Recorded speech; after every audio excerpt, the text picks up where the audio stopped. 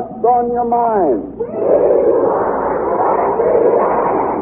If you want Let's Pretend, you shall have Let's Pretend. Gwen, what's today's story? Oh, it's an exciting one, Uncle Bill, about an old meanie called the Yellow Dwarf. The Yellow Dwarf, Real mean? Oh, brother. Well, that's mean.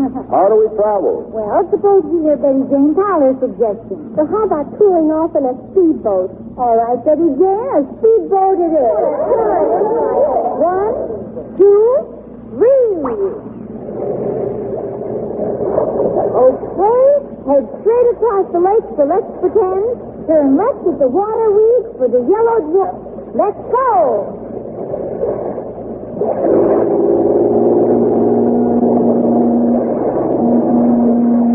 Gosh, Uncle Bill, did you ever see such a perfect day for a speedboat ride? Not a single ripple on the whole lake.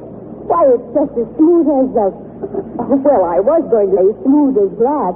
But I know you've got a better word than that, Uncle Bill. You bet I have, Sybil. Because super smoothness is my language, is pronounced cream of wheat. Yes, sir, that fat and smooth, creamy goodness of cream wheat makes for the best doggone breakfast eating you've ever met up with. Well, my name isn't Uncle Bill. You try it yourself, as soon as you can, and you'll know why I always say, eat a better breakfast, feel better all day. Get a better start the cream of wheat way. And sure to keep listening for our special Cream of Wheat game right after the first act of today's story. Be sure to telephone 985-KPFK.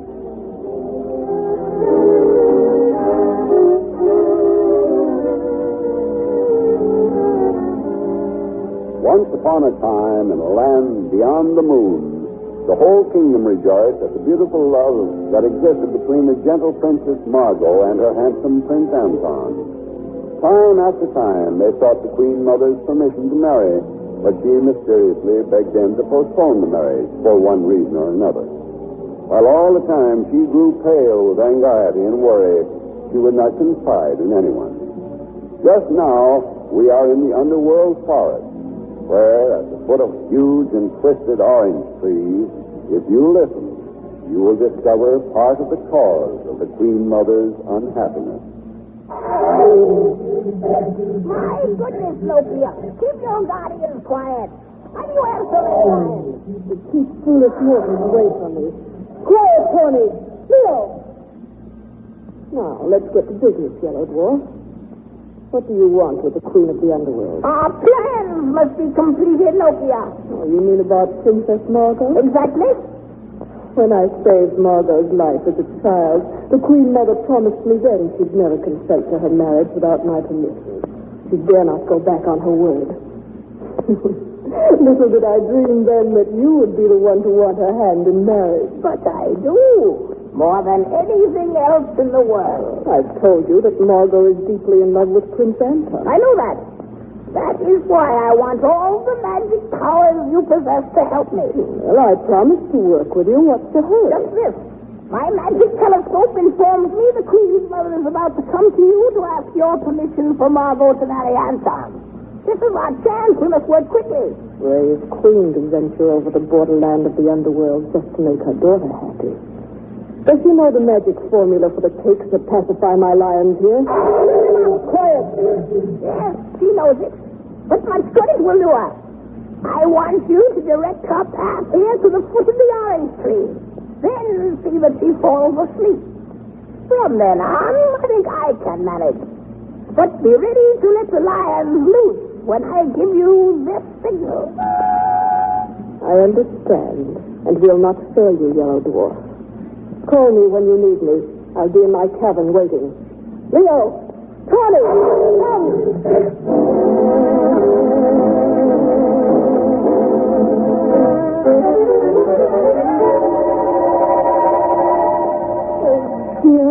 Dear, I must find them. How could have I lost them just because I came along? Where can they be? How do you know? Oh, what is the matter, Queen Mother? Are you startled me? Who are you, and what are you doing here in the forest? I am the Yellow Dwarf of the wood, Your Majesty. I live in this large orange tree. What makes you weep, my queen? I've lost the millet cakes that I must have in order to pass the two-headed lion. What a pity. And how did that happen? I was very tired. I lay down here under the orange tree to rest. I must have gone to sleep, for when I awoke, they disappeared. Oh, Yellow Dwarf, I must have them. I must get to the cabin of Lokia, the fairy in the wood. I hear the lions now. They must be loose. Oh, my goodness. Sounds as if they were headed this way. Ah, that's bad. Help me, Dwarf. They'll devour me. Save me. Yes, if you will make me a promise. Anything, only save me. If you will give me your daughter for my wife, you may come into my house and the lions can't get you. Marry my beautiful daughter to you, you ugly little yellow thing. Never. Very well, then. You'll enjoy being eaten alive. Here come the lions. Help from me. Mercy, Dwarf, help me. If you will give me your daughter. Yes, let me in. Yes, you may marry her. All right, come in.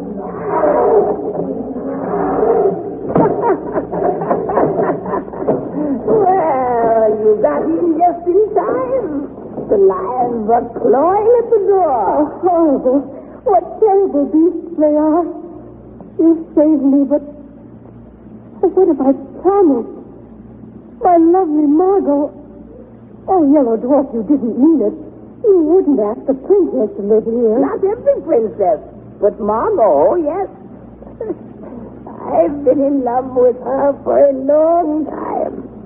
You promised, you know, and the Queen's word is the law of the land. Don't be unhappy. It's really quite nice here. Open that door in the orange tree, the other one. There. You see, here is where she will live with me. That slimy pool in the yard is our drinking water. Oh. What do you eat? We live on toast and molded bread mostly, and I will always be my jolly handsome self. Oh, she'll be very happy here with me. Oh, poor Margot. A princess living in a filthy hovel like this. Let the lions come in, Yellow Dwarf. Let them come in. Oh, I can't stand it. Oh, everything is going black. I think I'm changing. Oh, you are, my lady. Now, with her promise to both Lokia and me, let's see what our next move will be. All right, my queen, back you go to the castle on the wings of my scarlet bat to tell them the good news.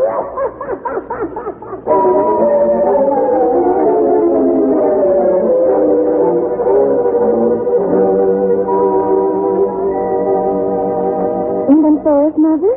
Oh, how do you do, Prime Minister? Princess Margot? Yes, Margot. Come in, Anton. Be seated quickly and hear what I have to say. Beloved, sit here by me. Yes, Anton.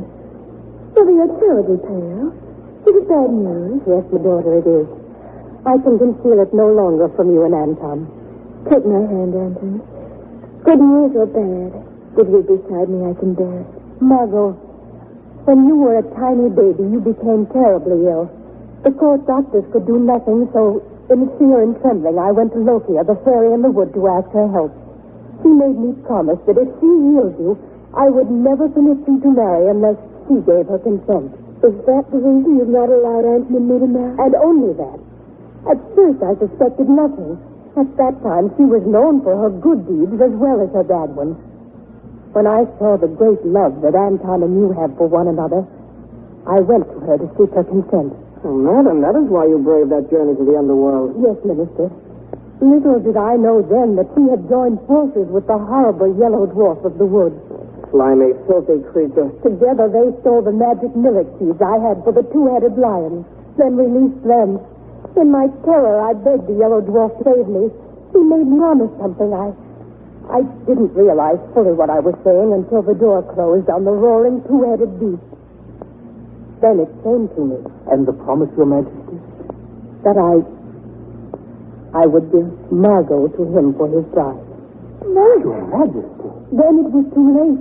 I hurled myself against the doors to get out, but the dwarf held me. Then I fainted. When I came to, I was here in my own suite. That's my story. Now, and this is why I've sent for you, Prime Minister, to advise us. I feel we have but one chance to defeat these two evil people.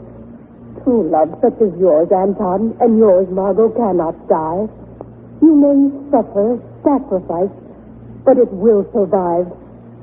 Here is my plan. I suggest that you two be married immediately. That is why the bishop is waiting. Yes, Minister. My hope is that once Anton and Margot are married, perhaps the spell will be broken. But it might not. And these two must know the full fact and face the dreadful things that may happen if it doesn't succeed. I would risk anything in the world rather than lose my beloved. Whatever evils lie ahead, none could terrify me more than never seeing Anton again. Well spoken. Your Majesty, I think it's worth the chance. Then there isn't a moment to lose. Prime Minister, ask the bishop to make ready. Margot and Anton be in the chapel in 10 minutes. Once you're married, we may be able to withstand their evil plans.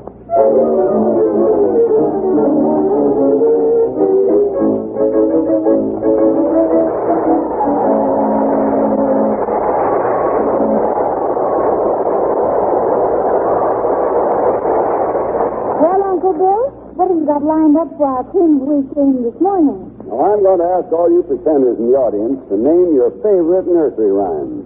And I'm going to show you how cream of wheat fits right into the verse. Now, Katie, let's have the name of your favorite nursery rhyme. Well, my. Did I hear Little Miss Muffet? Well, let's see what I can do with that one anyway. Little Miss Muffet sat on a tuffet, eating her cream of wheat. That well-tasting dish is so smooth and delicious, it's her favorite breakfast treat. Now, let's have another one, audience. Humpty Dumpty, all right. Humpty Dumpty sat on a wall. Humpty Dumpty had a great fall. To build him up and make him strong with nourishment, we can't go wrong. For calcium and phosphorus, too, to build sound teeth and bones anew. For vitamin B1, that's right, to give a hearty appetite. And for blood-building iron as well, cream of wheat. It's simply swell. So get that treat that can't be beat. Enrich 5 minutes cream of wheat. You bet, audience, if you want a dish that hands you plenty of get-up-and-go food energy, oceans of wonderful flavor and real money-saving time. And with those commercials, which are of some historical interest, I suppose, we are listening to a rebroadcast of Let's Pretend, The Yellow Dwarf, on KPFK in Los Angeles. The first annual Old Radio Marathon of KPFK. And the phone number again, KPFK, 985-KPFK, back to Let's Pretend. Thanks a lot, pretenders. And now back to today's story, The Yellow Dwarf.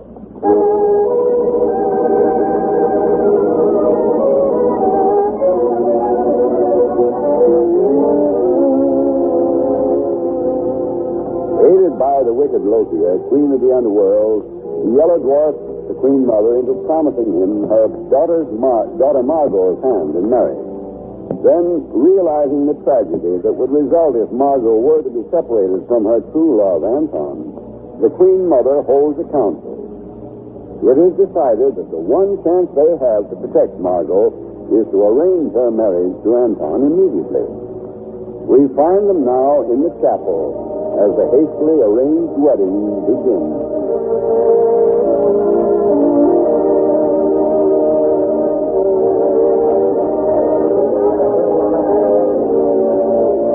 Stop this wedding!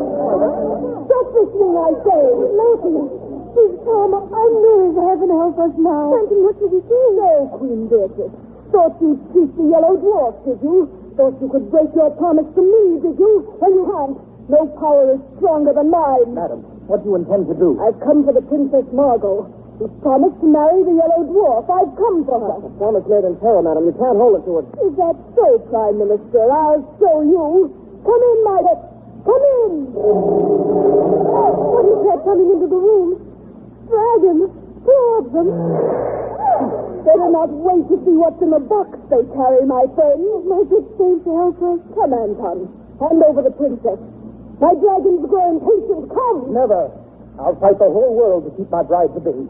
Take your dragons and whatever they bring and leave. The dragons are breathing fire. They'll burn us all up. Look. What is it? How do you do, Queen Beatrice? What a hideous creature. It's the yellow dwarf. He'll kill us all. We're lost. And my love, don't let him take me away from you. You steal my bride, did you? Your sword, thief, or I'll run you through. Fight if you have the courage. Oh, you dare to fight the yellow dwarf? Splendid, come on. Kill him, yellow dwarf. I'll take care of the girls for you. He's stranded. My sword has no effect. Of course it hasn't. You can't fight magic with a sword and Too late. I have you now. Say goodbye to your bride, Anton. Why, you can't have her. Thought you'd get the best of the fairy folks. Did you? We'll show you. Look here. Up on the other dragon, and away we go with my bride to be. Let go of her. Let go of her. The dragons are throwing fire. Don't come a step nearer. All right, dwarf, we're ready. Farewell, my friends. Don't look for Margot. You'll never see her again. I'll find her if I meet heaven and earth. I'll live to claim my love.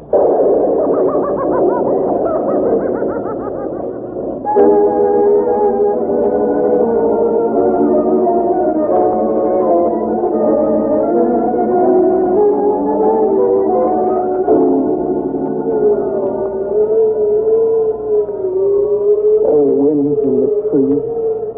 Do you know where my love is?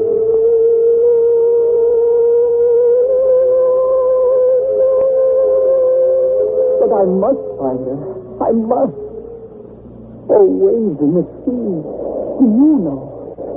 Can you help me find my darling? My precious bride to be? Anton. Poor unhappy Prince Anton. Who are you, lovely creature? A mermaid who lost her true love as you have done. And I chose to live in the deep blue sea as a mermaid, rather than wander the earth without him. You heard me then. And you know how empty my world is. Yes, I heard. But be comforted. You mean you can help me? Yes. I have learned many secrets since I've lived in the sea. Here is a magic sword. It will kill the dwarf. It's the only thing that can destroy him. Bless you, little mermaid. And thank you for the sword. Now I can claim my darling. But listen well to me, Prince. Don't drop it. Don't let it out of your hand, or all the magic in the earth, sea, and sky can't save you. Remember. I will remember. Now tell me, where is my love? Straight as the crow flies to the north, past Wind Cavern, up the mountains, slay the dragons you will meet there with your magic sword. Open the iron slab and descend the steps. There you will find your bride. I go. Eternal gratitude to you, little mermaid. Don't drop the sword. Don't drop the sword.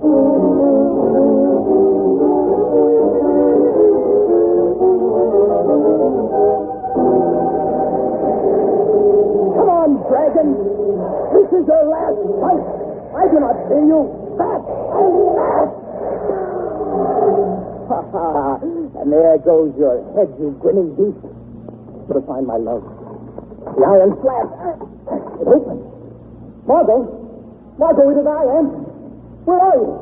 Margot! I was right. I knew it. I knew you'd find me. Oh, my precious.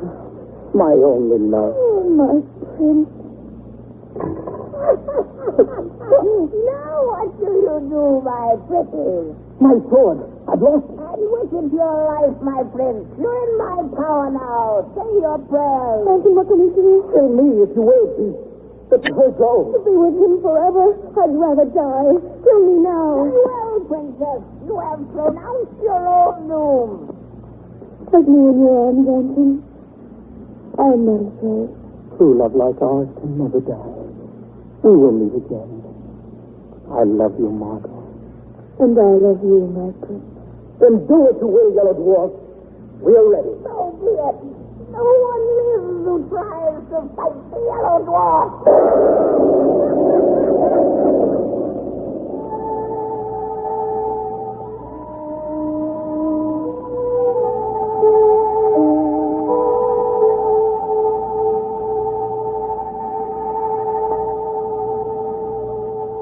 O gentle queen of enchantment, guardian of things beautiful and sacred, come to me.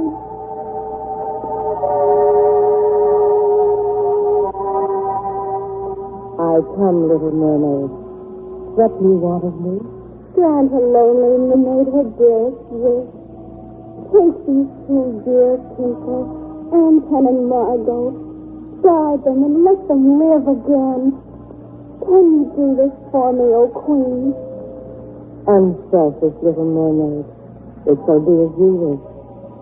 I shall transform them into two tall trees that will tower above the world, spreading a cool and refreshing shade for other loves to know and enjoy.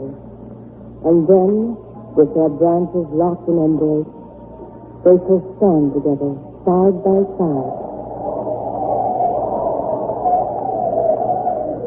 It is done. And will their spell ever be broken, Queen of Enchantment?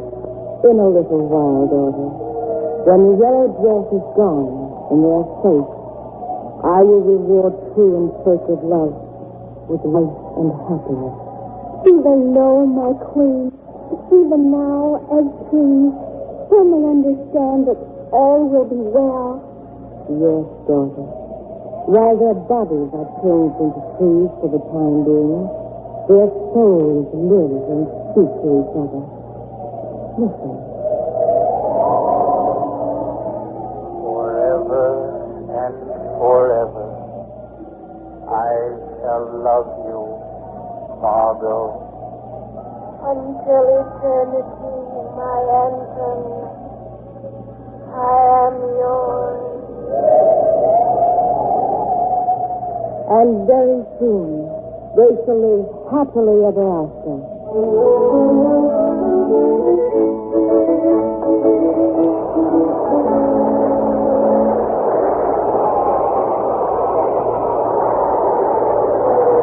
And now, before we introduce today's cast and tell you about next week's exciting story, I want to ask why so many boys and girls, yes, and grown-ups too, eat cream of wheat for breakfast all summer long.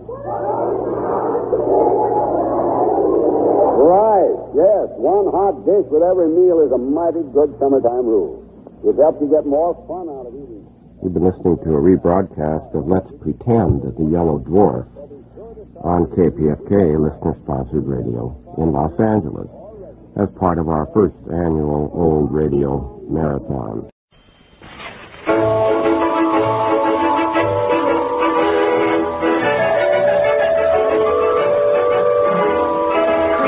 It's so good to eat it, we have it every day.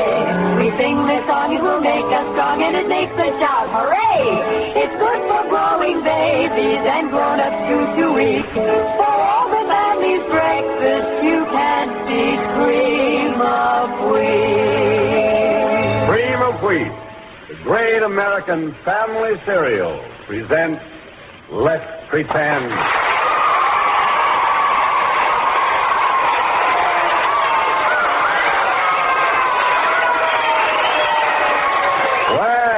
Sounds as if we got a full house today, doesn't it, Gwen? And listen, pretenders, you'll be proud as we are to know that for the 16th consecutive year, we have been awarded first prize for children's programs by the editors of Billboard magazine. Thank you, editors of the Billboard.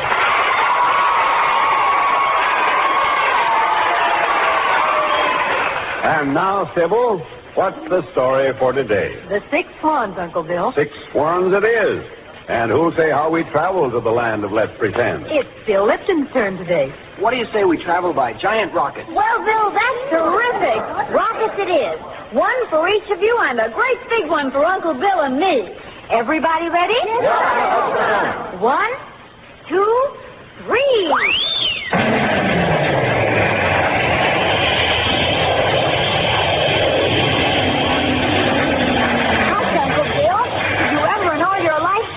So fast as these rockets, and so smooth, too. Almost sounds as if you're talking about our favorite breakfast treat, Gwen. Yep. Enriched 5-minute cream of wheat is mighty fast and smooth, too. You see, it cooks to full digestibility even for babies in just 5 minutes of boiling. And talk about smooth. Why, Cream of Wheat hands you the smoothest, creamiest goodness that ever came out of a cereal package.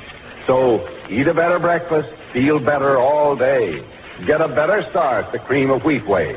And keep listening for our special Cream of Wheat game that comes right after the first act of today's story, The Six Swans.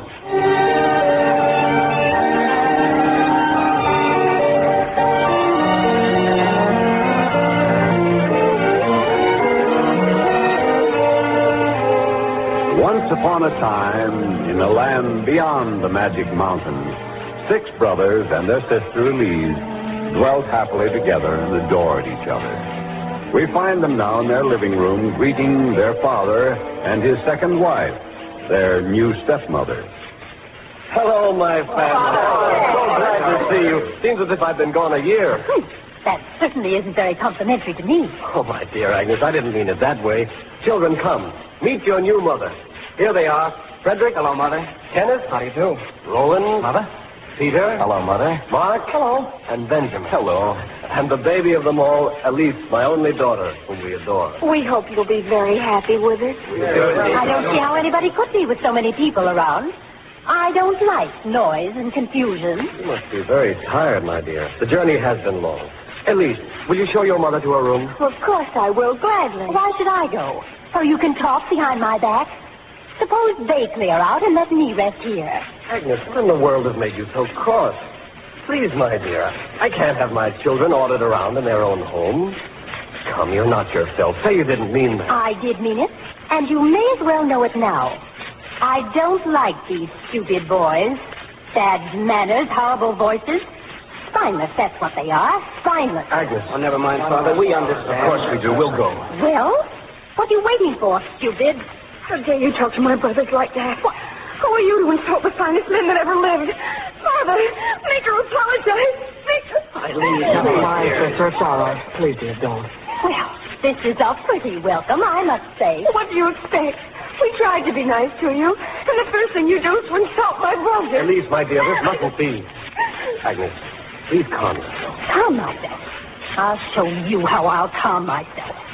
Your 6 sons will be taught a lesson, and your impudent daughter, too. I'll put a curse on them. Oh, no, don't. You didn't know I could work magic, did you? Well, I can and will. I'll show them. No, don't. Forces of the underworld, attend me. From now, henceforth, these 6 brothers shall be turned into wild swans. No, don't. It's too late. And now, my lovely birdies, fly away and find yourselves a home on Sapphire Lake. We have no place for you here. What have you done? You've enchanted them. Oh, you wicked, wicked woman. I'll never forgive you, never. Brothers, wait for me. I'll go with you. Wait, I'm coming. Don't go, Elise. Don't go. I must. Brothers,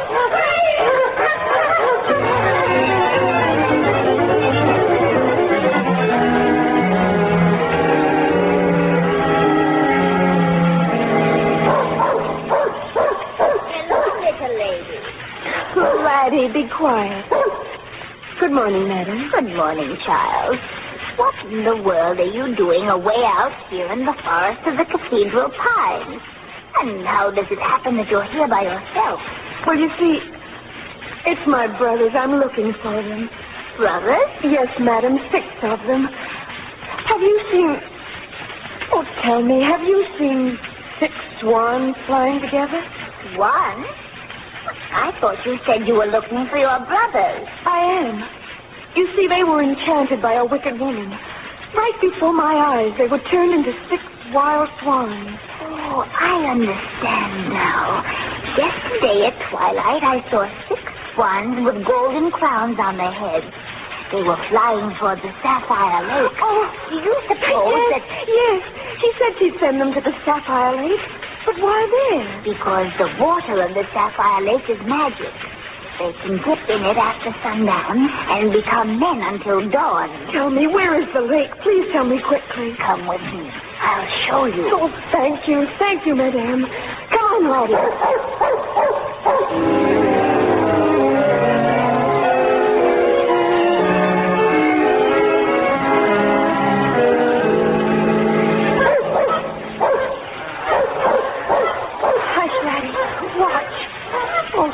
and heaven grant that I found my brothers. They're going into the lake.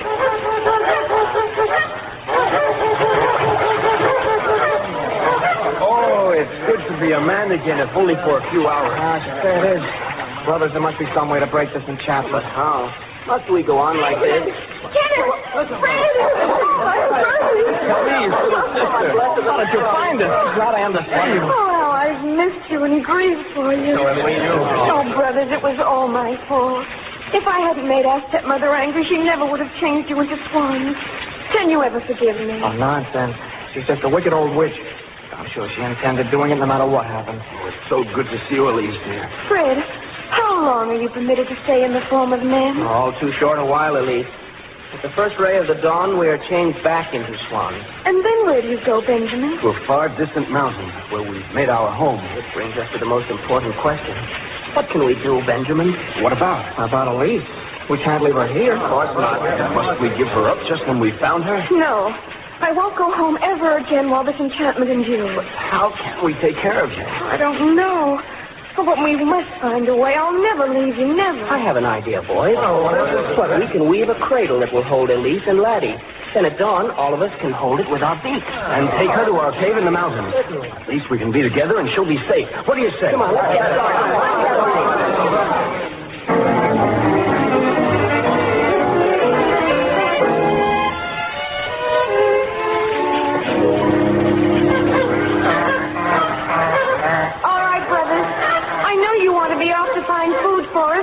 Please be back at dusk. Goodbye. And come back to us soon. Goodbye. Oh, Laddie. What can I do to break this cruel enchantment? I'd give my life if it would save them.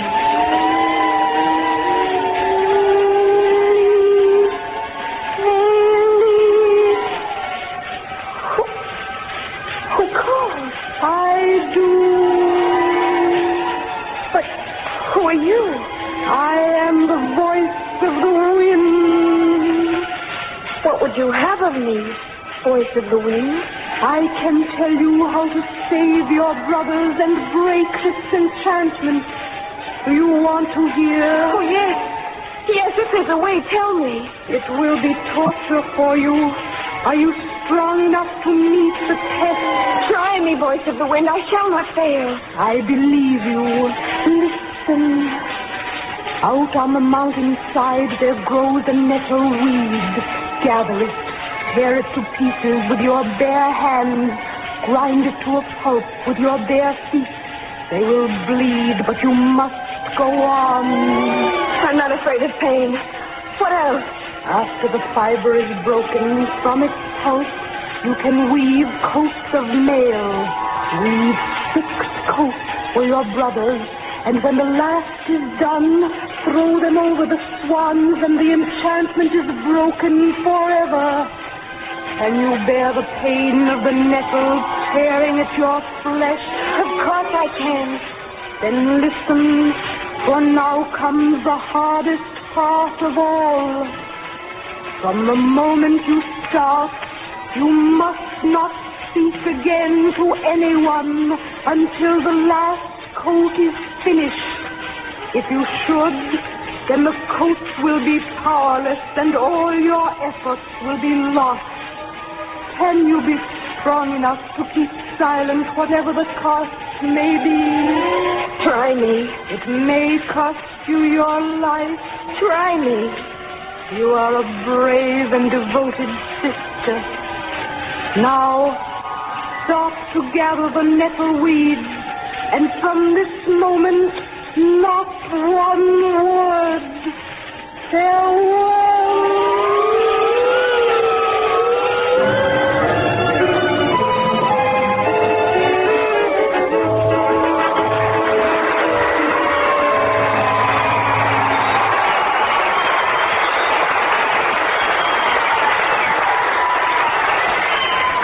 Well, Uncle Bill, what's cooking in the cream of wheat game department? A rootin' tootin' game about the wild and woolly west, Sybil. Okay, let's shoot. What's the cowboy's name for food? Cow it is, partners. And you can bet your boots and saddles that the best all-fired breakfast chow in the whole range is smooth and delicious cream of wheat. Yes, sirree, it's right at the head of the herd for real lip-smacking flavor. And now let's see you rustle up the answer to this one. What's the name for that famous Western revolver the cowboys used to pack in their holsters? All right, the six-shooter.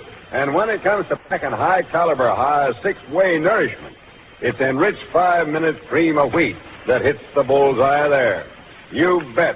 6 mighty important food elements. Lots of good blood-building iron, calcium and phosphorus for strong bones and teeth, vitamin B1 to help put the spurs to your appetite, a good share of niacin, and the blend of quick food power that helps give you all the get-up-and-go of a regular bucking bronco. And now, partners, what do you say we wind up with a good, rousing Western cheer? What's that famous cowboy yell? Yes, sir.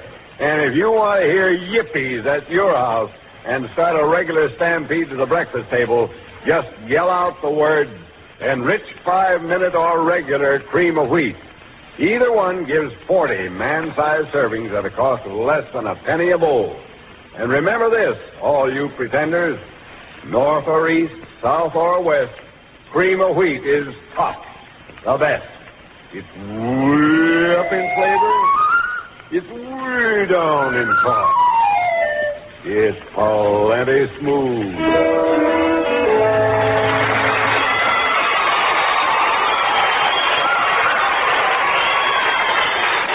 Thanks a lot, audience. And now back.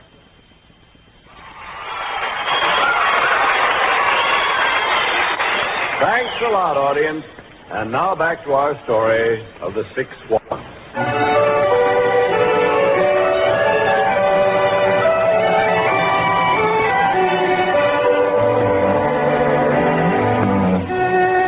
Poor little Elise had made a vow of silence till she had completed weaving the 6 coats of mail which will break her brother's enchantment.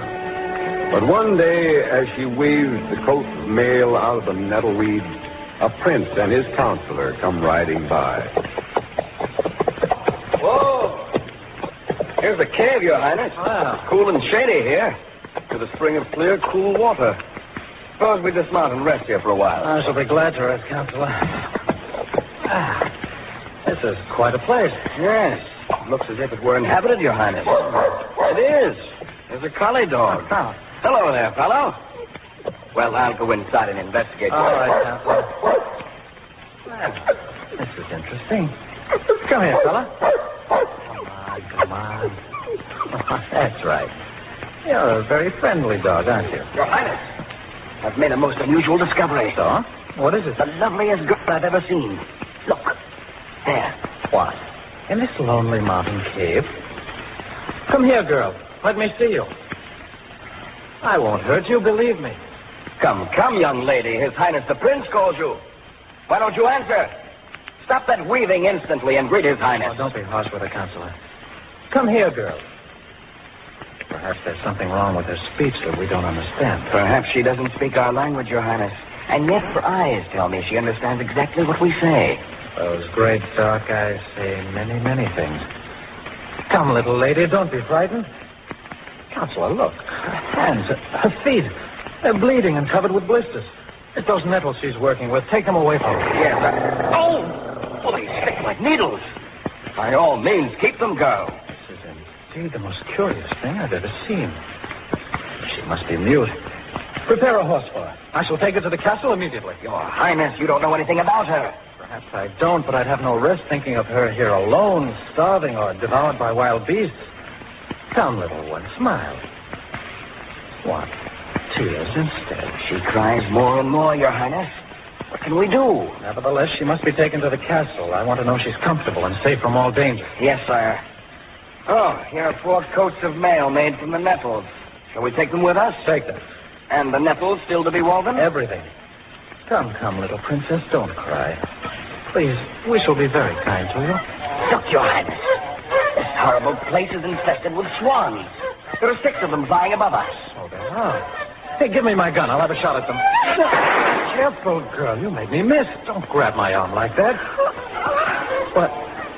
Oh, what's the matter? Your Highness, the girl looks as if she were going to faint. Tender-hearted little thing. All right, then. I won't shoot at them again. Come, Counselor, put her on the horse and we'll start.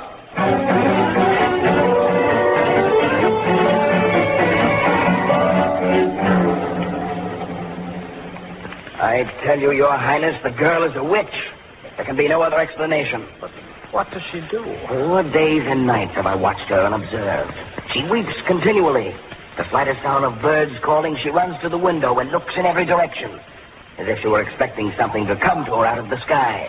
Well, so far I see nothing evil. What else happens? She weaves the nettles into cloth with a feverish haste. Day and night she's weaving on those coats of mail while her fingers bleed. But she never stops. Poor little lady. If I only knew what to do, if she could only speak. I'm certain she understands what we say, Your Highness. And here's another strange thing. Twice she has used up all the nettles. Instead of using the wool you've placed in her cave room, she wanders out in the dark. All night she searches the mountainside, gathering more nettles. Her hands and feet bleeding, but she pays no attention to the pain. She comes back at dawn with arms full of nettles. Without rest, she starts weaving again. What makes her do it, I wonder? And why does she remain silent? The court physicians say there's nothing wrong. What can it be? It's very mysterious. You really think she's a witch? She is a witch, I tell you, plotting some evil thing to do. Oh, I'm thinking of your safety, sire. Believe me, I am. Better burn her at the stake, Your Highness, and not wait until she strikes. I can't believe that so lovely a girl could be evil. But listen to me, Counselor. I shall watch with you tonight. If she does what you say again, then I'll do nothing else. She shall be put to death before she harms anyone.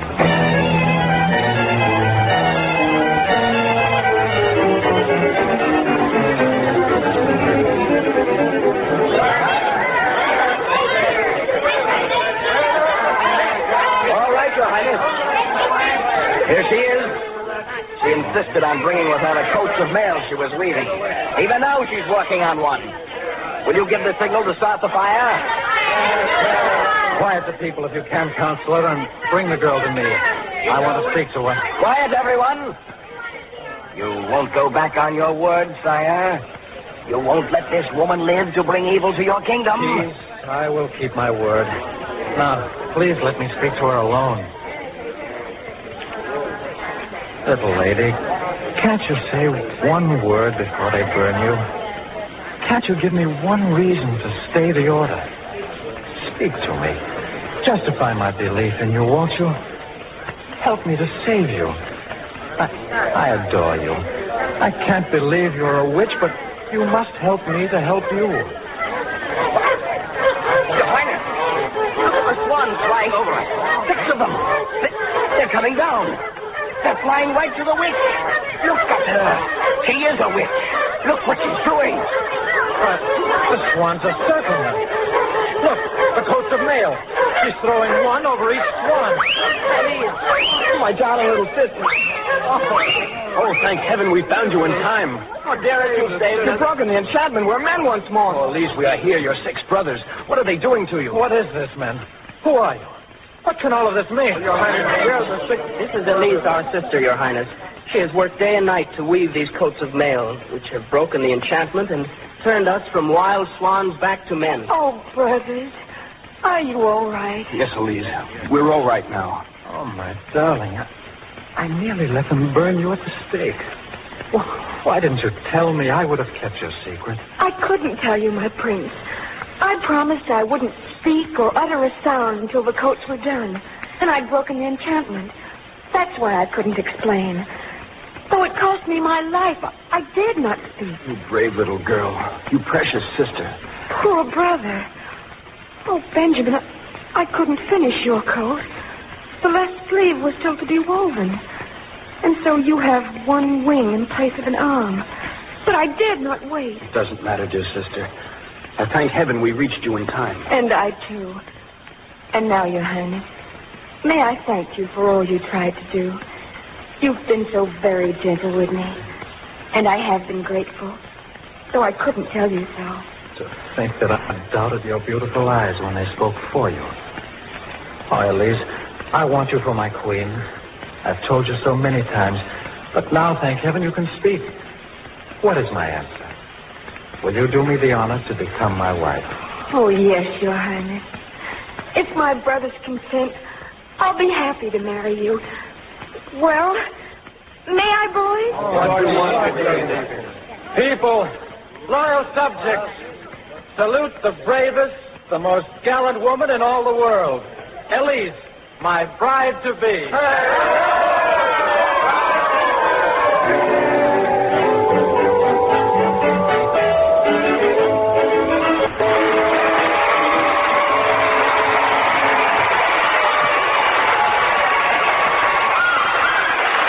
And now, before we tell you about next week's exciting story, how about it, audience?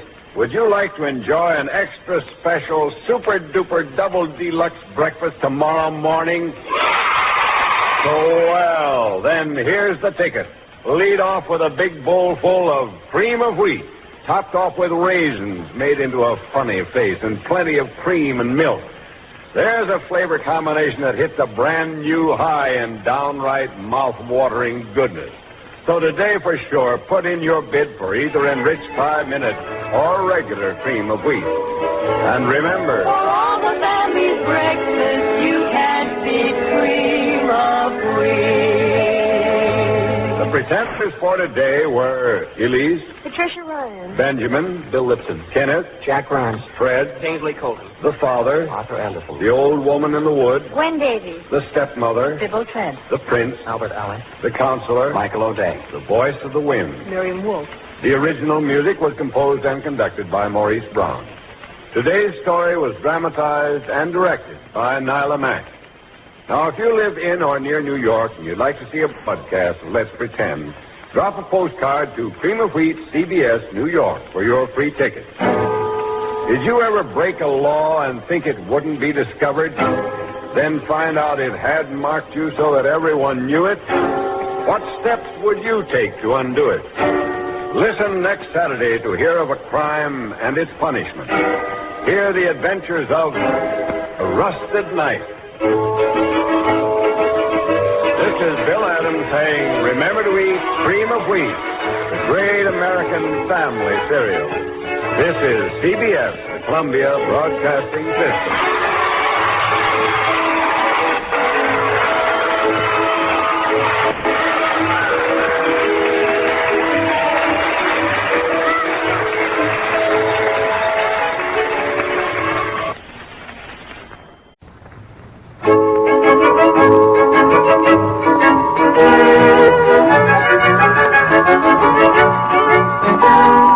Cream of wheat is so good to eat, yes, we have it every day. We sing this song, it will make us strong, and it makes us shout, hooray! It's good for growing babies and grown-ups too to eat. For all the family's breakfast, you can't beat cream of wheat. Cream of Wheat, the great American family cereal, presents Let's Pretend.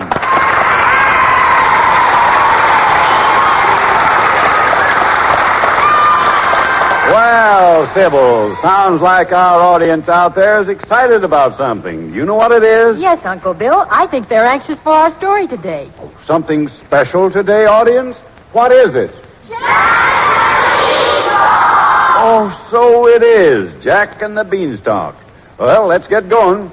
Who's going to say how we travel today? We drew lots, and I won. I suggest we travel by steamroller. And who are you, it says here? Why, I'm Betty Jane Tyler, she replied. Okay, Betty Jane, steamroller it is. Everybody ready? Yeah. 1, 2, 3. Let's go.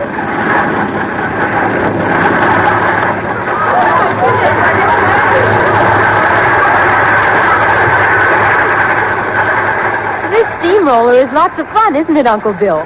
But gosh, it sure is pokey and slow. Well, if it's speed you're looking for, Sybil, better rush out and get yourself a package of enriched 5-minute Cream of Wheat.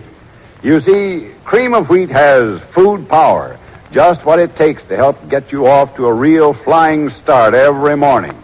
Yes, you're on the right track, full speed ahead when you call for cream of wheat.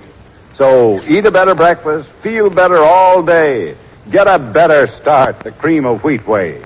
And keep listening for our exciting cream of wheat game right after the first act of today's story, Jack and the Beanstalk.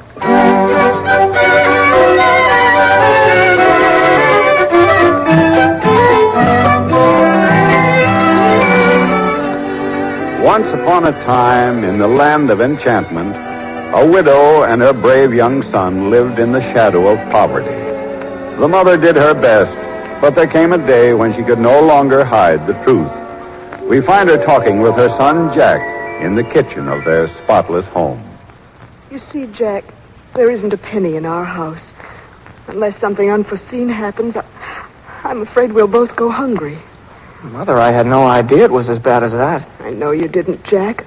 I wouldn't tell you now, only I don't know what else to do. Mother, we used to have money.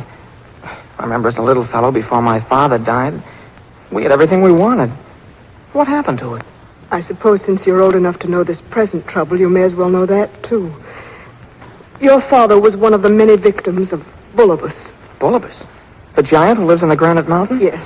He killed your father, destroyed our home, and took every piece of gold we had. A monster. Yes, Jack, but that's past and done. The point is, what are we going to do now? Well, have you thought of anything? We have only one thing left. Bossy, the cow, we could sell her. Sell Bossy, Mother? Oh, no, I love Bossy. I know, Jack, but what else can we do? There's nothing left. Mother, I don't see how I can part with it. But if you say so, why, then I suppose we must. You'd better take her to the butcher, Jack, and get the best price possible. To the butcher? When must I go? I think you'd better go immediately. Putting it off only makes it more difficult. Very well, then, Mother. I guess I'd better go before I start thinking about it. Goodbye. I'm as sorry as you are, Jack. Oh, Bossy, how can I do it? Come on, Bossy, we better start. I can't scratch your head now, Bossy. I just can't. I know, but Mother said there's nothing else to be done. Come on, Bossy.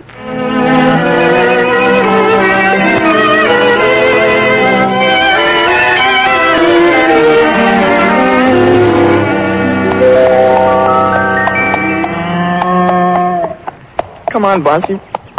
Come on, we're nearly there. Oh, look out there, youngster. You nearly collided with me. Excuse me, sir. I didn't see you. Well, how could you with your eyes so filled with tears? Yeah, what's the matter, Sonny? Why do you weep? I just can't take Bossy to the butcher, sir. Come now. Stop the tears. They don't become you. After all, you're a man. And don't cry. You're right, sir, they don't. But you see, I just happen to have made a pet out of Bossy, and it's hard to part with her. Good day to you, sir. Come, Bossy. Here, wait a minute. You're quite a person, youngster. I like you. What's your name? Jack, sir. Well, then, Jack, tell me, why do you have to take Bossy to the butcher? My mother and I must eat, sir, and we have no money. Bossy's all we have left to sell. I see. Well, suppose I bought the cow from you. What then? And you wouldn't kill her for meat? No, I promise you I wouldn't. And would you be kind to her, sir, would you? I would be very kind to her. Oh, then I'll sell it to you. Oh, what can you give for us, sir? Mother said to get the best price possible. Well, I have no money. Only these beans. But they're very nourishing, Jack. Beans? I'm afraid that wouldn't be a good price, sir. Why not? They're very unusual. You'll be amazed at their great power. I promise you will. Yes, but what'll my mother say? When she sees how they grow, I don't think she'll mind. And just think, I'm going to give Bossy a good home. A good home? Very well, sir. Give me the beans. And I hope they'll last us a long time. You'll soon find out what they'll do. Here they are. Goodbye, Bossy. At least you're all right. And that helps. Goodbye.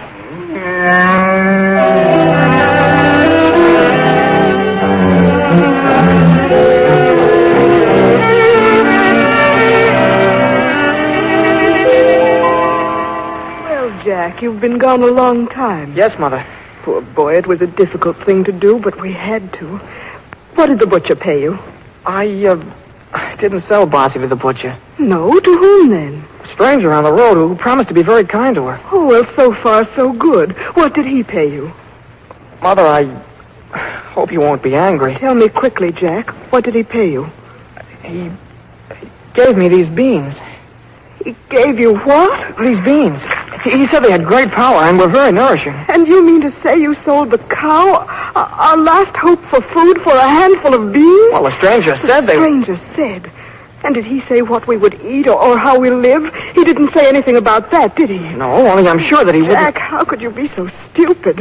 And I thought you were intelligent. I counted on your help. And you've thrown away our last hope. Just as I throw these silly beans out the window. No, don't throw them away, Mother. There'll be food for the birds and the worms. And that's more than we'll have. Now go to your room. Start learning what it means to be hungry. Perhaps by tomorrow morning you'll come to your senses and realize what you've done. But, Mother, Good night. Yes, Mother. I'm sorry. Good night.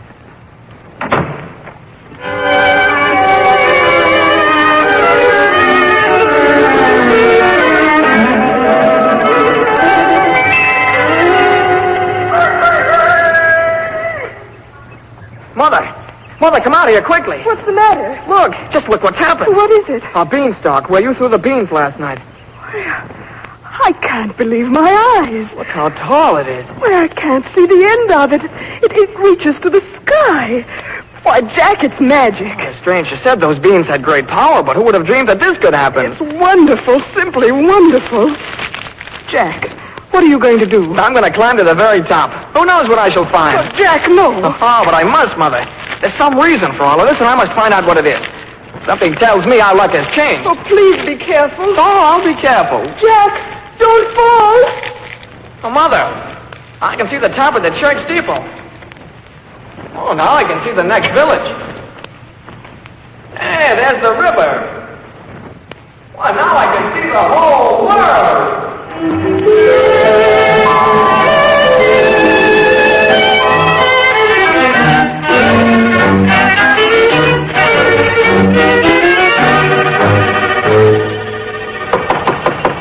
Come now, there must be somebody here. Hey, let me in. Go away, whoever you are. You can't come in here. But I must. Let me in. Go away, little fellow, quickly. But I'm so very tired, madam, and I'm very hungry. Can't you let me have a little bread? Who are you? How did you get here? My name is Jack. I've been climbing the beanstalk for hours. I'm dead tired and terribly hungry. I must have some food before I go back. Won't you help me? Please. You don't know where you are, Jack. This is the top of the world. The little folk who come up here never go back. Why not? Because it's the home of Bullibus the giant. Bullibus the giant? That's all I wanted to know. What did you say? I said I'm too hungry to go. Please, let me have a glass of milk or a bit of bread, then I'll run. You're taking desperate chances. But if you insist, come in. Thank you. Come into the kitchen and I'll give you something. If you promise me to leave right afterwards. Yes, I promise. Oh, that milk looks good. And cake, too, thank you. What's your name, please? My name is Katrinka. I serve the giant Bullibus. Listen. What is it? It's the giant. Bullibus is coming. What shall I do? Which way shall I run? No, not that way. He comes in that door. Here, quickly, hide in the oven. All right. Perhaps he'll go to sleep and then you can get out. Quickly, in the oven. Right.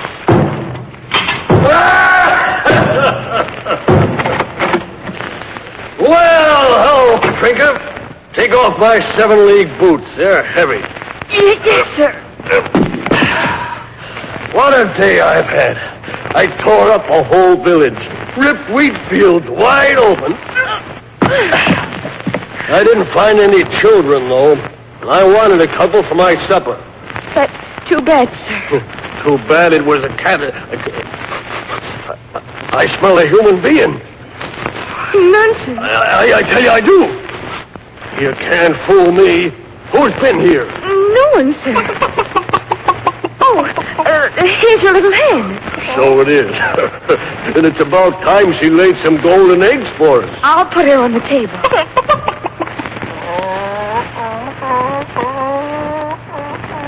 And there's a golden egg, sir. Right you are. Thanks, little hen. Oh, I'm tired. I could sleep for a week, Katrinka. I'm thirsty, too.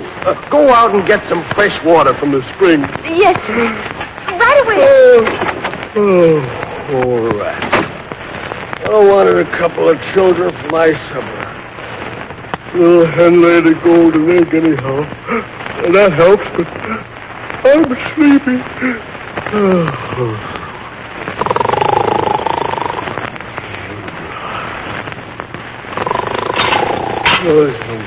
Come on, little hen. You're going traveling with me. What's that? What? Why, it was me, Bullabus. I slammed the door. I'm sorry I woke you up. I smell a human being. It comes from the stove. What's that oven door open for? I can't imagine, sir. What happened to my little hen? What in thunder's going on around here? Well, whatever it was, it's gone now.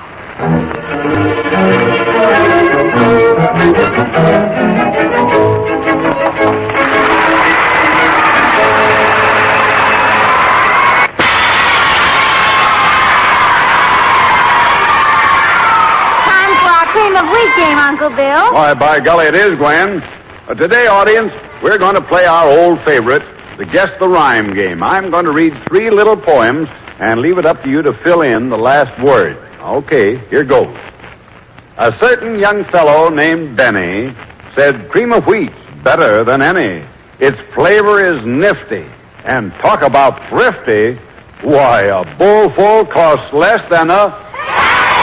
Right!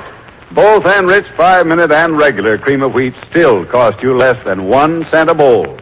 And in times like these, that money-saving cream of wheat economy means more than ever before. Now, how about this poem, pretenders? There was a young strong man named Jay who cheered, "Cream of wheat, hip hooray! This enriched kind 5 minutes has enough iron in it to take care of my needs for a..." Right on the beam, audience. You bet your life. Just one big bowl full of enriched 5-minute cream of wheat gives you all the blood-building iron you need daily, plus those other great bodybuilders, calcium, phosphorus, and vitamin B1. All right, now here's your last chance to guess the rhyme, audience. A certain young lady from Wheeling said, "Here is the taste most appealing. I just love cream of wheat. And you simply can't beat that wonderful cream of wheat." 100% correct, pretenders.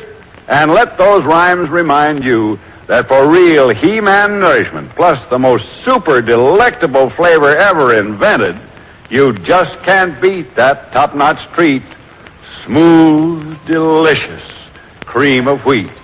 It's way down in top. It's plenty smooth.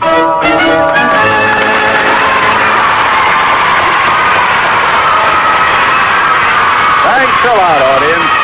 And now back to the second act of our story of Jack and the Beanstalk.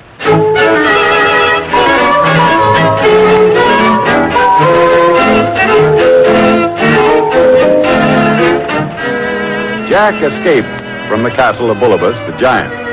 Now he and his mother are once again living in comfort on the golden eggs laid by the little hen Jack took from the giant. But their troubles aren't over.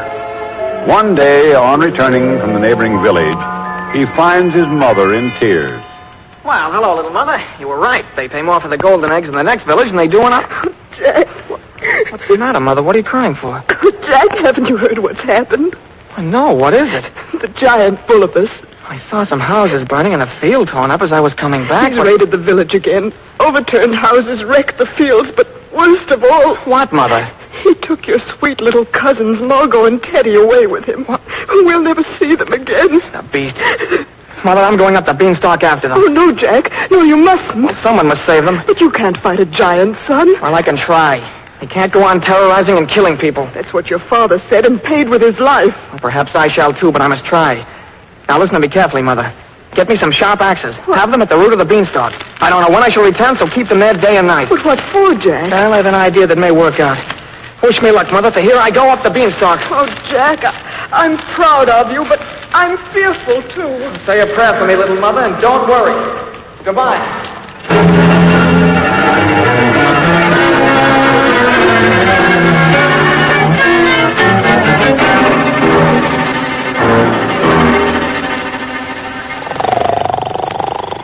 Little Henry, a golden egg.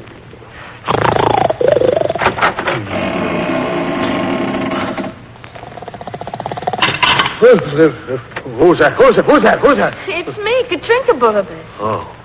Where you been? Out milking, why? Did you come in a little while ago? No, sir. It's funny. Thought I heard you. Didn't you open and close the oven door? Why, no. Oh, you must have dreamed it, sir. Did you want me to do something? No. Yeah. Bring out those 2 children I brought up yesterday. You're not going to... Never mind what I'm going to do. You do as you're told. Bring them out. Yes, sir. Come out, children. What are you going to do? Look at them, shaking like jelly. Oh, sir, have pity on us. What for? Oh, please let Margot go. Do what you will to me, but don't hurt my sister. Oh, please don't hurt my brother Teddy. Bullabus, don't you think they're too thin? Well, they are a little. Why not wait a week and I'll fatten them up for you? Well, that's an idea. Oh, you get to work on them, Katrinka. Fill them up on milk and stuff. Yes, Bullabus. Now, go down to the cellar and get my money back. Yes, sir. Oh, no, never mind. You go in the other room and get my talking music box. It hasn't talked to me for a long while. I'll bring it right into you, sir. I'll get the money bags myself. Teddy. Listen, Margot. Who calls me? Take it easy. It's I, Jack. Jack. Quiet, Margot. They'll hear us. Where are you, Jack? Over here in the oven. I'm going to save you. Oh, Jack. Good old Jack. Listen, Katrinka didn't lock your cage. Soon the giant will go to sleep and we'll make a run for it. But be careful. We'll have to work fast once we start. Shh, here he comes back from the cellar. These money bags are heavy. Here's your talking music box, sir. Put it down here. Well, little music box, Yes, master. how about a tune for me? Your will is mine, master.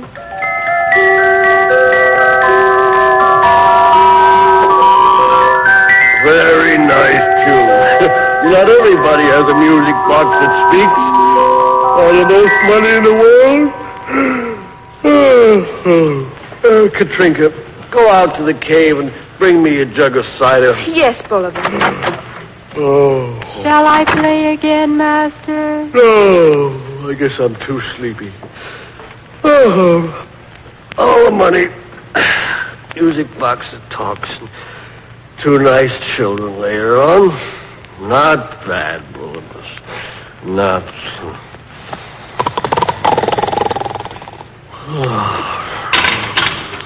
Careful now, Teddy. Come quickly. Margot, make for that door. Shh. Teddy, take as many of my father's money bags as you can. I'll take the rest. Margot, here, take the music box. Now run. Run for your life. Master, help! They're taking me away. Wake up, master! Come on, Margot, run for your life. Master! Well, hey, what's the matter? The music box is gone. My money's gone. Hey, the children are gone. Why, doggone it, everything's gone. I'll get them. I'll get them. Where are they? Where are they? Here he comes. Make for the beanstalk. Hurry, Ted. Come on, Teddy. Hurry up, Jack. I'll get you. I'll get you. You'll have to run faster than that, you pig. No, don't you call me a pig, you pig. I'll get you. How's the running, Bullabus? Margot, the beanstalk. There it is. Jump quickly. That's the girl. Come on, Bullabus. Hurry, Jack. Right behind you. And so am I. Well, that's fine. Come on, Bullabus. The climbing down is easy. Why don't you catch us? Don't you worry. I will. Climb, Margot. It won't hurt you. Slide. I'll help you. Come on, Jack. Teddy, grab an axe and start chopping the minutes around the ground. Right. I'll help, too. What's the matter, Bullabus? Your feet tangled up? One more step and you're mine. Oh, you think so? You want to bet some money on it? Stop it. Hurry, Teddy. Come on, Bullibus. I'm coming! Yes, so's Christmas. Let me have that axe, Ted. Now, Bullibus, get ready for the big fall, for the beanstalk is breaking off at the root. It's starting to fall. Out of the way, Michael, quick! Look out, you lassie.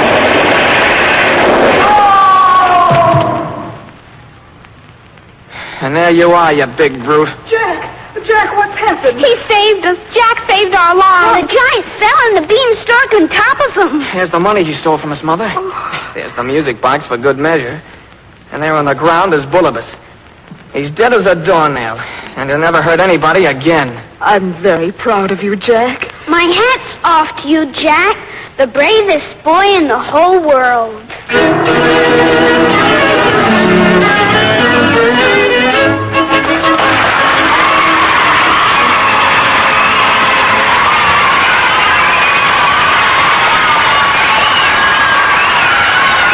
And now, before we introduce today's cast and tell you about next week's exciting story, listen to this, audience. Nila Mack and the entire Let's Pretend cast have made recordings of Jack and the Beanstalk, just the way you heard it this morning. You'll find these record albums at your favorite music dealer's or department store. All right, now I want you pretenders to answer this question for me. What's the treat with the tempting flavor that Mother calls a real time saver? You bet. It cooks to full digestibility, even for babies, in just 5 minutes of boiling. Yes, sir, Mom goes for that speed, and you'll go for that wonderfully delicious flavor. Ask your grocer today for enriched 5-minute or regular cream of wheat. Try it tomorrow, and you'll agree that For all the family's breakfast, you can't beat cream of wheat. the pretenders for today were Gwen Davies. Jack Grimes, his mother, Miriam Wolfe. the stranger who bought the cow, Alfred Alley, Katrinka, Patricia Rand. Margot, Betty Jane Tyler. Teddy, David Anderson. Bullibus the Giant, Arthur Anderson. voice of Music Box. Sybil Trent. Original music composed and conducted by Maurice Brown. These stories are dramatized and directed by Nila Mack. Now, if you live in or near New York and you'd like to see a broadcast of Let's Pretend, drop a postcard to Cream of Wheat, CBS, New York, for your free tickets. And next Saturday, be sure to join us when Cream of Wheat will take you on another trip to the land of Let's Pretend to hear the cat's whiskers of fairy stories in the favorite dramatization of Puss in Boots. This is Bill Adams saying, remember to eat Cream of Wheat, the great American family cereal. This is CBS, the Columbia Broadcasting System.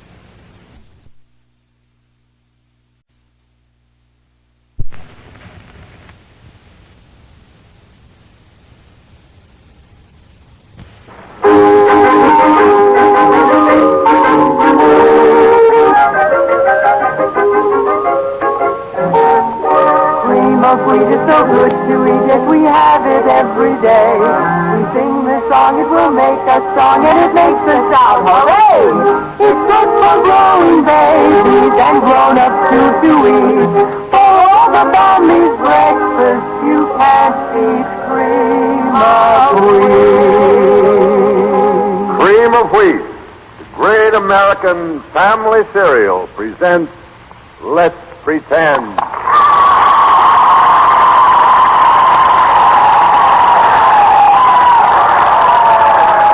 Well, thank you for that nice welcome, and hello, pretenders. Well, you all set for a story? I said it, did I? All right, Gwen, Sybil, what comes in the story department? Well, the story is Thumbelina, Uncle Bill. And it's Miriam Wolf's turn to suggest how we travel to Let's Pretend Land. Well, how about some giant ducks? Oh. Ducks are okay by me. Everybody all set? Yeah, come on. 1, 2, 3. Every man for himself. Straight over, let's pretend. Stop at the story of Thumbelina. Fly away, Duck.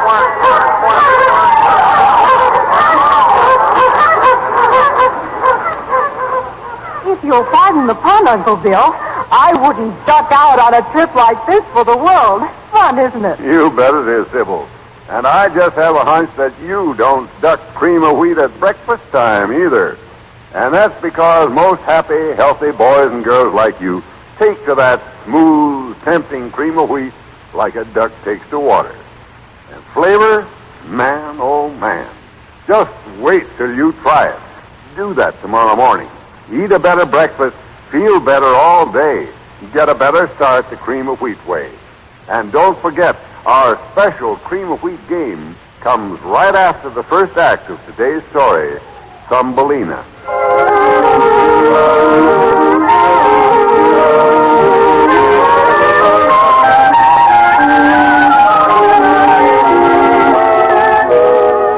Once upon a time, in the kingdom of singing flowers, a fairy queen gave a magic seed to Marilyn, a mortal lady. Our story begins the following morning in Marilyn's living room. Oh, Mistress Marilyn, come here quickly. What is it, Katie? The magic seed the fairy queen gave you. Look, it's blossomed. Oh, into a golden tulip. Yes. Oh, how pretty. I'm going to kiss you, you pretty golden tulip. There. Why, look, Mistress Marilyn, something's happening. Why, Katie, the tulip is opening. Hello. Oh, saints be praised. Look, Mistress Marilyn. Look at that little bit of a girl standing in the tulip big as life. Oh, my goodness. Are you giant? Can I believe my eyes? Oh, you darling little girl. Who are you and where did you come from? Why, the fairy queen sent me to you. You said you wanted a little child. Here I am. You mean you were inside the golden tulip? Oh, yes. I'm very comfortable here. It's soft and roomy, and the petals fold up and keep me warm. Why, you're no bigger than half my thumb. What's your name, darling? The fairy queen didn't say anything about a name. Do all mortals have names? Of course, dear. Where'll we find a name good enough for the mice? I still call her Thumbelina, Katie, because, as I said, she's no bigger than my thumb, and she could hide in a thimble. Thumbelina it is. And a fine name it is for her, too, Mistress Marilyn. Thumbelina. Is that my name? Yes, my darling. And now, Katie, what shall we use for a cradle for her? Oh, well, no. How about the hand-painted teacup with the roses on it? Oh, no, it's much too big. Oh, I know. Get me half a walnut shell. Oh, yes, Mum, the very thing, Mum. And then we'll line it with violet blossoms. They're soft and silky. Oh, yes, I'd like that. And may I have a rose petal for my pillow? I always slept on one at the fairy's house. A rose petal for a pillow, of course. Oh, I'm so sleepy. I think I'll take a nap. Will you excuse me, please? Good night. Good night, Thumbelina. Sleep well in your flower cradle.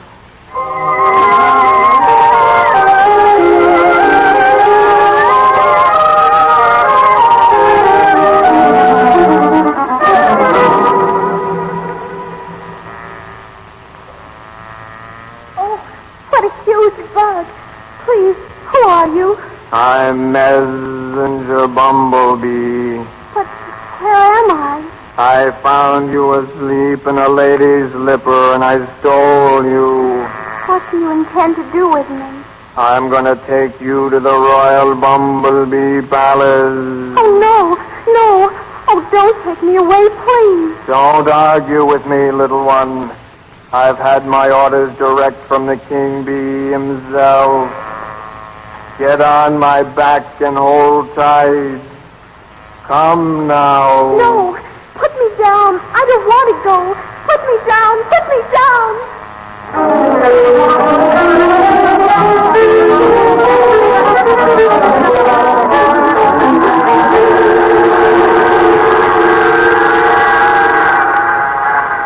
Husband, someone is coming. Quiet, everyone.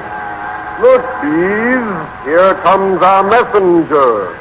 What is that he carries? It looks like a maiden, a mortal, and yet so tiny he rests on only one of his wings. Oh, most royal bee king, see what I have brought for you. Put me down, you ugly bug. Put me down. What is this tiny creature, messenger bee, and who is she? A bride for your son, the prince bee. Is she not exactly what you were looking for? Is she not beautiful, queen bee? Why, I don't like her at all. She hasn't wings. She hasn't feelers. She has only 2 legs.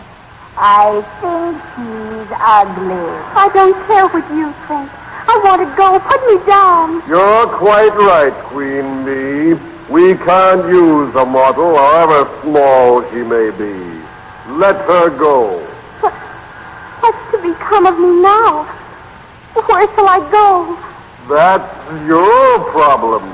Now run along. You're not suited to the bee kingdom. Run along. I think you're all horribly rude people, and I wouldn't live here for anything in the world. No wings. No feelers. No use.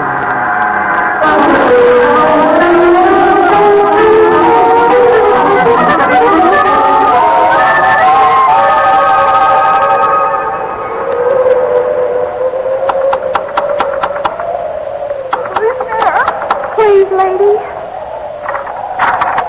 Won't you let me come in? I'm frozen. Well, come in. My goodness, you're a tiny girl. This is no kind of weather for such a little person as you. Come in. Oh, I'm so cold. And that snow, every flake of it tumbled me over. Who are you, please? I'm Mrs. F. Mouse. The F is the field. I've lived in this cornfield for years. What did you say your name is? I'm Thumbelina, Mrs. Mouse, and I've been lost for days. Oh, poor little girl. And now winter has come, and I can't stand the cold. Oh, please, dear Mrs. Mouse, may I live here with you? Oh, well... I'll be very good, and I'll work if only you'll let me stay. Well, why not? You're so little you can't be much help. But then you won't be much trouble. So come along. Here, sit on this thimble by the fire and watch me while I make some pudding for dinner. Oh, thank you. You're very kind. And your house is so cozy and clean. Oh, dear Mrs. Field Mouse, I'm truly grateful.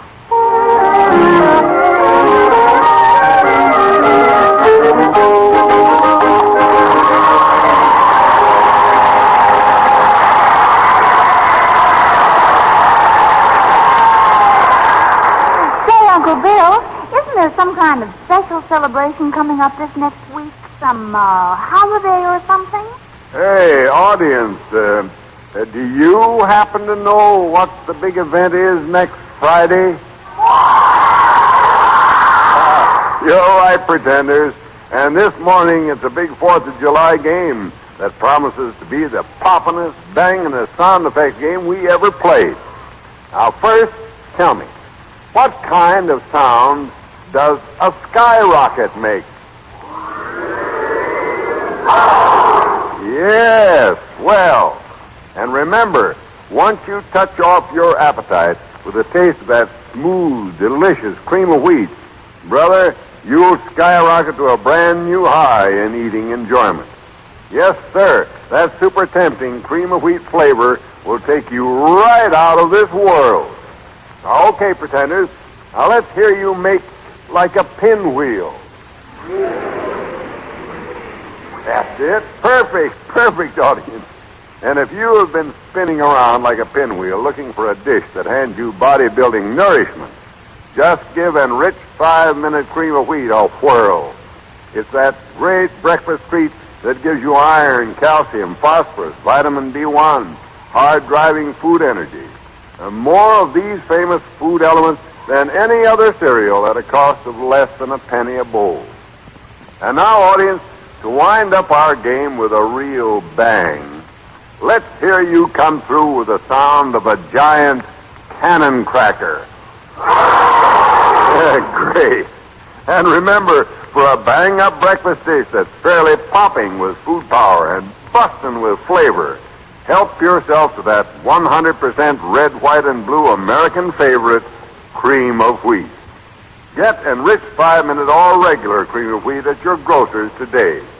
It's way up in flavor. It's way down. It's plenty smooth.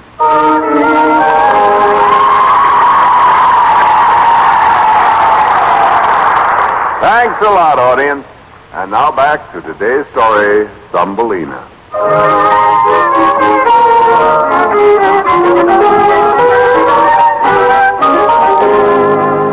After being stolen by the bumblebee and then rejected by the bee kingdom, poor Thumbelina finds a home with Mrs. F. Mouse. The F is for field. Months have passed, and we find them in the cozy kitchen talking. Thumbelina. Yes, Mrs. Mouse. Do you know who's coming over to see us today? No. Who? Well, you know I've spoken so often of my rich neighbor who wears the very beautiful fur coat, and the one who has an underground palace with hundreds of rooms. Oh, yes, I remember. What did you say his name was? Mr. A. Mole. He's a very charming person, and he's rich, too. He can give you a beautiful home, take good care of you, and it will make me very happy if you will consent to marry him. Oh, Mrs. Mouse, you've been kind to me all the time I've been here. Oh, but please, I don't want to marry anyone. There's Mr. Mole. I guess he's finally finished the tunnel from his home to our front door. Come in, Mr. Mole. Come in. How do you do, Mrs. Mouse? My goodness, it's been a long time since we met. Yes, hasn't it? Mr. Mole, this is my dear little companion, Thumbelina. How do you do, Mr. Mole? Oh, my goodness, you are tiny, huh? Well, you come just to my shoulder, don't you? I was telling Thumbelina about your lovely home, Mr. Mole. Would you like to come with me now and see it? Oh, yes, I would. Oh, well, then come along. Oh, by the way, Thumbelina. Now, don't be frightened, but there's a dead robin in the passageway. I didn't take the time to have him removed. Now, don't let it startle you. Now, come along now. Lead the way, Mr. Mole. Now, step down there, Mrs. Mouse.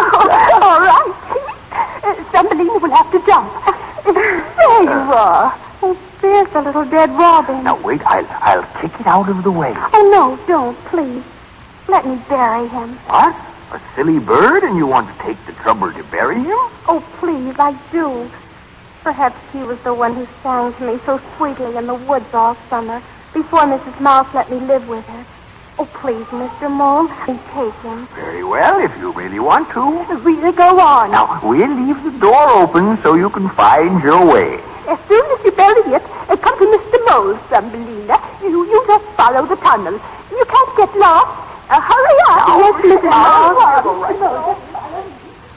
Oh, you poor little bird. How sorry I am. Such pretty wings. And your big, soft eyes. They're so still and dull. Look, little robin, I'll cover you with this pussy willow quilt I wove myself. There. The cold ground won't touch your pretty feathers. Oh, I wish you weren't so still and cold. If my hands weren't so little, perhaps I could warm you back to life. What do I hear? Oh, little robin, can it be? Are you alive? Oh, you pretty, pretty bird. Oh, how wonderful. Thank you, little lady. Thank you. The warmth of your coverlet brought me back to life. I was completely numb from the cold. But now I can sing with joy once again because you saved my life. Oh, little robin, Stay here and let me nurse you back to health. Oh, no. No, I couldn't. A big fellow like me and you so tiny. Oh, please. I can make you a warm little nest on the floor and care for you until you're well. Oh, please, my friend, let me help you. Your kindness to me is more than I deserve. But if you really want me to, I shall stay. And I'll be very grateful. Oh, I'm glad. And now, will you sing to me your song of spring? Of course. I'm so happy I couldn't help it if I tried. Oh, how sweet. Sing it again and again.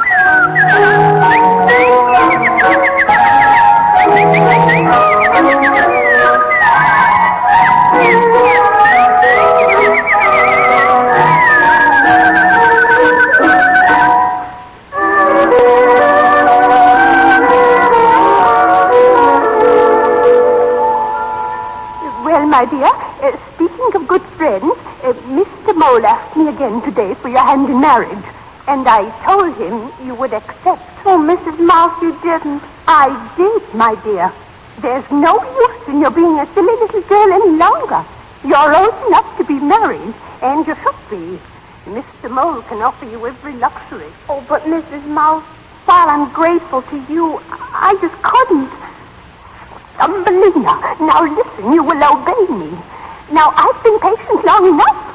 At the first sign of spring, we will have a wedding feast, and you will marry Mr. Mole.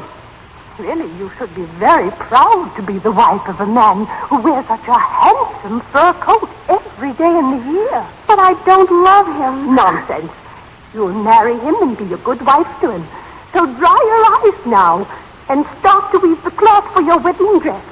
Spring is not far away.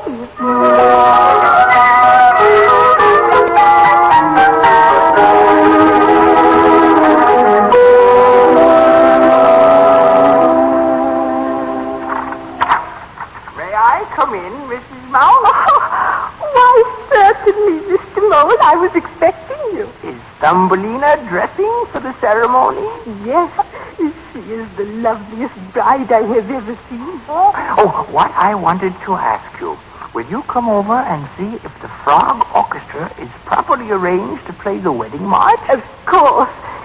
Thumbelina, I'm going to Mr. Mole's. I'll be back in a minute. All right, Mrs. Mouse. Mind now. Hurry up and get into your wedding gown. It's nearly time for the ceremony. Yes, Mrs. Mouse. Oh, Spring. Never have you seen such an unhappy girl. Why? Why must I marry a person I don't love and to live in that darkened palace? Blue skies, goodbye. What do I hear? Can it be that... Oh, it is. Oh, my little robin friend. Oh, Robin, welcome, welcome. Hello, Thumbelina. I'm so glad to see you. Spring is here, and I could hardly wait to see you again. How are you, my little friend? Miserable. Why? Because they're making me marry someone I don't love. Thumbelina, do you want to go with me to a magic country? Shall I take you back to your own native land where you'll be among people like yourself? Oh, Robin, yes. I would give anything to be back with them. How can I do it? Get on my back. I'll take you.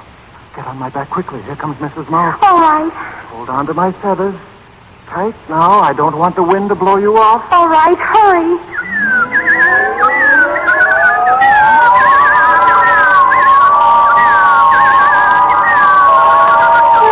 Where are we, Robin? Soon we'll be flying down to the magic land I told you about.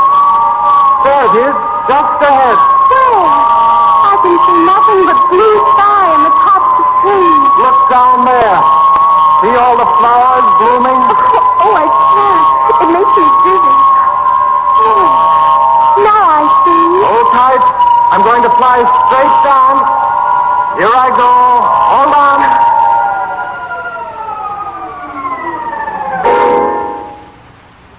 There we are. But where? Lovely flowers, beautiful colors. But what else, Robin? Here, come with me. Can you climb up this julep stem? Oh, yes, if you'll help me just a little. There you go. All right now. Open the petals, Your Majesty. Oh, Robin, look. The petals are opening.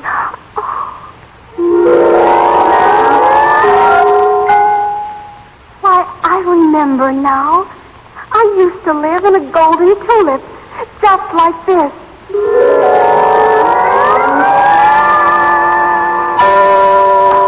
Greetings, Robin. We were expecting you. But who is this dainty little lady? Why, she's even smaller than I. Your Highness, King of Flowers, this is Thumbelina. Your Highness, I'm most happy. Welcome, my princess. Oh, little Robin, you have brought me the princess of my dreams. Oh, Your Majesty, you're very kind. Oh, but it's true. Each spring when the tulips blossom, I have hoped to find you. And here you come to me out of the clear blue sky on the wing of a robin. What is your name, princess? Mortals name me Thumbelina, but somehow it never seemed to suit me. Will you live here, princess, and change your name to one of our kingdom? To what, Your Highness? Will you take the name of Maya? Maya. It's a pretty name, but just what does it mean? It means, in the language of the flowers and birds, all that is lovely in springtime. And in the language of the heart, I love you. Maya, princess, will you be my queen? Oh, yes, Your Highness, I will. Oh, little Robin, call your friends. Give us your blessing and song. May you live happily all the rest of your life. Sing, little Robin. Sing for happiness.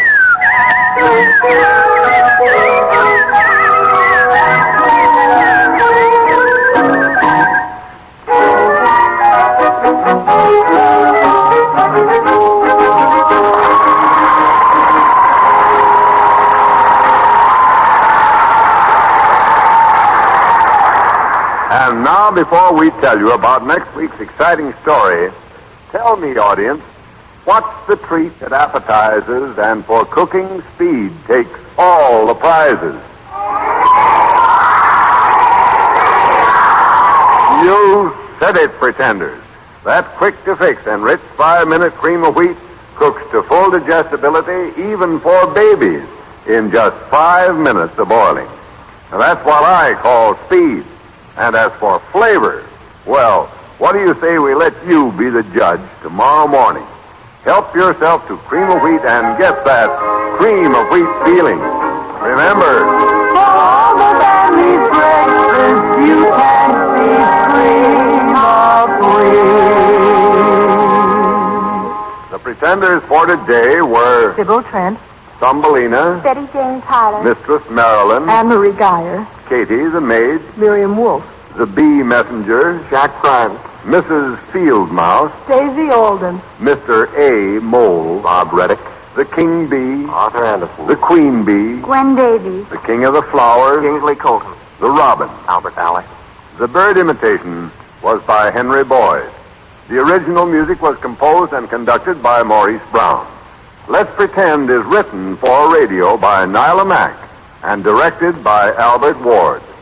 Now, if you live in or near New York and you'd like to see a broadcast of Let's Pretend, drop a postcard to Cream of Wheat, CBS, New York, for your free ticket.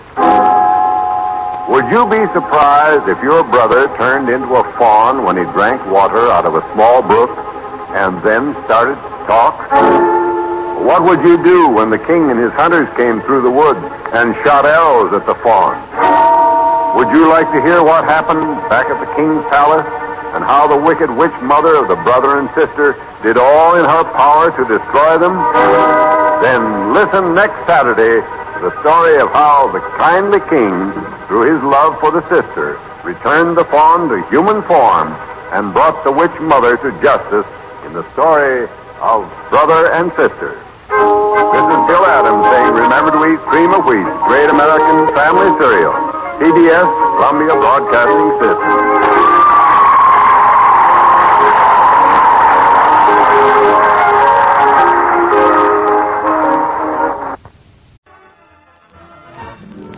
Hi there, there, boys and girls. It's Let's Pretend time. Yes, time to pretend for another 30 minutes that we're going to take a magic carpet ride to the Milky Way and points beyond as we follow the adventures of Gramps and Tommy through their fanciful flights into fantasy. Maybe a trip to the land of Oz, or maybe a peek into the magic tinderbox, or maybe even a journey into the land of giants with that brave little man in storybooks, Jack the Giant Killer. But now let's stand by, because here's Judy to break the seal on another fun-filled package that's labeled Let's Pretend. Hi there, gang. This is G.I. Judy, your gal Friday again, to ring up the old Let's Pretend curtain on another jam-packed, fun-filled show. So let's get going. Gramps and Tommy, how about a little cooperation with the Let's Pretend parcel opening department, Aye, sure. You just bet your 7-league boots, Judy girl. Oh, goes for me, too. Gosh, I'm ready to start opening right now. Yeah, that's my boy Tommy, always ready and waiting. Okay, Judy, just like Tommy and me said, we're ready and waiting, so anytime you're ready. Well, there's a little bit of business we've got to look after before we go any further. Well, what kind of business, Judy? Well, it's along the correspondence type of business. Oh, I know what that kind of business is. You mean there's some fan letters to read, huh? Oh, you're bright as a tack, Tommy. So bright, in fact, that we're going to turn the whole matter over to you. Hey, that's good. Tommy gets a chance to go ahead. You mean I'm going to get to read the letter? Well, correction, Tommy. Letter. You're only going to read one. Here it is. Oh, boy. Here. Quiet, everybody. Okay. It's from, Ota, Japan. Dear Judy, Gramps, and Tommy. Yes, me. I've been listening to Let's Pretend ever since it started on Saturday. I thought you had them on Mondays, too.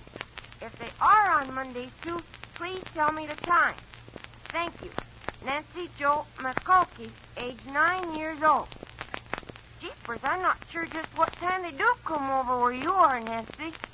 Maybe Gramps and Judy will know, though. Well, no, we don't know for sure, just when they come on, Nancy Jo. But here's one way for you to find out. Just drop a line to the program manager of the Armed Forces Radio Service station in your neighborhood, and I'll just bet that he'll make an announcement over his program schedule telling you just exactly when you can hear Let's Pretend. Oh, and another thing. For writing such a nice letter, Gramps, Tommy, and I, we're all going to send you a picture of us for your scrapbook. Would you like that? And another thing, today's Let's Pretend story is going to be specially dedicated to you, Nancy Jo McCulkey. We hope that we're pronouncing your name right. Say, that's a mighty nice gesture, Judy. I'll say it is. Boy, what's the story for today going to be, Judy, huh? Tommy. You'll have to wait just like the rest of us. Because all this time, Uncle Bill and the Pretenders have been standing by, patiently waiting to start today's show. No, I'll say they have. So what do you say we give them a big hand as they come on stage, gang?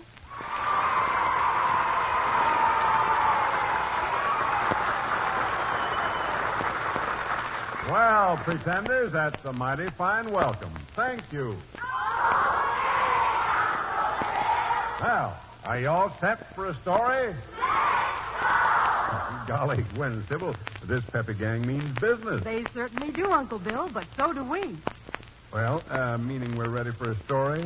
As if I didn't know. Oh, you do know, Uncle Bill, but so that everyone else will, today's story is The Princess and the Pea. Good enough. And Jack Rhyme says how we'll travel. All right, Gwen, I'll tell you what. How about loading the squaws and papooses on the horses, start the old tom-toms, and head for the Navajo Trail? Well, Jack, you've got something there. As if we didn't know. All right. All set, everybody? 1, 2, 3. Big Chief Stork on the roof leads the tribe. Claws on the litter. Deep North Wind Brownie beats the tom-toms. Down the Navajo Trail, stop at the story of the Princess and the Pea.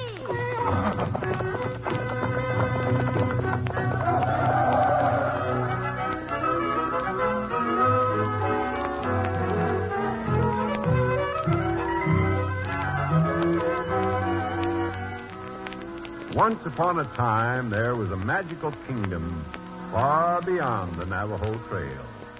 It was ruled over by a gracious king and queen. We find them now in the spacious hall of their copper castle, talking with their handsome son, Prince Anthony. What are you going to do about getting married? Well, Father, I'll tell you. Enter. Begging your pardon, Prince Tony, but your horse is asking for you. Oh, well, in a moment, Michael. Tell the groom to go. And you give my horse my regards and say I'll be out in a minute. Oh, yes, Your Highness. I'll tell him. Tony, what do you intend to do? Oh, what a persistent father you are, Your Majesty. All right, I'll tell you. I'll journey to some of these kingdoms. I'll ask for audience with the marriageable daughters. And I'll try my best to find a wife that will be a real princess and a real sweetheart to me. Does that suit you? I think that's fine, Tony. You would. Very well. I consider that your solemn promise, Prince Anthony. I shall arrange for your journey immediately and send my pages to announce your coming. Tomorrow, be ready to leave. I shall be ready. Oh, Mike will be telling me my horse is calling me names. I'd better go for my ride. See you at lunch, Mother. Goodbye, Tony.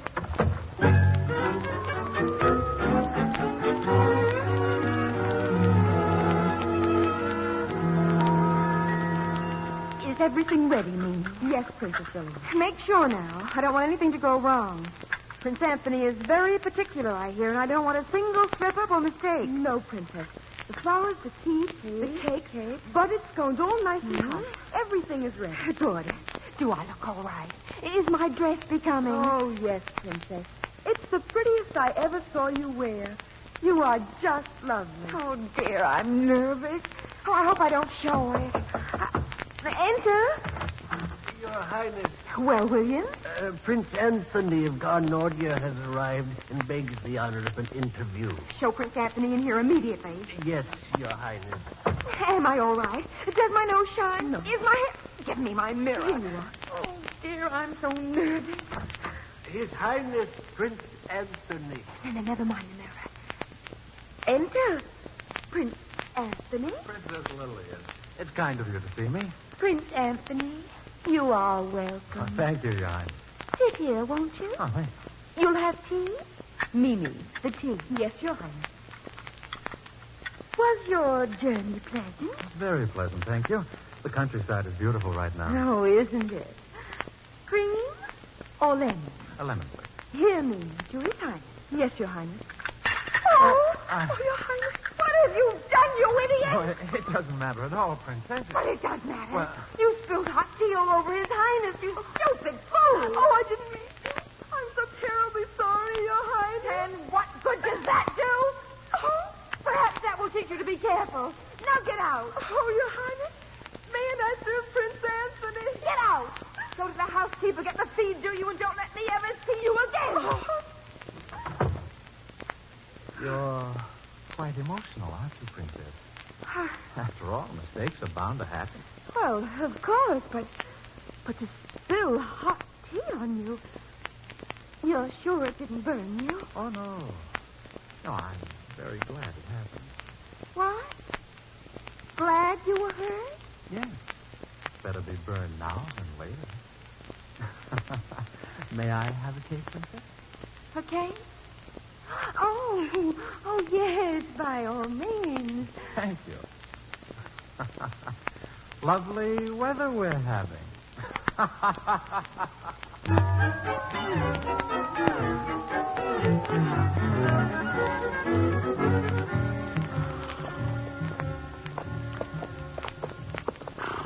Glory be, Prince Tony, but it's a grand morning for a ride.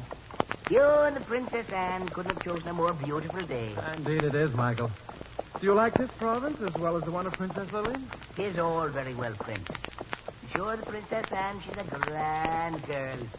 I hope she doesn't have a temper like the other one. Prince Tony, do you think you could, if she hasn't, you could... I think I could give you a rap on your nose if you don't keep it out of other people's business. Oh, yes, Your Highness. That's what I mean. Yes. Good morning, Prince. Oh, there you are, Princess Anne. Come, Michael, let's join her Highness. Well, good morning, Princess. Glorious day, isn't it? Oh, indeed it is. I shall enjoy a ride in this air. You're very punctual. Are you ready to start? Not quite, Prince. I've forgotten all my jewels. I sent the servants for them. Imagine. When I would look my very best. I mean, I shan't be a second. Oh, here you are, Fletcher. Oh, yes, Princess Anne. Did you bring my bracelet? The ruby one? Yes, Princess. Oh, yes. And my pearls? Certainly. Yes. And my crystal drop? They are. Yes, they're all here. Hold the mirror higher, Fletcher. Yes. The earrings. A woman's vanity, isn't it? My necklace. What? One moment now. There. Now, Prince Anthony, I'm quite ready. Indeed you are, Your Highness, for almost anything. No! Michael, what's wrong with you? Oh, pardon, Your Highness. I get a tickling in me nose. That nose will get you into trouble, yes. Assist Her Highness. Yes, sire. All ready. Come, beauty. Right close, Michael. From here, it doesn't look as if we had an experienced rider. Coming, Prince.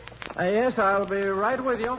But something tells me it won't be for long.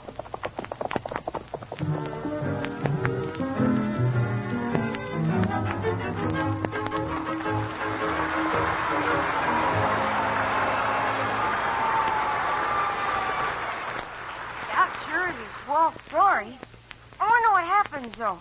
Hey, Crash, do you know the ending? Why, I sure do, Tommy, but that's neither here nor there. Just what do you mean by neither here nor there? Well, you're not going to find out about it here, and seeing as how you're not there, chances are you're just going to have to wait like the rest of the pretenders in our round-the-world audience. Well, the wait won't be too long, because we still have a long way to go and not too much time to get there. So if Uncle Bill and the pretenders will please begin, we'll hear what's cooking in Act 2.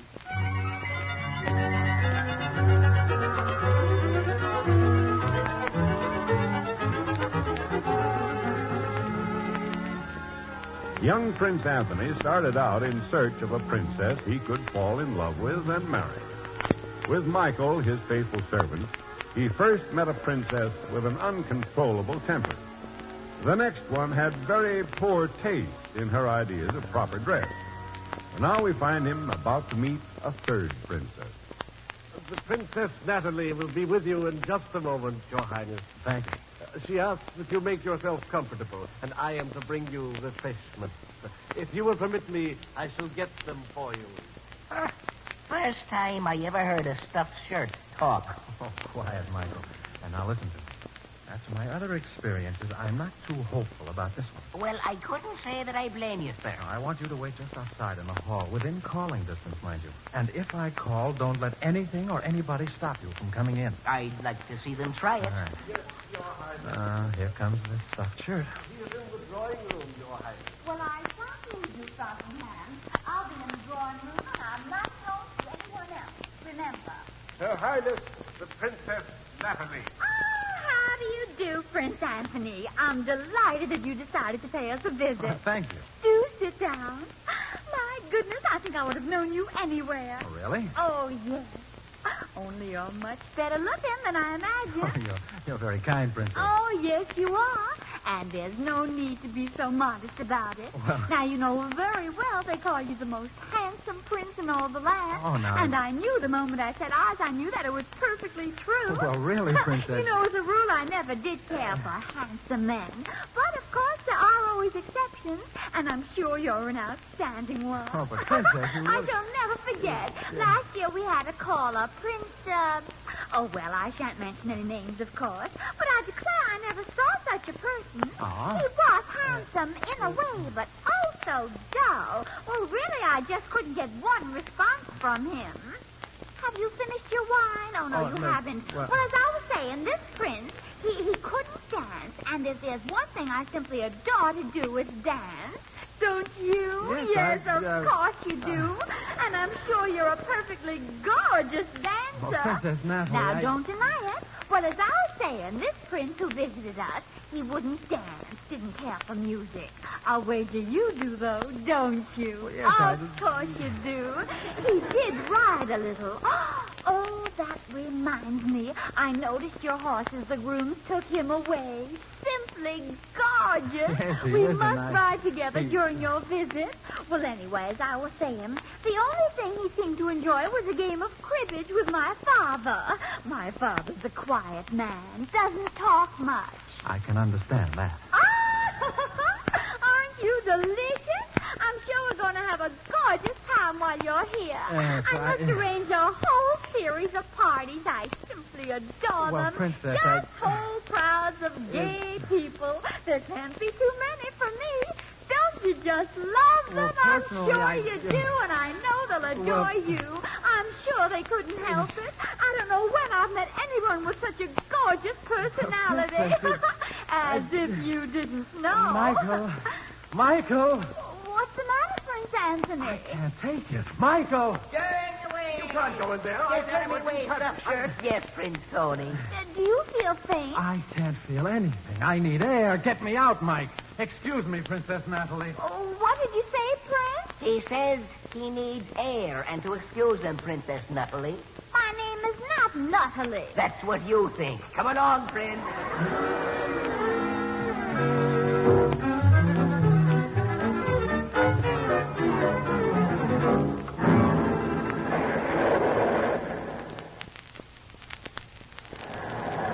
What a terrible night. The lightning struck very close to us, I imagine. I'll close the curtains, Mother. It'll be cozy. No, it's good to have you back again, Tony, even if you haven't found a wife. Who on earth could that be at this time of night? In this storm. Oh, I'll go, Mother. Please forgive my disturbing you at so late an hour. Not at all. Come in, little lady. My dear child, come over to the fire. Your dress is wringing wet. Here, my dear, sit here. Ah, that's better. Oh, you must be frozen. I am almost. You're very kind. And this fire does feel good. Oh, dear, I hardly expect you to credit my statement. But I'm Princess Roseleaf. Princess Roseleaf? Of course, my dear girl. What happened to you? I was riding through the forest when the storm came up, and the lightning struck a tree very close to me. My horse became frightened and bolted. I could have stopped him, but the cinch of my saddle broke, so I took a tumble. Fortunately, I fell on the leaves. Then I started to walk, and forgive me, but here I am. Poor child. Tony, ring for some hot milk for the princess and send for the court physician. Oh, no, please don't. I'm quite all right, aside from being cold and wet. Yes, Your Majesty. A glass of hot milk, please. Yes, Your Highness. Now I'll stir up this fire. Make yourself comfortable, Princess. I shall see that your room is made ready for you and get you into some dry clothes. Of course, you'll remain with us overnight. Tony, I'll leave Michael. All right. I'm terribly sorry to put you to so much trouble. Nonsense. We welcome you here. You know, it isn't every storm that brings us such a charming visitor. Or such a disheveled one, either. The hot milk for Your Highness. And Sarah, prepare the blue and silver suite and send Margaret there, please. Yes, Your Majesty.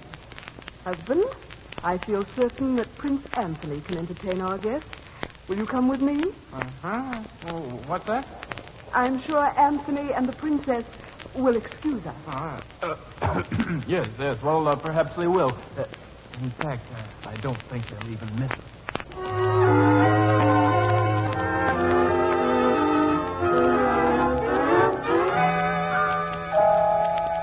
Michael. Oh, Michael. Yes, Your Majesty. Did you get the pot of peas as I told you? Oh, I did that. So why I'm chasing all over the castle looking for a pod of peas, I'll never know. Well, I know. And if my plan succeeds, as I think it will, the whole castle will have news soon. Yes, ma'am. And if the plans are for keeping me from following dizzy young ladies all over the country, I'm for it 100%. All right. Now, place the peas, just one of them, on the bed. That's it. Well, that's about where her shoulders would come to, ain't it, Your Majesty? Just about. Now, how many mattresses have you brought? What you told me to. 20, no less. What should I do with them? Put them on the bed. Well, all 20 of them? All 20. One on top of the other. She'll be after needing a stepladder to climb in. Oh, my God.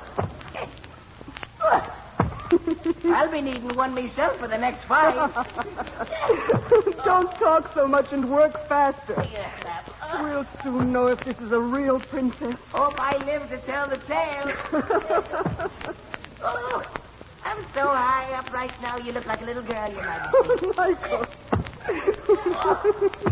Oh, from up here. You look like a baby. Oh, don't fall, you idiot.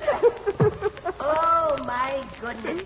I'm so high, I'm sniffing mountain breezes. I should have brought me ski suit and me earmuffs. When you have them all on, come to the library and tell me.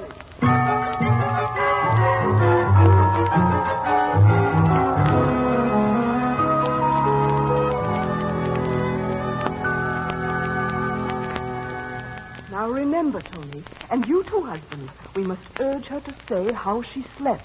All right, Mother, but is it so important? She looks lovely to me, whether she... This door, Your Highness. Here she comes. Your Majesty, the princess is here. Good morning, Princess Roseleaf. Do join us. Good morning. Will you sit here, Princess? Breakfast is waiting. Oh, I do hope I'm not late. Of course not. Did you rest well, my dear? Yes, Princess. Was your bed comfortable? Why, oh, yes, of course I slept well. Oh, you didn't. Was anything wrong? Please speak frankly, my dear. Our guest must be comfortable. Forgive me. I can't imagine what on earth happened, but well, there was something in the mattress, I guess. I simply couldn't get comfortable. And this morning I feel as if I were black and blue all over. There. Tony, your search is finished. Why, Your Highness, what is it? Through 20 mattresses, she felt a lump as tiny as a pea. No one but a woman of royal blood would have as tender a skin or be that sensitive. At last we have discovered a real princess. Father, I knew that last night when I first opened the door. What's that? What is this all about? Oh, Princess Roseleaf, I realize you hardly know me, but I'm very much in love with you. Do you think... Will you... Will I what, Prince Tony? Will you do me the honor to marry me? Will you be my queen? Prince Tony, my heart tells me in a moment what the years will surely prove. Does that mean you will? Yes, dear Tony, I will. Well, at last. A real princess, and a truly lovely one she is, too. Bless you, my children, and may you live happily forever.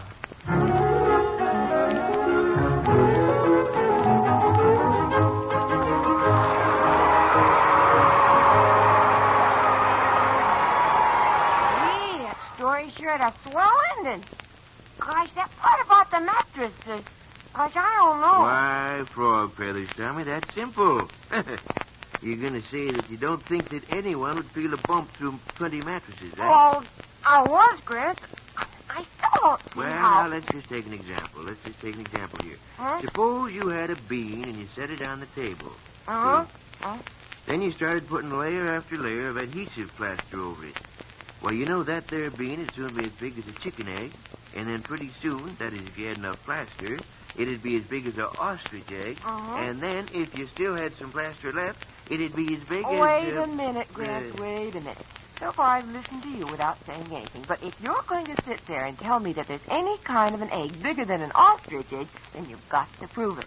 Why, sure there is. What about those big green ones? What big green ones? Oh, real big green ones? Well, you know the ones I mean. They're the big green ones you see out in the garden.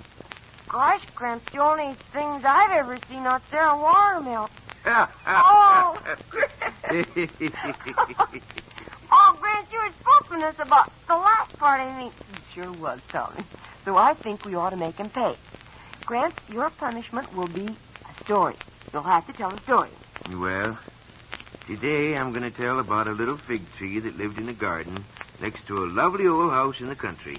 And all around the tree were, of course, other different kind of trees. And there were little paths which zigzagged between many beautiful flower beds. Birds of all kinds and colors flew about in this lovely garden, and their song seemed to add a note of cheerfulness to what I like to call this garden of contentment. Yes, sir. Every creature and growing thing that lived in it was very happy.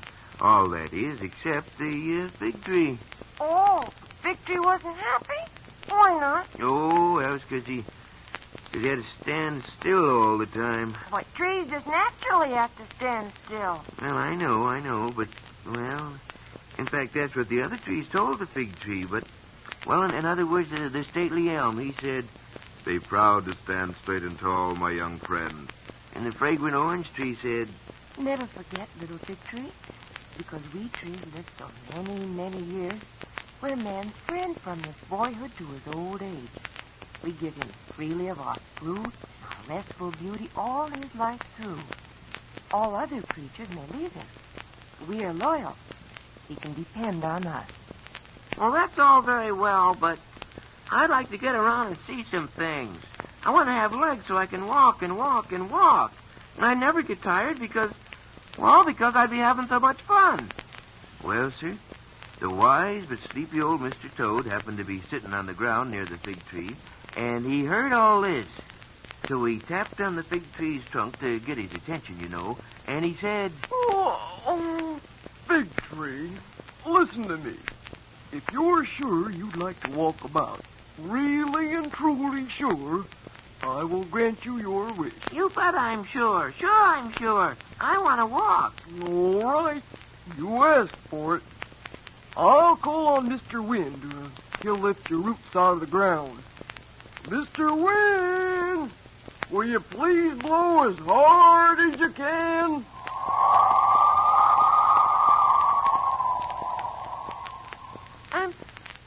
I'm out of the ground. I can walk on my roots. So long, everybody. I'm going out to have an adventure. Well, sir, the little fig tree walked along a country road, waving his branches at some of the birds he knew. Hi, fellas. Look, I'm walking. Well, after he'd walked for some time, he became tired and leaned against a barn to rest. In a twinkling, he was fast asleep, so he didn't notice the little group of people who stood around him talking. Never in all the born days saw nothing like it. A tree walking. Very strange. Very strange. You know, I think I'll put a call through to the professor of horticulture over to the university. Never in all the born days saw nothing like it. Tree walking. Well, it didn't take long for the news to get around, and before the little fig tree knew what had happened, he found himself at the university, where scientists from all over the country had come to see him. They built a glass house in which they placed him, and he walked all around inside it, trying without success to find a way out. Was there no other trees? There were no animals to talk to. There were no birds to perch in his branches. Yeah, he was all alone. Oh, dear. Poor little fig tree. Well, one day the scientists took down the side of the glass house, that is, one side of it, so the little fig tree could get out. Then they stood aside as he ambled off down the road in the direction of his old home, the garden. The scientists followed and watched him as they were trying to figure out what made him, a tree, walk like a man. Well, as the fig tree walked along, he noticed the wise but sleepy old Mr. Toad clinging to his bark. Gosh, Mr. Toad, it's so fun being able to use my roots for legs. All I could do was walk around in circles in a glass house. I'd sure like to be a tree again. Oh, dear. Well, tell you what. When we get to the garden, put your roots in the hole you used to live in. And we'll see what we can do. So when they got to the garden, the fig tree did this, and the toad once more called on the wind. Blow, Mr. Wind. Blow hard.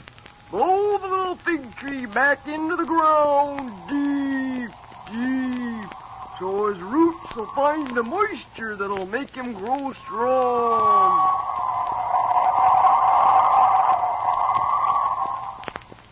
The wind blew so hard that once again the fig tree was planted in the ground. I don't want to walk anymore. Even though I can't move, there's a lot going on all around me. Birds singing and flying and flowers growing and little children playing around my roots. This is my home, and I'm never going to leave it again. Never. And he never did either. He was happy and proud to be a real, honest-to-goodness tree. Oh, that was a wonderful story, Grant. Jeepers, I'll say it was. Well, I'm glad you liked it, and that goes for Nancy Ann McCulkey over there in Japan, too. Well, gang, it's just about so long time again. But here's a little last-minute memo for you. If you'd like an autographed picture of Grant, Tommy, and me doing a show... Write a penny postcard or letter to us, telling in 15 words or less why you like to hear Let's Pretend. And we'll send it over to you by return mail. And don't forget, The address is Let's Pretend, care of Armed Forces Radio Service, Los Angeles 38, USA. And now, until next week, this is Judy speaking for Gramps, Tommy, and the whole Let's Pretend gang, and saying so long and good pretending.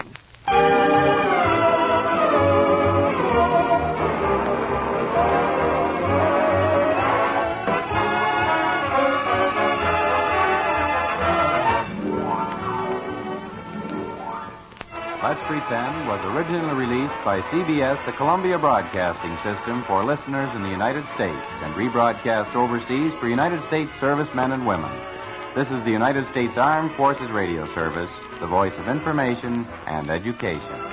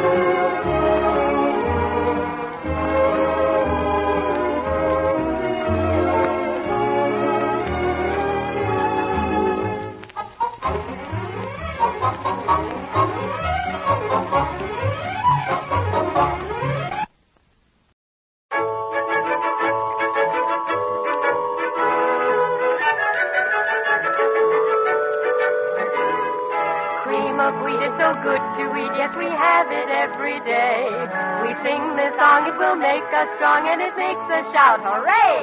It's good for growing babies and grown-ups to eat. For all the family's breakfast, you can't beat cream of wheat. Cream of Wheat, great American family cereal, presents Let's Pretend.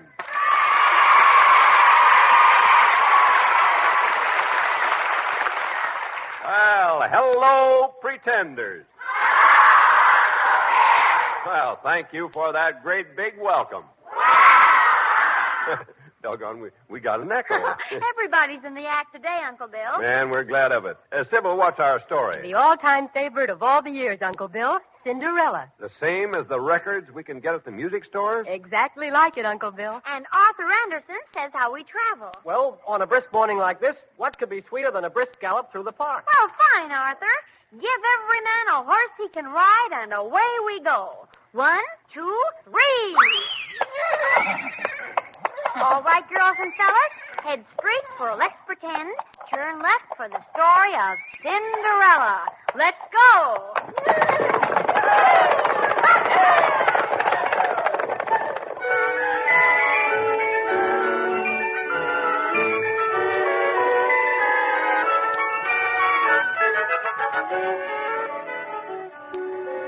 Once upon a time, a cruel woman married a man she didn't love.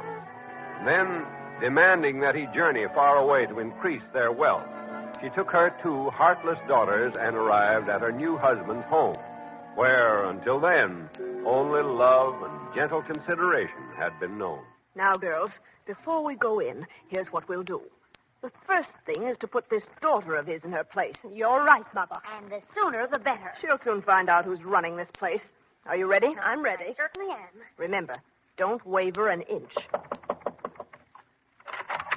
Oh, how do you do? You're my new mother and my 2 new sisters. Do come in. Thank you. Father wrote me that you would arrive today. I'm so very happy to welcome you here. May I call you Mother? Indeed you may not. How ridiculous. Oh, I'm sorry. I didn't mean to say anything that would offend you. I only wanted to welcome you to our house. Your house? Please remember, girl, that from now on, this isn't your house, but ours. Of course. Whatever we have is yours, too, from now on. Are you Flora or Isabella? I'm Flora. But Miss Flora to you, my girl. Please remember your place. I shall be so glad to have 2 sisters. And you are Isabella, aren't you? I'm Miss Isabella, but don't call me sister.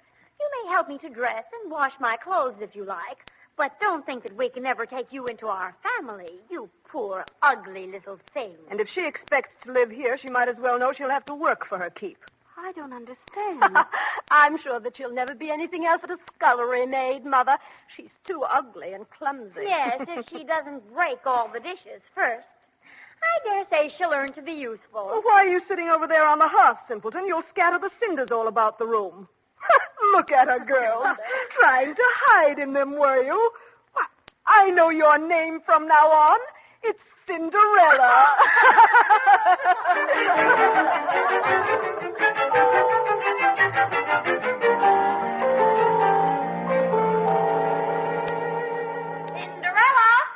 Cinderella! Where is that girl? Never around when you want her. Cinderella! Did you call me? Certainly. It's time to help us dress for the ball. I told you to have everything ready for the girls at 8. Where have you been? I was working in the kitchen. Stupid. Don't stand there. Get my dress. Start to curl my hair. Comb mine first. And I want it done beautifully, too. The prince is to dance with me tonight. Yes. You'd better do hers first. It doesn't take so long to make me pretty.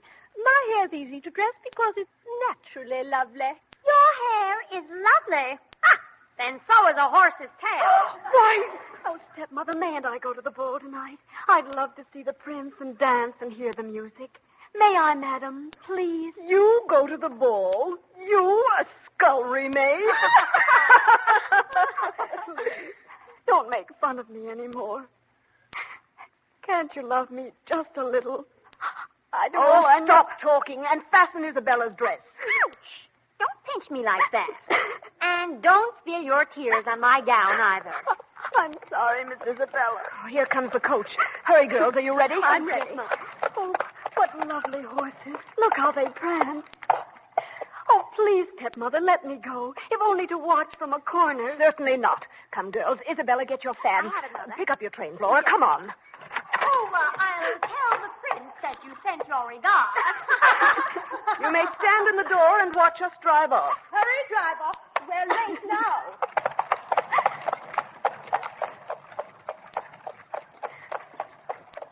Why should they be so unkind to me? Oh, how lonely and miserable I am.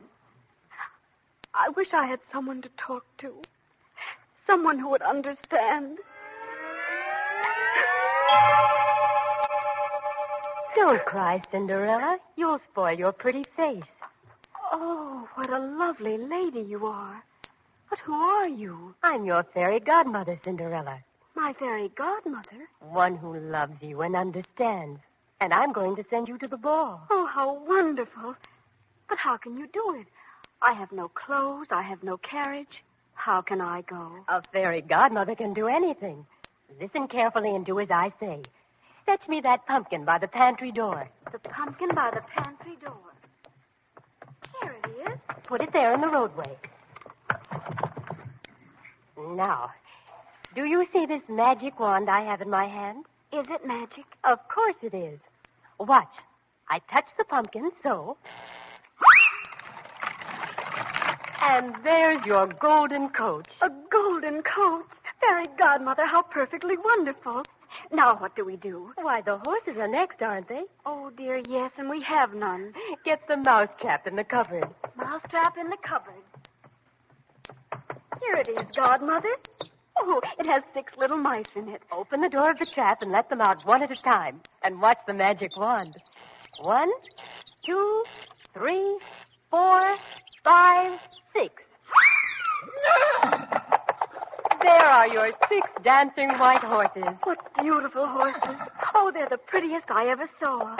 They're shod with gold. Oh, fairy godmother, how thrilling. Now what do we do? Why, we must have a coachman, mustn't we? Can a princess drive her own carriage? Oh, goodness. But where do we find a driver? Fetch me that rat trap. By the cellar steps. Is there a rat in it? Yes, look. A great big fat one. Splendid. What a jolly driver he'll make. Open the door. Watch. Good evening, pretty princess. I thought I'd never get here. Where to, my lady? Oh, fairy godmother. Now he's a coachman in purple livery. Isn't he fun? I'm a jolly one, I am, and the best driver in the country. Hey, whoa, you nags, whoa. Am I ready to go? Indeed not. A fine princess must have footmen. Cinderella, bring me 6 lizards. 6 lizards, Godmother? Wherever will I find them? You don't know the magic of fairies, do you? Look, they're by the dooryard. Oh, I see them. 6 huge lizards. I'll get them. Here they are. Then here we go. Your footman, Princess. Where to, Your Highness? Oh, look. 6 handsome footmen in gold uniforms, too. Oh, fairy godmother. Whoa! These horses are getting restless waiting, Princess. Now I think we're almost ready. But, fairy godmother, look at my dress. It's nothing but rags.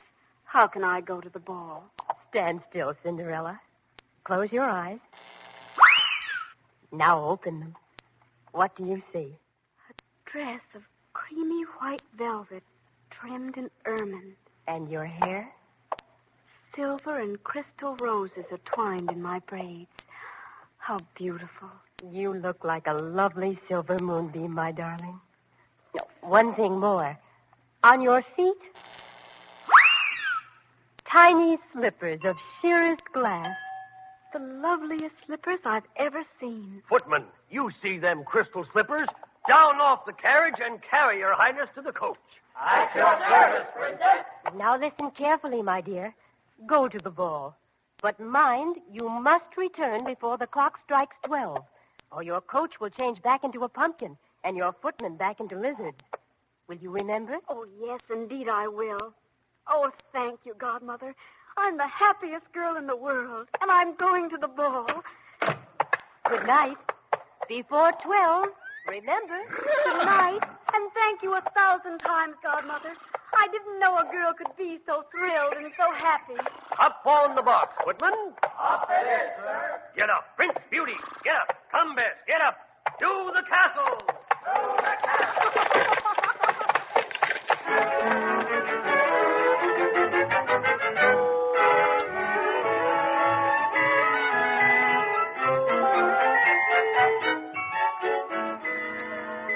In spite of her stepmother's refusal, Cinderella, aided by her fairy godmother, goes to the ball. Everyone, including her 2 stepsisters, Flora and Isabella, is amazed at the beauty of the unknown princess. And all evening, the handsome prince dances with no one else but Cinderella.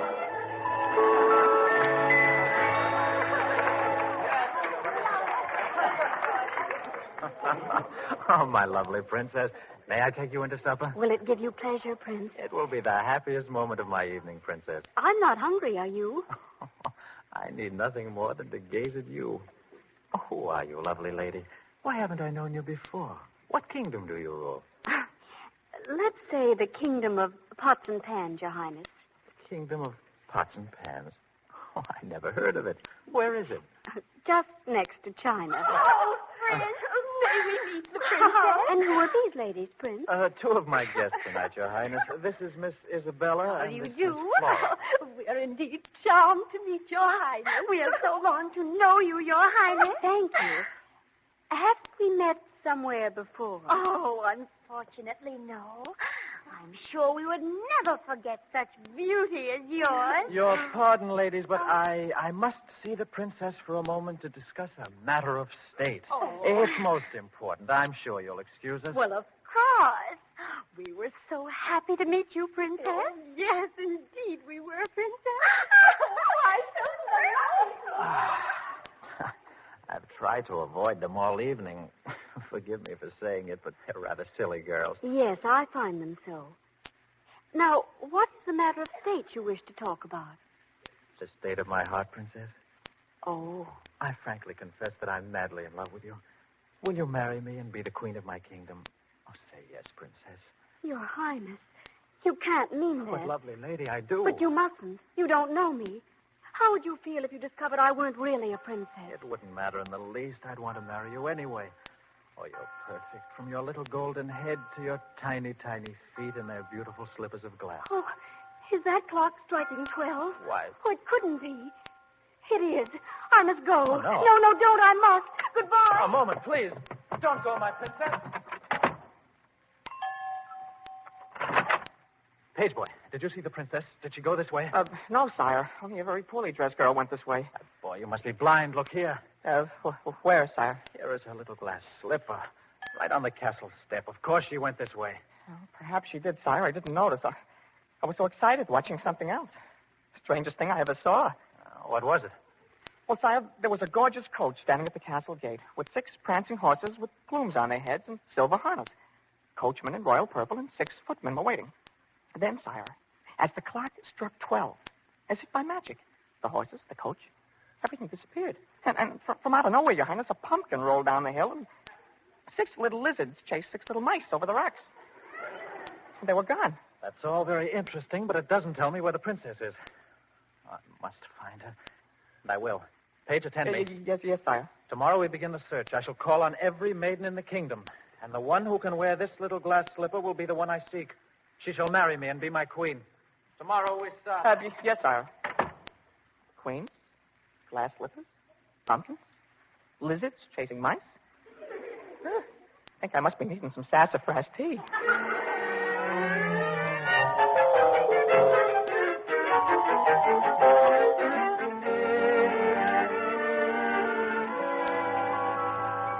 Now, don't tell me you can get so much as 1 foot in the glass slipper. If anybody can wear it, I can. You, with those feet. Ha!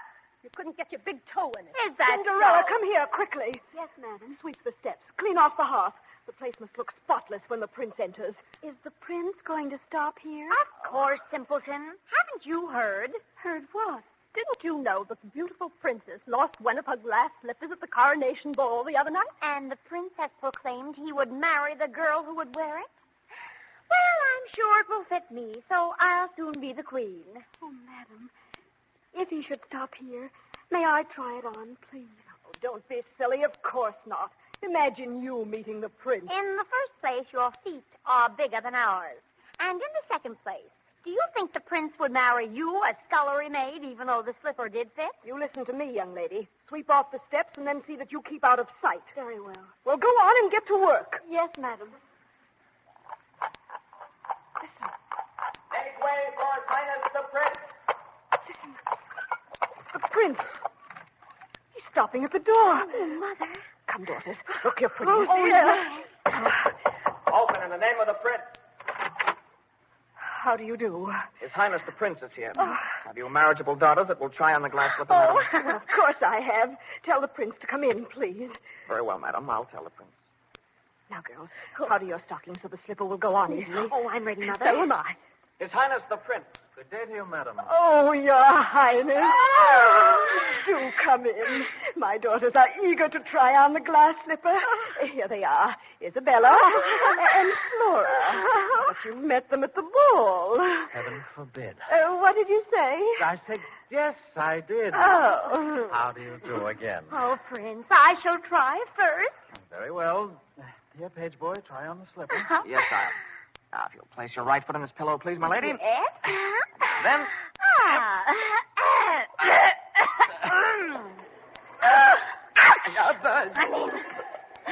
Try it again. Well, I'm afraid it's no use, my lady. Oh, don't tell me that. Try again. All right. Oh, dear. Ouch. I guess I can't wear it. Ha, ha, ha. I knew you couldn't. Here, Paige, try it on my foot. Yes, my lady. All right. Ow! Take it off! Start over again. You put it on crooked. Oh, well. I can't. There. Ooh. Isn't it on? No, my lady. Only over your big toe. I don't believe it. You did see for yourself, miss. Try again. Well, I can't. Oh, it hurts. Take it off. I wouldn't have such small feet anyhow. No, perhaps it's just as well. Good afternoon, ladies. Oh, thank heaven it didn't fit them. I know what you mean, sire. Hello. Here's another girl sweeping the steps. Well, good afternoon, little maid. Paige, wait a moment. Yes, sire. Little lady, will you try on the glass slipper? Why, yes, if my stepmother will permit me. Permit you? I command that you try it on immediately. Here, sit on this cushion. Come, boy, the slipper. Oh, yes, sire. Your right foot, please, milady. Look, sire, the slipper fits perfectly. What? Why, you see, sire, without an effort, it slipped right on her foot. Let me look at you, little maid. What? You are the princess of my dreams. I fell in love with you. I danced with you at the castle. But then you disappeared. You are the one, aren't you? Yes, sire. It was I who danced with you. And here is the mate to the slipper in my pocket. At last I've found you, my beautiful princess. Not a princess, sire. Just a scullery maid. Princess or maid, I found you again, and that's all that matters. What is your name? They call me Cinderella, Your Highness. My lovely Cinderella, once more I ask you, will you be my bride and queen and rule my kingdom with me? In spite of my rags, you ask me to be your queen? In spite of everything, you're the most precious thing in life to me. Will you say you'll marry me? Yes, my prince, I will. Then let the wedding chimes announce that I have found the lady of my heart. Cinderella, the loveliest maiden in all the world, has promised to be my queen.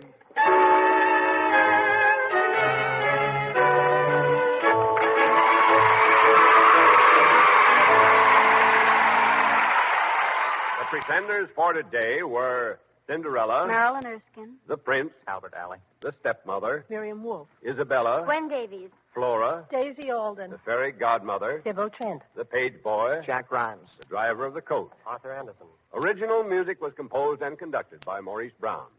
These stories are dramatized and directed by Nila Mack. This is Bill Adams reminding you that if you live in a locality that is not on daylight saving time, Let's Pretend will be heard next Saturday morning 1 hour later. So consult your local newspaper for the exact time of the broadcast, and remember to eat Cream of Wheat, the great American family cereal.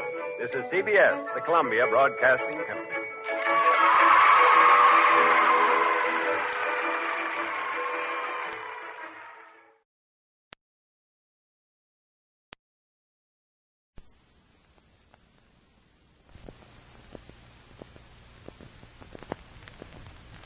It's Let's Pretend time.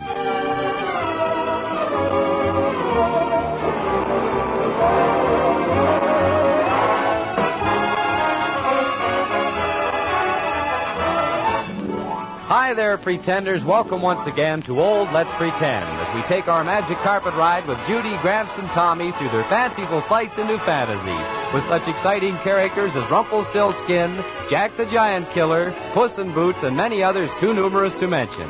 So let's get set for our magic carpet ride over the Milky Way and points beyond as we join that funsome threesome and another of their exciting escapades in the land of enchantment, Let's Pretend Land. And now here she is, a real beauty, your Let's Pretend gal friend, Judy. Well, thanks, Ralph. Hi, pretenders. How are you all today? Oh, my, we have a really big Let's Pretend package all lined up and ready to go just as soon as Gramps and Tommy get it opened. Say, how are you two making out? Oh, pretty good, Judy. Boy, today's Let's Pretend package seems to be bigger than usual. You suppose it could be on account of our answering the requests of so many of our round-the-world pretenders? Jeepers, I don't know for sure, but I'll bet that's what it is, Gramps. Oh, boy. Gosh, this package is sure heavy. I wonder what is in it. Yeah. Oh, boy. Sure has me buffaloed, Tommy. Say, maybe we better ask Judy on account of it's really in her department. Come on, Judy. How's about letting us in on the Let's Pretend surprise package secret? What is it? All in good time, Gramps. But first, there are a couple of chores that we have to do with our request letters. Well, what, for instance? Well, we have to read some of them. Oh. Here's one, for instance, that you can read. Oh. All right, Judy, here goes. Now, let me see. Where'd I put my glasses? Gramps, you got 'em on. Oh, so I have. Well, let's see. Where was I? Request letters. Oh, now I remember. Well, sir, this here letter's addressed to all three of us. It says, Dear Judy, Gramps, and Tommy. That's us. I am not old enough to write, so we'll let Mother write for me. I am 6 years old, and my brother Gary is 5. We listen to your stories every Saturday, and we sure enjoy them. It's so cold here that we have to stay in the house most of the time to play, because, you see, Alaska is so far north. We'd like to have you tell us the story of Snowdrop and the Seven Dwarfs. Thank you, Arleta Ray Herning, Fairbanks, Alaska. Now, that sure is a pretty letter, isn't it, Judy? Oh, it certainly is, Gramps. And just for that, we've got a surprise for Arleta Herning and her brother, Gary. And pray, what might that be, fair Judy? Gramps, you old silly. It's the... Oh, well, never mind. I think instead of me mentioning the surprise, I'll just turn the program over to Uncle Bill and the Pretenders. In fact, Uncle Bill doesn't even know about it yet either, because I've only told the Pretenders. So let's let the Pretenders tell about it. What do you say, Gramps and Tommy? Sounds all right to me. Me too. All right, then. The vote's unanimous. So, gang, here is Uncle Bill and the Pretenders with today's special request story. Let's give them a hand.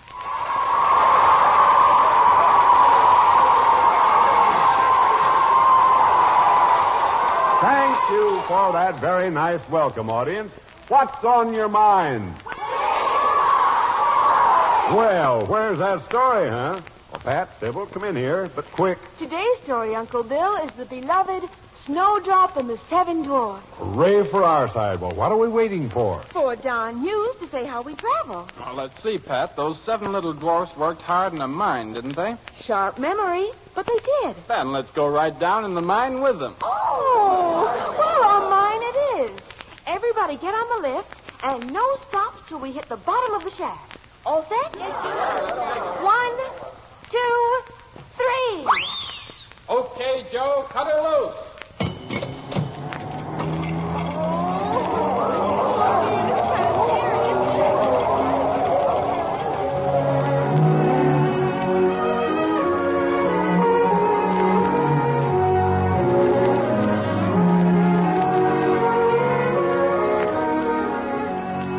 Once upon a time, in a far-off kingdom, a lovely queen pierced her hand while knitting.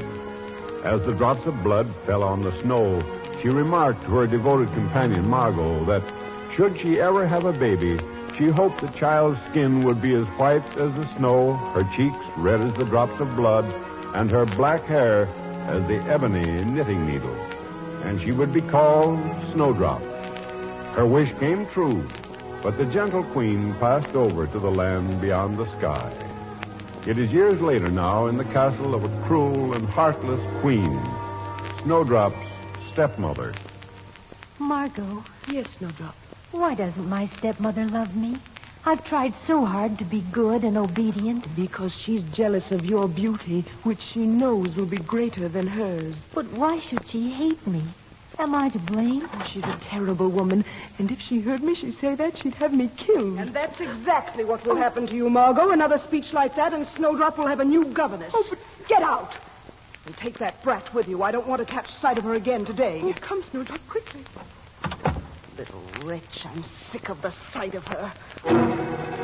Mirror, mirror on the wall, am I the most beautiful of all?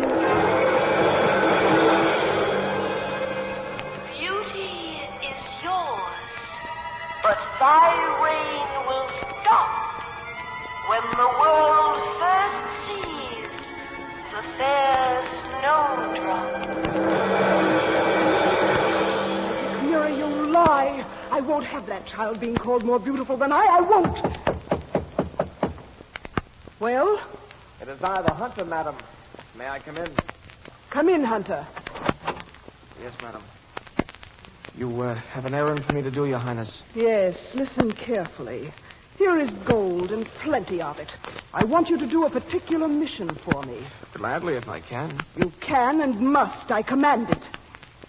You see that child playing in the yard? Oh, that beautiful child with the black hair? She isn't beautiful. Take her into the forest, and when you're deep in the woods, do away with her. You mean kill that lovely little girl? Exactly. Madam, I can't. It's your life or hers. Either you do as I say, or I'll have you killed as a spy. Now, which will you choose? I have a family to care for, madam. I have no choice. When must I do it? Right now. I don't ever want to see her again.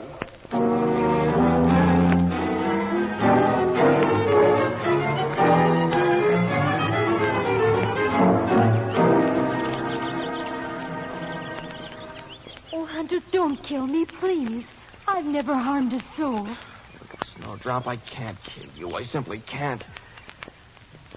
What shall I do with you? I'll run away, and the Queen will think I'm dead. Yes, but she'll want proof of your death. Kill a young deer. Take its heart to her, and she will think it's mine. By my soul, I will. But will you be all right? This forest is filled with wild beasts. I'm not afraid of them. They like me. Pray heaven you're right, little one. Go quickly. May you find a safe shelter. Thank you, dear Hunter. Bye.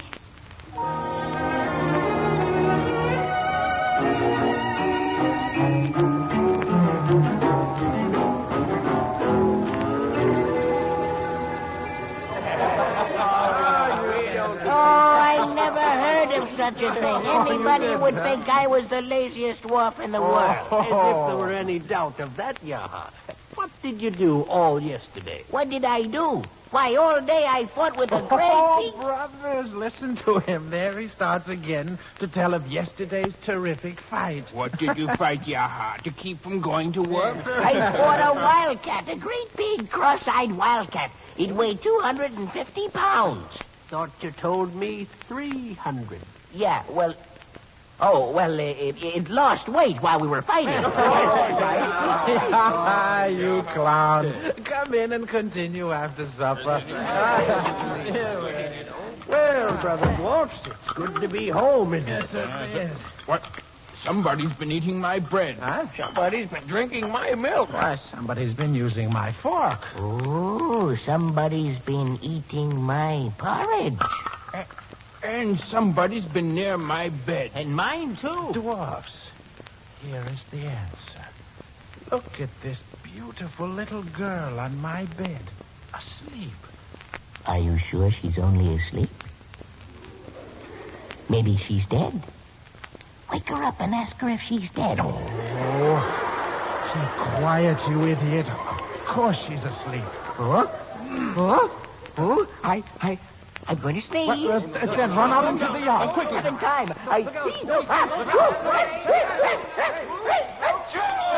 Oh, you idiot. Oh, where am I? Oh, please, little maiden, do not fear us. No, don't be afraid.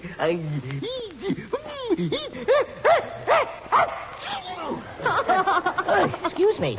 Oh, you're funny when you sneeze. I'm not afraid anymore. Oh, we welcome you here. What is your name? Snowdrop is my name. What's yours? Well, I am Morgan. And these are all my brothers, if not in blood, in bonds of friendship. Here's Lockton. How do you do? And Grote. That's me. Eric. How do you do? Basil. Hello. Torgan. How do you do? And that sneezing monkey over there is the bane of our lives. His name is Yaha. Hello. I'm glad to know all of you. Yaha, your sneeze is the loudest thing I ever heard. Oh, you should hear me when I have hiccups. And never mind. How did you happen to visit our cottage, Snowdrop? Oh, that's a long story. Please, little dwarfs, I'm all alone in the world and so lonely. May I stay here and keep your little cottage clean and cook your meals? Please, I won't be in the way, and I'll work real hard. May I? What do you say, Dwarfs? I, for one, am willing. I, for 6 dozen, am, too. You make enough noise for 6 dozen, but speak only for 1. Our cottage and all that is in it is yours, Snowdrop. Welcome. Thank you very much. I know I'm going to...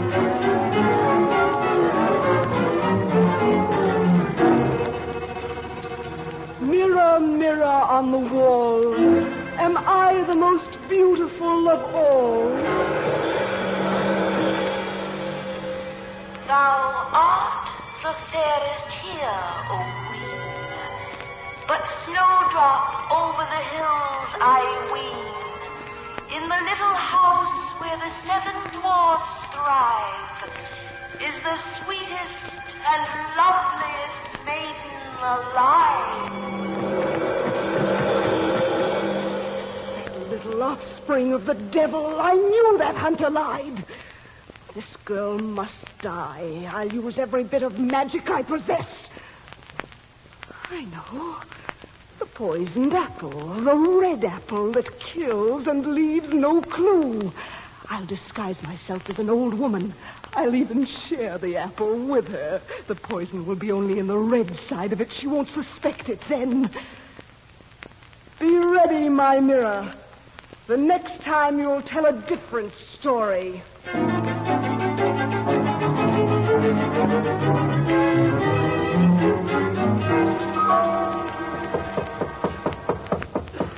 Anybody home, please? Anybody home? Hello, old lady. Won't you come in? Oh, thank you. I saw your cozy little cottage, and I'm so very tired. I hoped you wouldn't mind. Of course not. Sit here and rest. Oh, your cottage is so clean and shining. Do you live here all alone? Oh, no. I'm housekeeper for 7 very dear little... What? I promised I wouldn't. What? Look, I've just made some tea. You'll have a cup with me, won't you? Well, only on one condition. I'll share the tea with you if you'll share this apple with me. Oh, no, old lady. You keep it for yourself. Oh, then I can't have the tea, much as I'd like it. Oh, dear. Very well, then. Just one bite. Then it must be from the lovely red side. Oh, no. I insist. Then to please you. There. Thank you. Now I will have some tea. All right. There you... Do you take cream or... Oh, I'm sorry. Oh, lady, help me. I can't get... Oh. Poison works quickly. It never fails. Much good your beauty will do you now, my fair snowdrop. And so, magic mirror, you'll tell a different story now.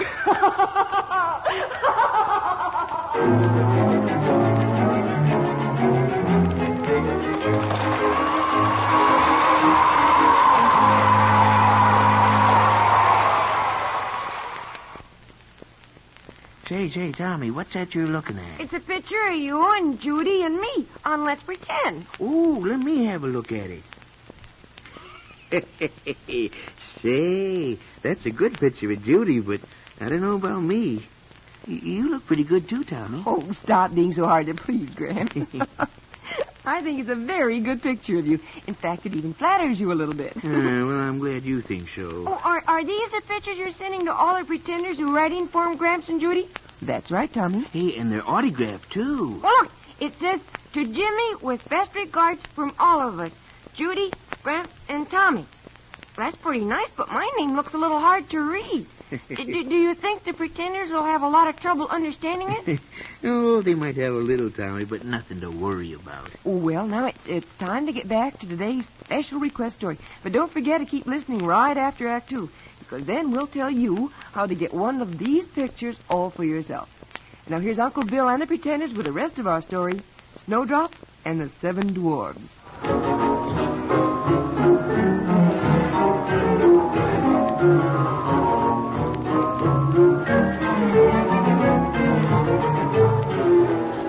Snowdrop's stepmother, the Wicked Queen, was determined that Snowdrop should die. So, exerting all her magic, she poisoned the red side of an apple. Then, disguising herself as an old woman, she coaxed the unsuspecting Snowdrop to take a bite of the fruit. At the taste of the poison, Snowdrop fell into a death-like sleep, and the evil queen left her, believing her dead. Now it is the next day in the saddened cottage of the 7 little dwarfs. It's no use, Dwarfs. We've done everything we can think of. Our Snowdrop is gone. Oh, I can't believe it. Snowdrop, oh, little flower in your crystal coffin, speak to us. Her heart is still. There's no life in her body. Our Snowdrop is gone forever. How beautiful she is in death. We cannot put this lovely form into the cold earth. No, I couldn't bear to think of it. That is why I suggested we make her a coffin of glass. We will keep her here always. My precious little snowdrop. So lovely. So still. How can we live without her?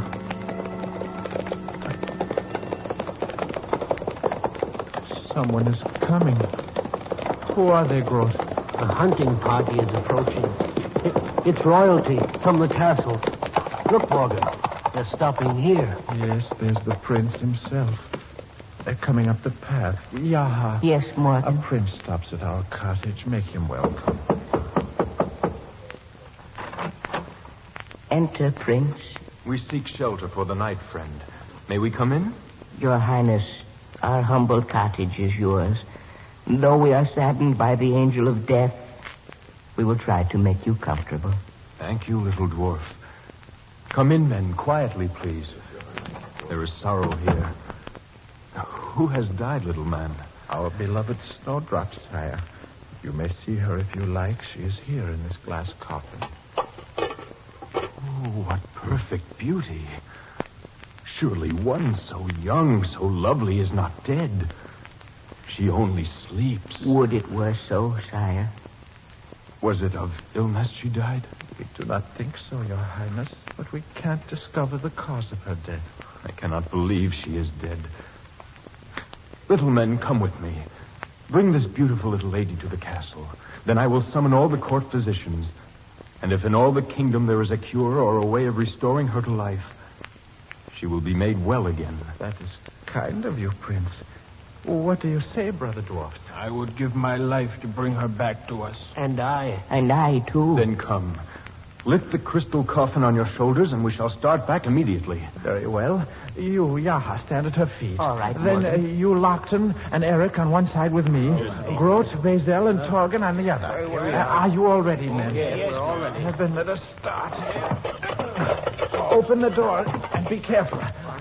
Carry her gently, men. Careful of the step. Yes, watch it, men. Oh, what's the matter, Yaha? Be careful, Yaha. What's the matter? I'm going to sneeze. I'm going to sneeze. Oh, you stupid. You've dropped your end of the coffin. Oh, Yaha. Listen. Do you hear that? It's from the coffin. It's Snowdrop. She moved. Quickly. Help me lift the lids. Yes, quickly now. She lives. Our Snowdrop lives. What's this? Look, men. What? A piece of apple dropped from her mouth. Lockton, why am I in this crystal case? Snowdrop. Oh, our darling is alive again. Snowdrop, are you all right? What happened to you, Snowdrop? What did you do, Snowdrop? Did anyone come to the cottage while we were away? What was the last thing you remember? An old woman shared an apple with me. And I remembered nothing after that. No wonder we could find no trace. The apple was poisoned. Your Highness, come here quickly. Yes, little dwarf. What is it? Look, our princess is alive and all right. This is our Snowdrop, restored to life again. I am unspeakably glad. But what happened? Leave it to our Yaha. He would have one of his sneezing fits and stumble. That dislodged the poisoned apple Snowdrop had eaten. Oh, thank heaven for that. Oh, Prince, surely I have seen you somewhere. And all my life, I have searched for someone like you, dear little Snowdrop. Dwarfs, if some day in the future she will consent, may I beg the hand of Snowdrop in marriage? If Snowdrop should wish it, do we give our consent? What do you say, Snowdrop? I know now where I've seen you, dear Prince. I have dreamed of you in my sleep. So that must mean that in time I will grow to love you.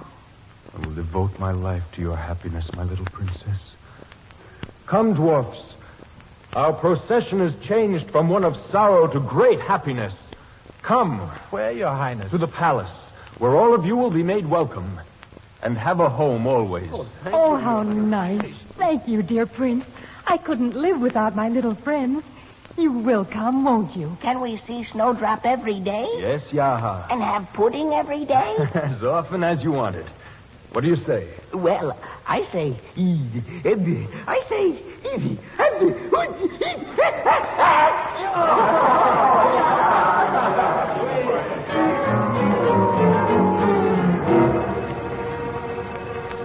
Mirror, mirror on the wall, am I the most beautiful of all? In the prince's castle, there is a bride, no lovelier girl in the countryside. Your fame, your power are dead, I ween. And in your place, Snowdrop is queen. I don't believe it. You lie, you cheating mirror. It isn't so. I won't have it. You lie. There. You shan't tell me Snowdrop is alive and more beautiful than I can't breathe. Help me, someone.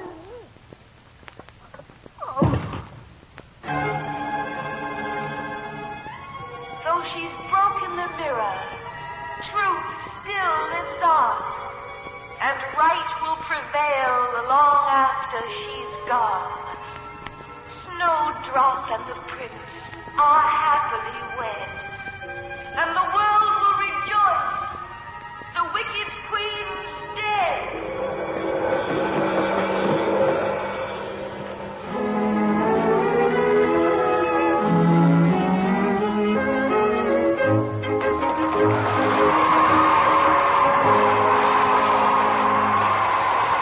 I hope you liked the story, Arlita and Gary. And now let me see. Oh, yes. How to get an autographed picture of Gramps, Tommy, and me. Just write a penny postcard or letter to Judy, that's me. Telling in 15 words or less why you like Let's Pretend. And we'll send you by return mail an autographed picture of Judy and Gramps and me. That's right. And be sure to send your request in care of Let's Pretend Armed Forces Radio Service, Los Angeles, USA. Gramps, will you do me a favor? You bet your boots, Tommy. What is it? A little friend of mine, his name is Jackie Turner, he wants to know if you tell his favorite story again. The one about Pete the Pelican? Oh, I sure will, Tommy. Now, are you listening, Jackie? Well, now, this pelican, Pete his name was. Gramps. Huh? What is a pelican? What is a pelican? Well, you know what a swan looks like, don't you, Tommy? Uh-huh. Well, a pelican looks something like a swan, only his neck is shorter and his beak is longer. And under this beak is a pouch in which he keeps the fish he catches. Oh, I see. You mean he... Huh? It's very simple, Tommy. Now, listen. When a pelican's flying over the ocean, he keeps his eye on the water below. And when he sees a fish swimming along, he real quick-like swoops down, scoops the fish up in his beak, but instead of swallowing it, he lets it land flop in this pouch I was telling you about. And then before the day's over, he has maybe, 10 fish or more to take home to his family. Oh, I see. Well, sir, Pete was a pretty happy pelican, and he used to sing this song. We find fish a tasty dish, me and my family. I can hold a lot in this pouch I got for my family. I go out and catch 'em, then straight home I fetch 'em to my family. Yes, sir, he was a nice daddy pelican, all right, and everything would have been fine, except for one thing. What was that, Gramps? Hobo the hawk. Hobo the hawk? That's right. You see, Hobo the hawk liked to eat fish, but he was too lazy to catch 'em for himself. That was just mite too much trouble for him. So he figured out a way to get fish without doing any work. Here's what he did. When he saw Pete coming home at night with a load of fish in his pouch, he'd fly way up above him, and then all of a sudden, without any warning, mind you, he'd zoom down at poor Pete, just like a dive bomber, and scare poor Pete out of a year's growth. Golly, Gramps, what did Pete do? Well, sir, Pete would open his beak to call for help, and just like that, Faster than you could say Jack Robinson, that old hobo hawk would grab a fish from Pete's pouch and fly away. That was a dirty trick. You bet it was. And old hobo would do it every day, too. Every day. And it used to make Pete so mad. Golly, I'd say so. And even though he spent a lot of time studying over this problem, he couldn't think of any way of getting back at Hobo the Hawk. Every day, just like clockwork, Hobo would scare him half to death and grab another fish. Well, didn't he ever figure out a way to get back at Hobo, Gramps? Well, yes, he did, Tommy, and here's the way it came about. One day, Pete, that is, he was talking to a lobster named Lester. And Lester the lobster said, I can live in water. I can live on land. I'm lucky that way. Wish I could fly like you. I'd like that. I'd like that. But, Lester, you know lobsters can't fly. I know that. It's absolutely impossible. But I'd like to. What are you thinking about, Pete? What, huh, Pete? What are you thinking about, Pete? Wait a minute. I just figured it out. I'll wait for you to fly, Lester. Oh, tell me. And you can also help me teach Hobo the Hawk a lesson. Oh, tell me. Well, sir, now this was Pete's plan. He would take Lester for a ride in his pouch, and he told Lester what he should do when Hobo the Hawk came along to get a free fish. Lester thought the idea was wonderful, and he quickly crawled into Pete's pouch. Then Pete spread his wings and soared up into the sky. He kind of opened his beak so Lester could observe the scenery. Sounds like fun. Oh, it was, Tommy, and Lester was having the time of his life.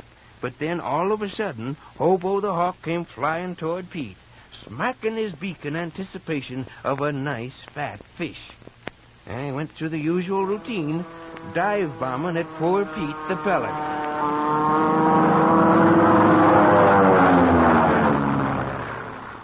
What happened this time, Gramps? Well, Pete opened his beak just like all the other times, but when Hobo poked his head in for a fish, there was a surprise waiting for him. Lester! Right! Lester the lobster threw his big green claws around Hobo's neck and held on tight. Hobo tried to fly away, but the weight of Lester around his neck made him top-heavy, and he zigzagged all over the sky trying to gain altitude. Oh, poor Hobo was so frightened and confused by what had happened to him that Pete the pelican felt sorry for him. And so did Lester the lobster, because after he thought Hobo had learned a good lesson, he released his claws and fell down, kersplash, into the ocean. Well, Hobo, scared as all get out by this time, turned tail and headed for home. And I'll bet he never bothered Pete the pelican again, did he, Gramps? No, sirree, Bob, he never did. And afterwards, when Hobo realized how silly he must have looked, bobbing up and down in the sky, trying to get his balance, with a lobster hanging onto his neck, he busted right out laughing. And then he went and apologized to Pete for taking fish that didn't belong to him. And Pete forgave him, and ever after that, they were good friends. Gee, that was swell, Gramps. Oh, it certainly was. But that's all we have time for now. So until next week, this is Judy saying so long for the whole gang. Good pretending. Sergeant Russ Thompson speaking. This is the United States Armed Forces Radio Service, the voice of information and education.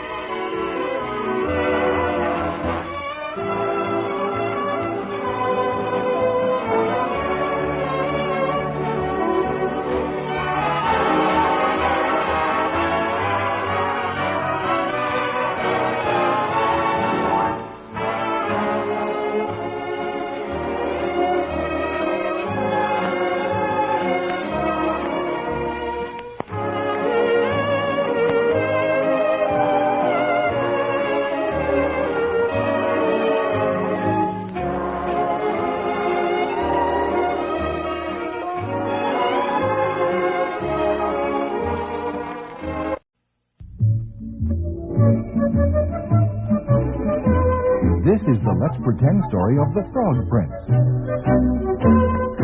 one, come all, the big and small, we're here with Let's Pretend. You laugh, you cry, and wonder why until the very end.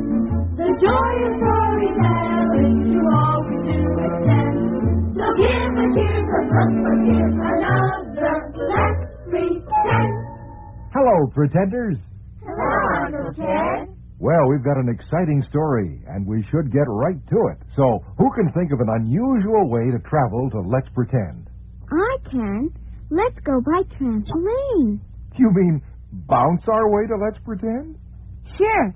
Trampolines are fun. All we have to do is keep bouncing until we get that one big bounce that will bounce us up and away. Well, why not? We can do anything if we try hard enough. So, one trampoline, please.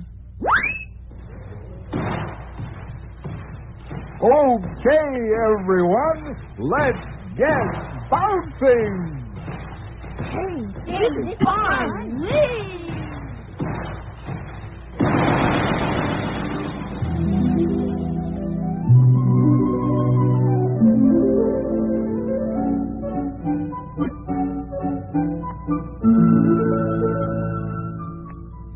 Once upon a time, when enchantments happened a lot oftener than they do these days, a certain kind and handsome prince named Bertram was on his way to pay a visit to a neighboring kingdom. He and his faithful serving man, Henry, were full of good cheer as they rode through the forest, quite unaware of the danger they were soon to meet. It's a great day to be out on a journey, isn't it, Henry? It is indeed, Your Highness. Why, even an old codger like me gets the notion he's a youngster again. Well, we won't overdo it today, even so, Henry. We'll stop early and ride on to the castle tomorrow morning. And we'll still be in plenty of time for the princess's birthday party. Aye, that's right. Tell me some more about the Princess Rosalie, Henry. You said she was beautiful as any maiden you'd ever seen. Aye, that she is, sire. With hair like spun gold and eyes like cornflowers. And does her disposition match her beauty, Henry? Is she kind and sweet-tempered as well as lovely? Kind and sweet as a princess should be, sire. And I'm thinking she'd be as fine a bride as anyone could hope for you, lad. What? Oh, now, see here, Henry. Who's talking about anything like that? Well, nobody right now, but I just have a feeling when you two meet, there'll soon enough be some talk about wedding bells. Stop! Do you hear me? I say, stop! Hark! Who's that? Good heavens. An old woman up ahead. Whoa, beauty, whoa. Stop! Stop where you are! Not an inch farther!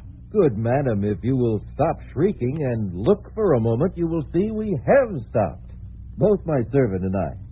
How can we help you? Help me? What makes you think I need help? See here, ma'am. Be a bit more courteous when you speak to His Highness Prince Bertram, if you please. Don't tell me how to behave. Don't tell me who he is, either. I know he's Prince Bertram, and he's staying right here in the forest with me. You can ride along now, old man. What? Get out of His Highness' path at once now. In this part of the forest, I give the orders, and I'm ordering you, Prince Bertram, to get down off your horse and come with me at once. Really, madam, I'm afraid I can't obey that request unless Your Highness, please, don't even speak to her, but let us ride on at once. This is no ordinary old woman, but a witch. Well, what a clever old man. She is. Look, her eyes flash red. They'll flash even redder if you don't dismount and come with me, Prince Bertram. For years I've been looking for a young, handsome prince to help me in my work. So quickly now. Up, Beauty. Come, Henry, you're right. Come on, Beauty. No, you don't. Let go of that bridle, old woman. Let it go. Come with me, Prince Bertram, or take the consequences. Never. I'd rather die than help a witch. Oh, it won't be such an easy choice. You won't die. One more chance, Prince Bertram.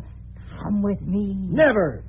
Then see how you'll like being a frog for the rest of your life. Amaranth. Amaranth. No, stop. Stop, you evil wretch. Oh, Your Highness, spare your horse. I can't, Henry. I can't move. Let it be.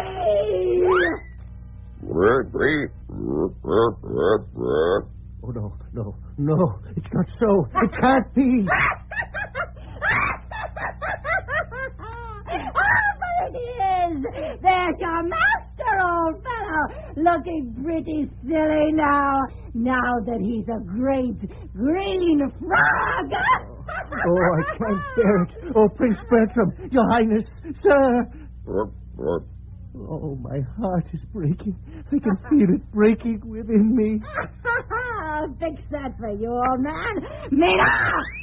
Ooh, what on earth? Thank me, old man. I wished an iron band around your heart to keep it from breaking.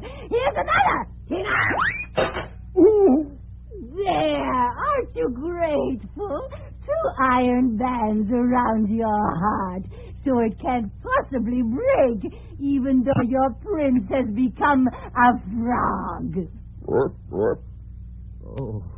Oh, my dear master, there must be some way to undo this enchantment. Only one way in all the world. But he'll find a way to undo the magic more miserable than staying as he is. Unless he wants to act as ugly as he looks. I'm thinking he'll stay a frog from this day on.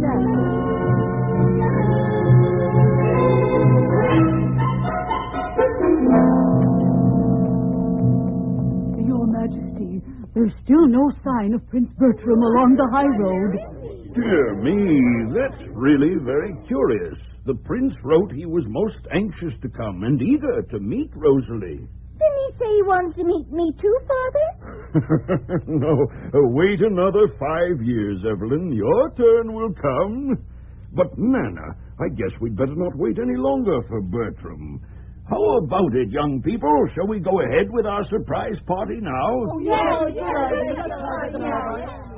All right, then, Nana. Will you go and get the Princess Rosalie and tell her, say we're ready for tea. Of course, Your Majesty. And remember, Nana, not a word about the surprise. My land, Lady Evelyn. Do you think I'd be giving it away now? I'll be back with the birthday girl in just a moment. Oh, dear, I'm so excited. Wait till she sees all of us crying surprise. And wait till she sees all the presents heaped up on the table here. There she is. Come in. Here I am, Oh, my goodness. Where did you all come from? Happy birthday from us all, daughter dear. And here are the presents, Rosalie. Don't you want to start opening them right away? Oh, go ahead, yeah. We want to see them, too. Which is the one from you, Father? The big one right here? Oh, how did you guess, Rosalie? Open it.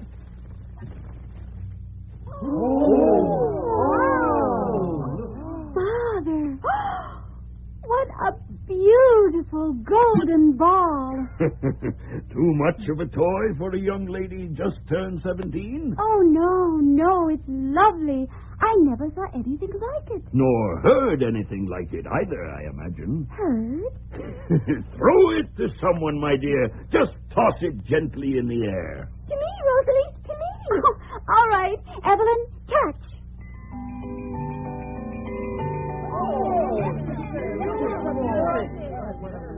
Father, it plays music. Oh, it's the loveliest thing in the world. Thank you. You're welcome, my dear. Now open my present. Oh, I'm going to open all the wonderful presents here. And then we'll all go out in the garden and toss the golden ball back and forth in the sunshine. Does that sound like fun? All right, but toss the ball back to me now, won't you, Evelyn? I can't bear to have it out of my sight for a minute.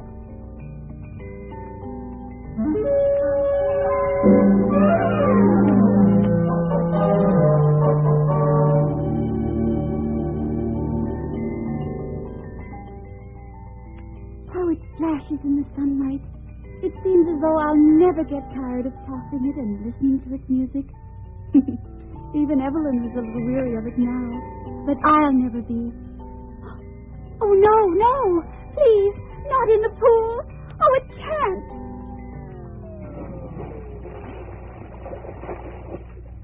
It fell into the pool, into the bottomless pool.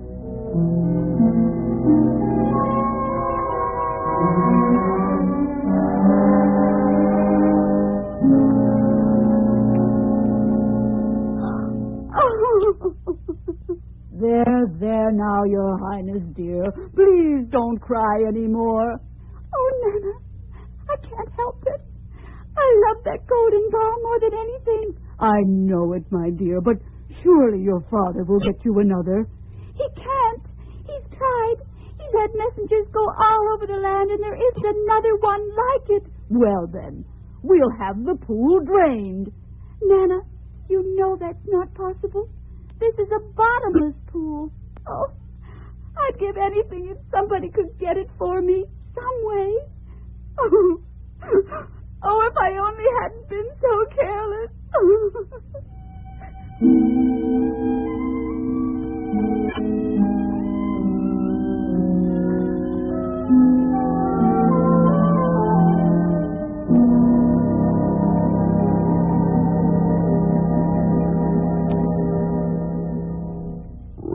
Ribbit.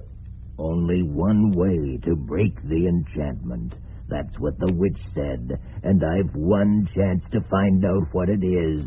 Ribbit? Ah, here at last, the Cave of the Winds. Ribbit. Who comes to the Cave of the Winds? Ribbit. It is I, good woman of the winds. I come seeking help.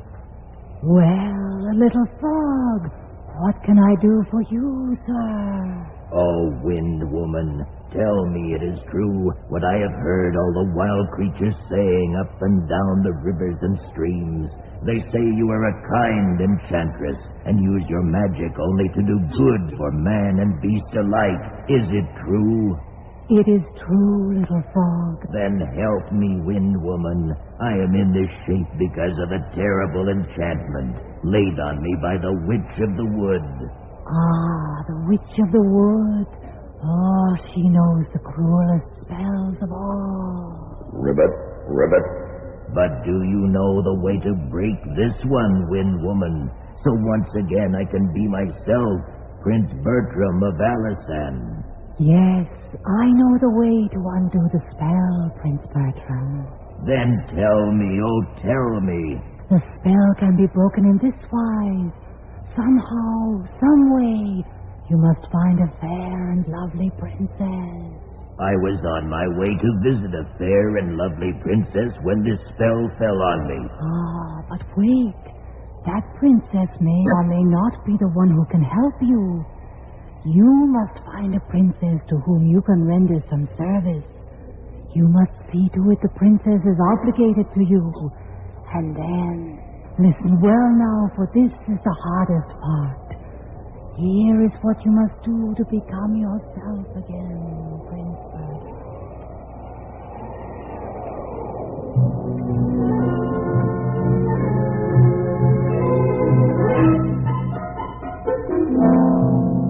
Princess Rosalie, it's a week now since you lost your golden ball in the pool here, and you can't go on like this, sitting here grieving your heart out. Come now, come back with me to the castle. Oh, Nana, please. At least I'm near to the spot where I lost it when I stay here by the pool. Very well. If you won't come in, then I shall bring some hot chocolate and honey cakes out here. And please, please don't cry any more. Don't cry. Oh, when it was my own fault. Oh, why? Why did I toss it so near the pool? Ribbit. Good luck for me that you did. Oh, who's that? Ribbit. It is I. But who? I see no one. Where are you? Ribbit. Here, at the edge of the pool. At the edge of the... But I see only a great green frog. Ribbit. Exactly. Oh, good heavens, it speaks. The frog speaks. How can that be? Never mind that. You'd like to have your golden ball back, wouldn't you? Oh, yes. Yes, more than anything. Oh, could you get it for me, Mr. Frog? Oh, yes, of course. Oh, wonderful.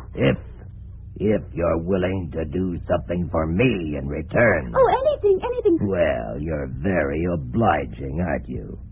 Still, I'll wager I could ask for something you won't want to do. Can I come live with you in the castle? Live in the castle? Why, of course. Why not? Eat off your golden plate. If you can bring back my golden ball, of course you can eat off my golden plate. Drink from your own silver cup. Oh, of course, of course. Oh, please, Mr. Frog, get my ball. Wait. May I sleep at night on your silken bed? Yes, yes. I told you anything. All right. I have your promise. Wait here. Ribbit, ribbit. He's jumped into the water. He's diving down, down. Oh, will he get it? Will he?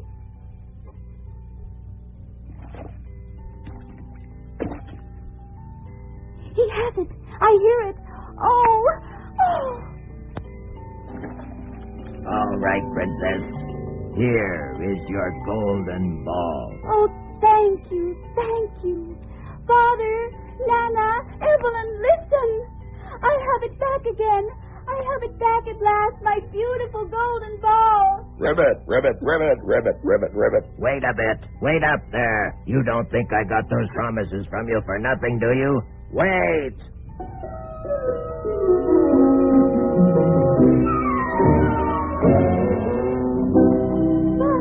Father, look, Nana. Evelyn, only look. Rosalie, we were just about to send for you. Dinner is ready, Your Highness. But look, listen. Your golden ball. Oh, you have it back. Yes. How on earth did you get it, daughter? I thought it was deep in the bottomless pool. The strangest thing, Father. An ugly old frog hopped out on the edge of the pool and said he'd get it. Ribbit, ribbit. A frog? A frog said he'd get it? Wait a minute. Listen. Ribbit, ribbit. Yes. What in the world is that? Why, it sounds like a frog. Oh, it is. Oh, and I'm a terrible person. I forgot all about my promise. Ribbit. Open the door. Open the door for me. Yes, of course, Mr. Frog, and I'm terribly sorry I ran off and forgot you. Ribbit. Oh, you are you? A frog that talks? How does it happen, Mr. Frog? Well, tell us. Ribbit. I'm not here to answer questions. I'm here to get what was promised. Yes, of course, Mr. Frog, and you shall. You see, I am grateful. Now, what all did I say I'd do? Yes, just what is all this, Rosalie? I take it you made some promise to the frog as a reward for getting your ball? Yes, Father. I said he could live in the castle with us, and, let's see. Eat from your golden plate, drink from your silver cup, sleep on your silken bed. So hurry up now. Put me up on the table. Well, please, Mr. Frog, you don't need to be so ugly about it. Yes, my goodness. You don't need to swell up and pop your eyes like that. Rosalie keeps her promises. Ribbit, ribbit, ribbit, ribbit, ribbit, ribbit, ribbit. Pick me up, pick me up. Please, don't hop around so. Oh, Father, look at him. I never dreamed he was this ugly. How can I bear to pick him up? What you have promised, you must perform. Oh, all right. There. But don't squirm, Mr. Frog. I'm putting you on the table. Right here, beside my own plate. Ribbit. All right. Put some food on it. And be quick about it. And where's your silver cup? I'm thirsty. My silver cup. Oh, yes, of course. Here, Mr. Frog.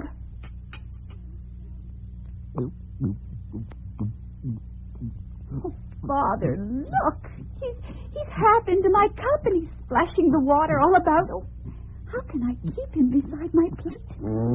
He is being as ugly as possible about it. But if you didn't intend to keep your promise, Rosalie, you shouldn't have made it. Put some food on your plate for him now.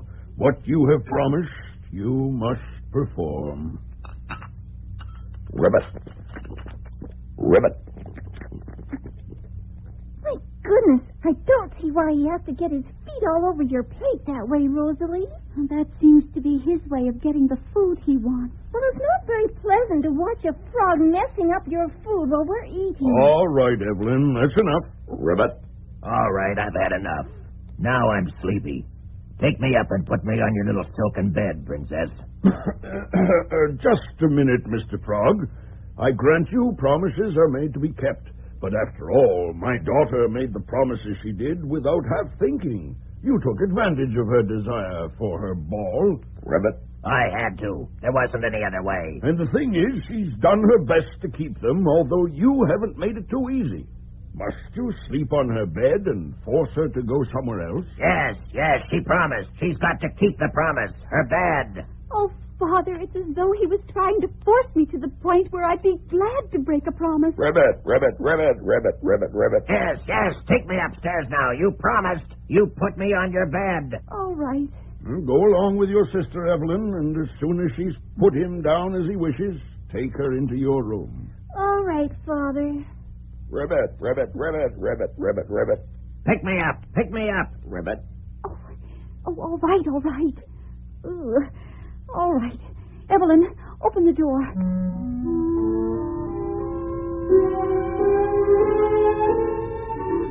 Ribbit. Well, here we are with that disgusting creature. Ribbit. Put me on your bed. Your pretty silken bed. Listen to him. Father, thank you for all you've done already. I made the promises. I have to keep them. All right, Mr. Frog. Here is my bed. No. Turn down the covers first. Fix it properly, you fool. Oh, enough. I've had enough. Turn down the covers, indeed. I never promised that. Fix it properly. I'm going to fix you properly. I'm going to... Rosalie, what are you doing? I'm getting rid of him. I'm throwing him just as far as I can and just as hard as I can. Rosalie! Rosalie! Oh, what's happened? Good heavens. Please don't be afraid, Princess. A handsome young man standing there right by the wall where you threw the frog. Where did you come from? I threw a terrible croaking frog against the wall, and suddenly the frog is gone, and you're there. Where did you come from? I was the frog, Princess. But now, thanks to you, I'm released, and myself again. And now, will you please forgive me for acting so horribly? He was the frog. It's magic. That's right, Lady Evelyn. It was magic. Terrible magic. A wicked witch enchanted me because I wouldn't do her bidding.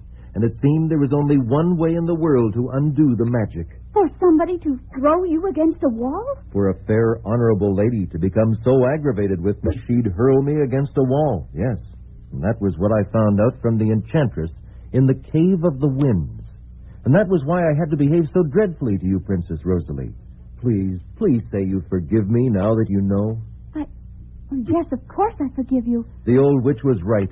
It was harder to keep acting rudely to you than to stay a frog. I thought you'd never lose your temper, dear Rosalie. Father's taught us we must always keep promises. That was the real trouble. Yes, and he's right, of course, in most cases. But sometimes when a foolish promise has been forced from you, it's better to break it. Yes. What will Father say to all this? Oh, we must take you to him at once. Oh, yes, of course. Come, Prince. Oh, my goodness, but I don't even know your name. I am Prince Bertram of nearby Alisande. Prince Bertram?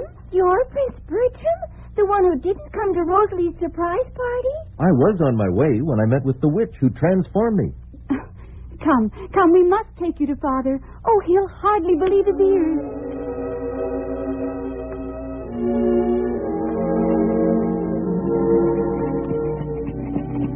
Just one moment now, and we'll be turning in the gate, Rosalie. It must feel wonderful to be coming home again, Bertram. I never dreamed of such a homecoming, with the loveliest princess in all the world beside me as my bride. Here we are. Now for the moment I've been waiting for, putting faithful old Henry's heart at ease about me. Come, let me help you down, dearest. Yes, and then do go find Henry right away. Who's there? Who's there? Look, there's Henry now. Henry! Who is it? Who comes? The master's not... Oh, no. No, I'm dreaming. No, Henry, you're not dreaming. It is I'm myself again. Prince Bertram, Your Highness, oh, Master, sir. Oh, you can't guess how glad I am to see you again, either. It's just my heart. It's been locked in iron bands since the evil day you were enchanted. It's swelling inside me. Good heavens, what's that? The iron bands that wicked witch put around my heart are breaking. They're gone. Not needed anymore. My master is himself again, safe and sound. And even happier than ever before. Oh, look, Henry, I want you to meet my bride and the new Queen of Alisande. The Princess Rosalie. Oh, ma'am, is it true? You're married to His Highness? I couldn't have hoped for anything better. All right then, Henry. Lead the way into the castle. The master and his bride have come home to live happily ever after.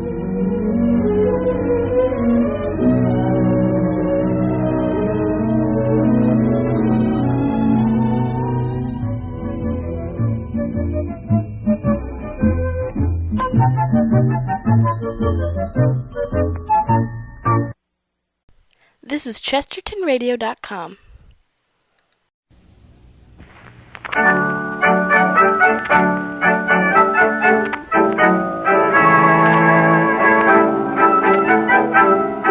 The Columbia Broadcasting System presents Nila Mack, Let's Pretender.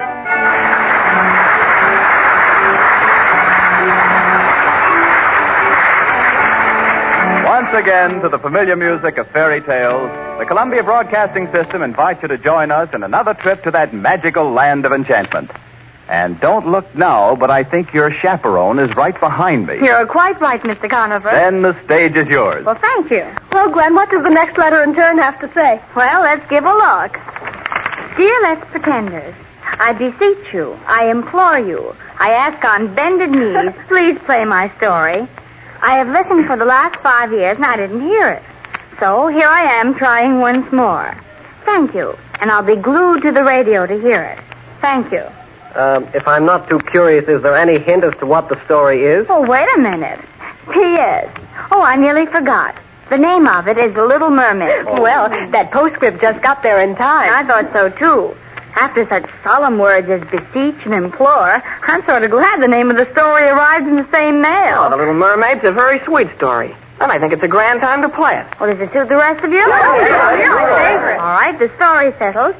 Now then, Daisy Alden, suppose you say how we'll travel today. Well, how about everyone having his own horse, and then we'll gallop all the way? Well, if the horses can take it, so can we. All right, horses for 1, 2, 3, 4, 5, for 9. Come on in, magic wand. 1, 2, 3. Straight up Fifth Avenue, through the park to Let's Pretend. Stop at the shore by the Little Mermaid. Let's go!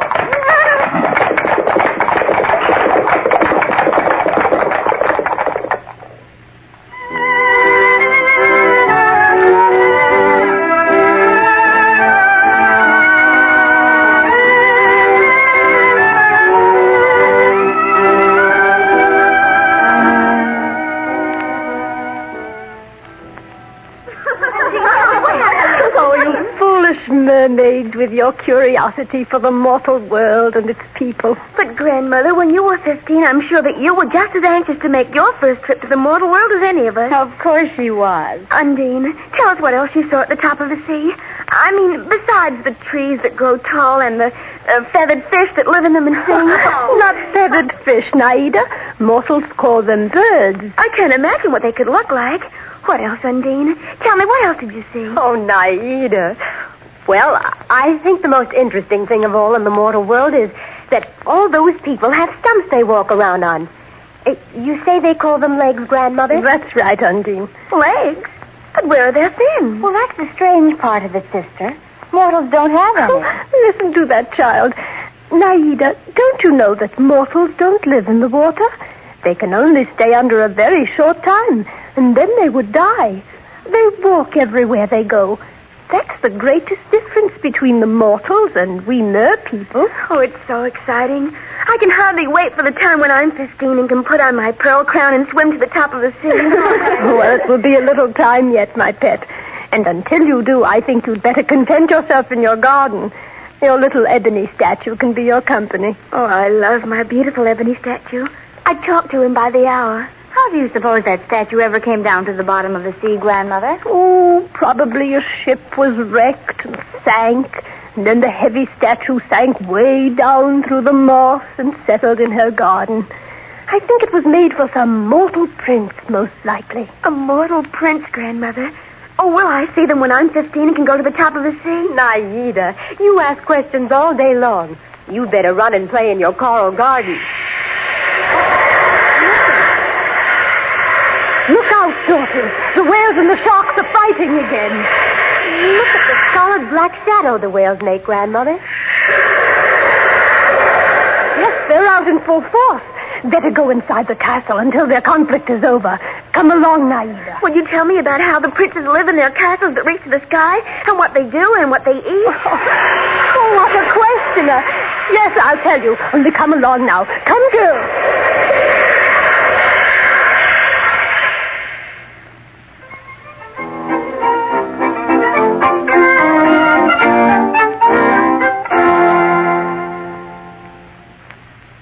Now, my dear Naida, here is your birthday gift, your crown of pearls. Oh, it's lovely, Grandmother, just lovely. And so our baby is 15 today. And isn't she pretty, sister? Oh, she's yes, beautiful. And now, Grandmother, is it time for us to swim to the top of the sea? Yes, Naida. Undine, are you ready to go with her? Yes, Grandmother. Oh, wait, Naida. You must have 8 oysters clinging to your train. But they'll hurt me. Nonsense. One must endure a little pain for looks. You must wear them. Every princess mermaid does. Why, I have worn 16 of them day and night ever since I became queen. You're going to have your hands full today, Undine. I know it, Lolita. Watch her, Undine. Don't let her swim out of your sight. I won't, Grandmother. Oh, be back in time for the goldfish pageant in your honor, Naida. I will, Lolita. Goodbye, my princesses.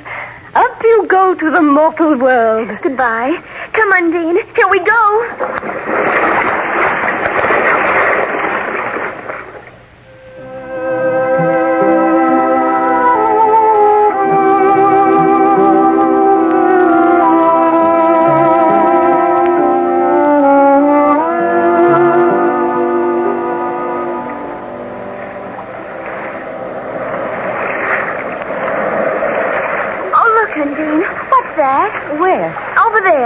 Wait until this big wave goes over. There. See it? Oh, that's the ship like Grandmother was telling you about. Listen, you can hear mortal sounds coming from it. Oh, how thrilling. I'll see my first mortal. Let's swim over to it and look into the windows, Undine. Well, if you promise not to go too close. You know, no mortal must look upon a mermaid. Why? Because it could only lead to disaster. I don't see just why.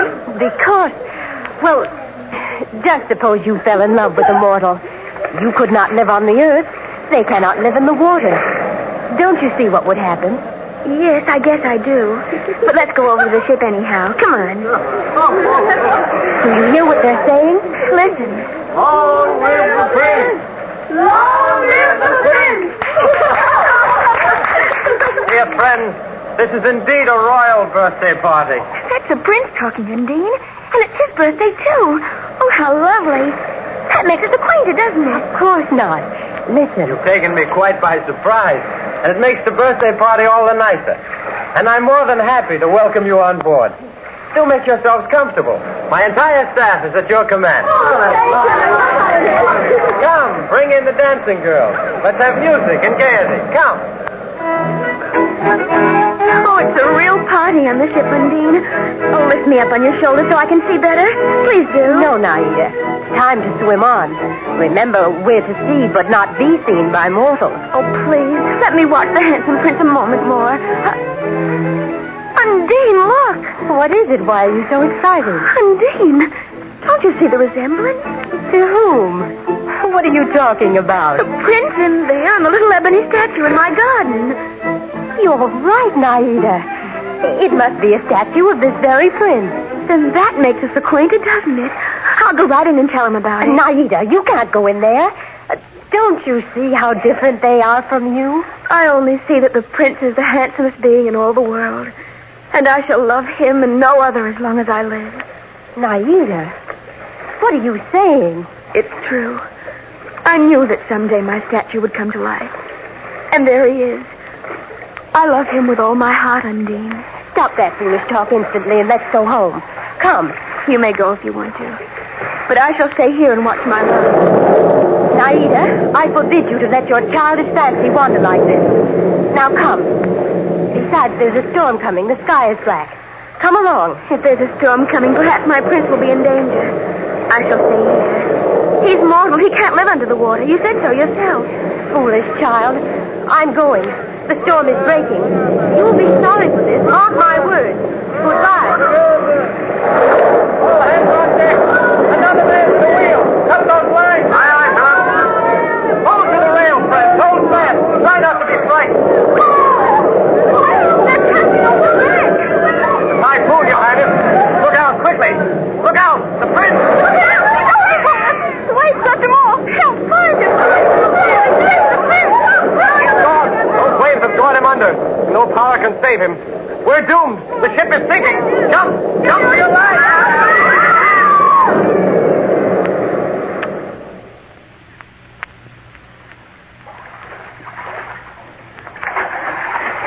There, my prince. There. You're safe now. See? I have you on the shore. Oh, open your eyes. Your lips are so blue and cold.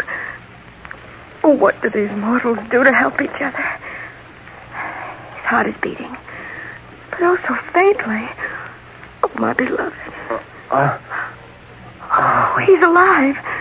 Open your eyes, my prince. Hello! Hello! Oh, thank heaven. Some mortal is coming to your aid, my dearest. They mustn't see me. Why can't you speak to me? If only I could take you to my castle under the sea. But Grandmother says mortals can't live there. Farewell. I leave my heart with you. Goodbye, beloved. Goodbye.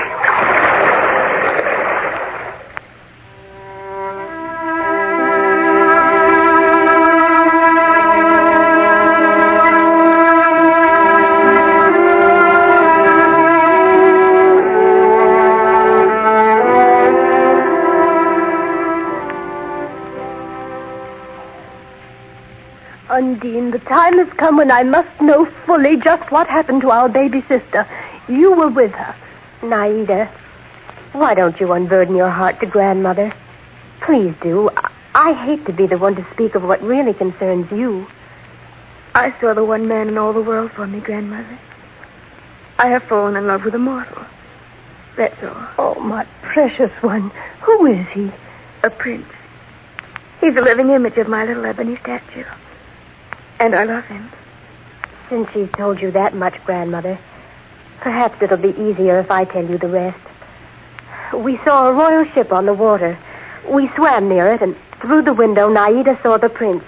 I begged her to go away. I scolded her, knowing it'd only bring sorrow, but she didn't even hear my voice. I see. Then, Naida, what happened? The storm broke. The ship went down. The prince was swept overboard. He was just about to sink forever when I reached him. I carried him to the beach. Heard voices coming. So I kissed him goodbye and came home. And since then you haven't eaten or slept. Oh, darling, what will become of you? I shall live out my 300 years and then become foam upon the water. And I wish it could be today. Oh, there, my dear. Oh, my poor little Naida.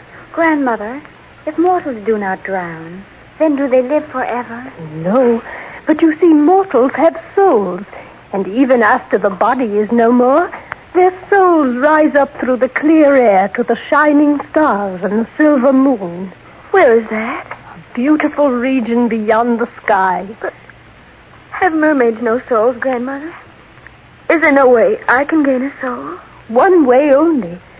If a man should love you so dearly that he forsook family, friends, everyone for you, if he took your hand in his, and before the holy man promised to be true to you forever, then his soul would divide itself, and part would become you, which he would cherish and guard all his life as a part of him. And then you would have a soul. Could I make my prince love me like that? No, Naida. cannot be. He is of the mortal world, and you are a mermaid. Your life is below the sea. Try to forget him, my dear. I'm truly sorry, dearest, but that is best. Thank you for your understanding, Grandmother. If you'll excuse me now, I'd like to be alone in my garden. I have a plan. I want to think about it. Please let me go. Alone.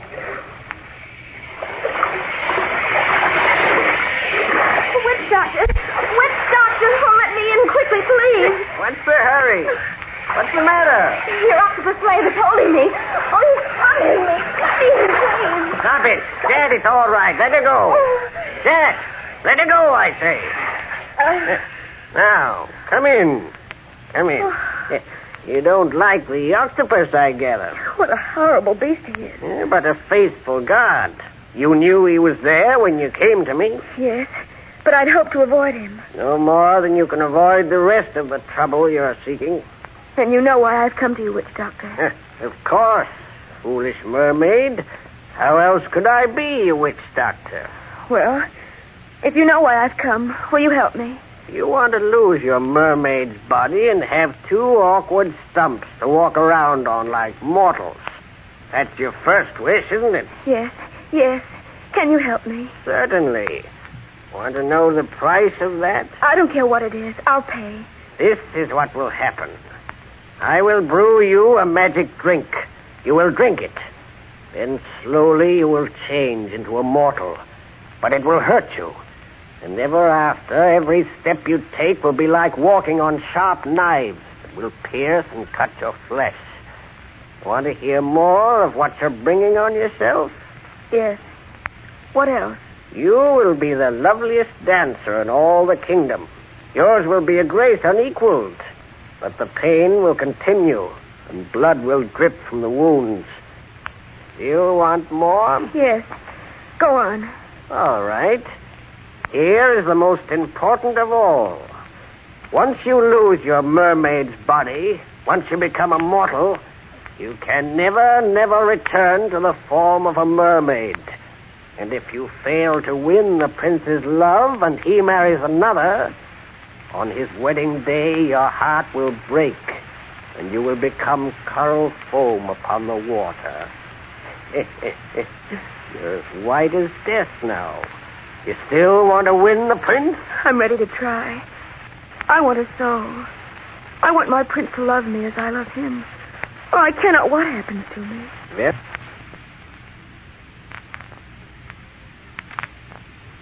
Very well, then. I charge for this, too. Know my price? No.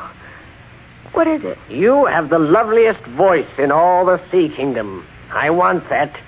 You must leave that here with me. But how can I hope to win the love of my prince without a voice to tell him how I adore him? You have eyes, haven't you? You have arms. You will dance. You can make him understand through these, can't you? I don't know. I can try. It's your only chance. For that's my price. Very well, then. I'll pay it. All right. This flask contains the magic brew. Swim to the castle of your prince. Then drink it. Be prepared for constant pain when you walk or dance. And now, another magic potion. Drink this one now, or it takes your voice from your throat and gives it to me. Come, my price, pay it. Oh, angels in heaven, help me. Farewell, my voice. Give me the magic potion. And now, with my last words, I drink to you, my beloved, the prince of my heart. And so I have your voice. Now then, mortal woman, on your way, and good luck.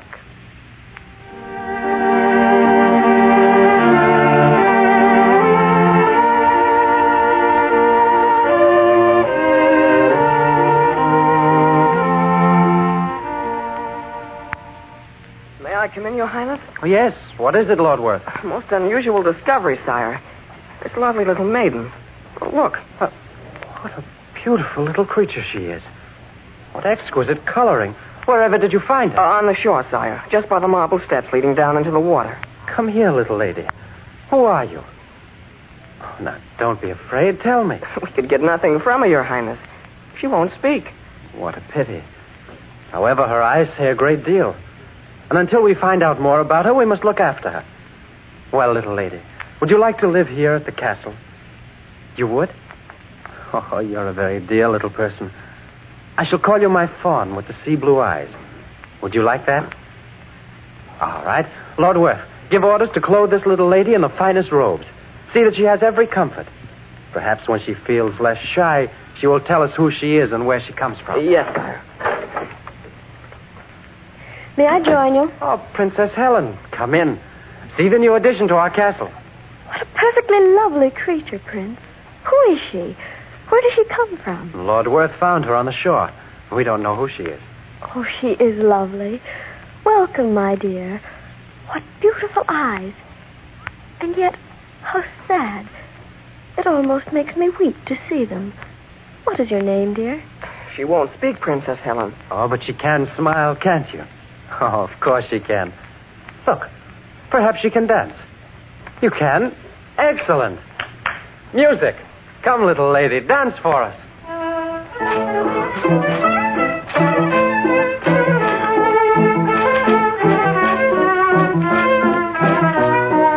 How exquisite. I've never seen such dancing. Nor I.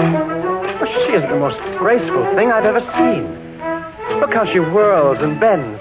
And the motion of her arms. It's like the sea moss floating on the waves.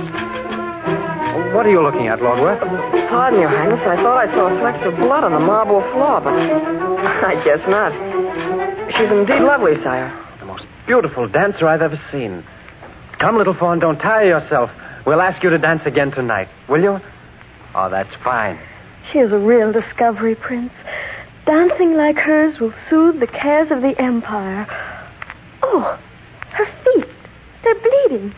Lord Worth, that was blood you saw. Little lady, come with me. Let me see that you're taken care of. Come, little lady. Her feet bleeding, and on her face the sweetest smile I ever saw. What? Worth, it's almost as if she were of another world. Another world, Your Highness? I think she surely is.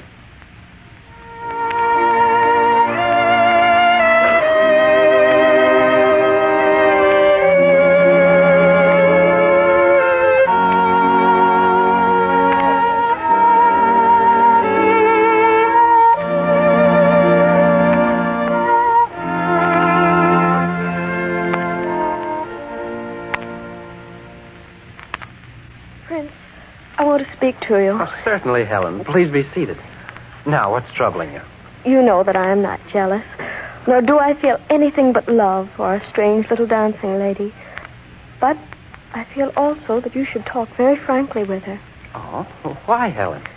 Surely you've noticed her adoration for you. Oh, yes, of course. But it is only as a devoted dancing slave.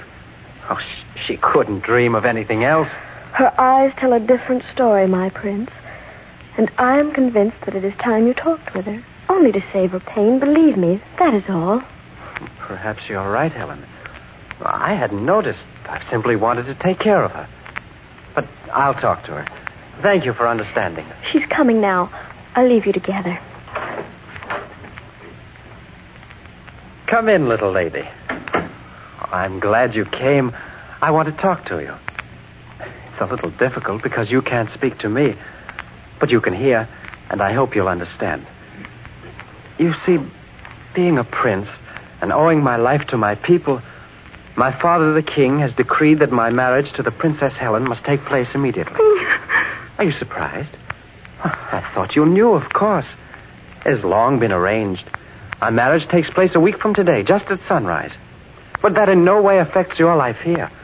The princess loves you devotedly, as do all of us.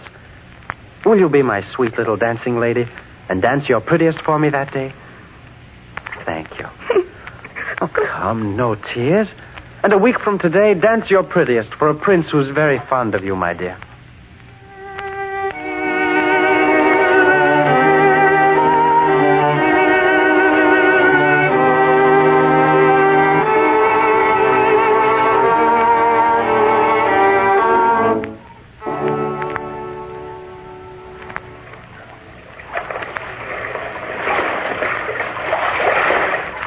Lolita, there's Naida. Where, Undine? Up on the balcony. Naida! Naida, look. Down in the water, dearest sister. Your sisters. Here we are. Oh, Naida, we know. Grandmother went to the witch doctor. He looked into his magic pearl and saw your heart breaking. And he told us he'd taken your voice. Can't you say one word, darling sister? He told us of the wedding that takes place at dawn today. He said you'd failed to win the prince, and at sunrise you will die. Is it true? Oh, Naida, this is the saddest day of our lives. Farewell, dear sister. Farewell, Naida. Farewell. Little dancing lady, where are you? Oh, here you are on the balcony. Watching the sunrise over the water? We've been looking for you. Come into the ballroom. The wedding is over, and now you must dance as you promised. Music for the loveliest dancing girl in the world.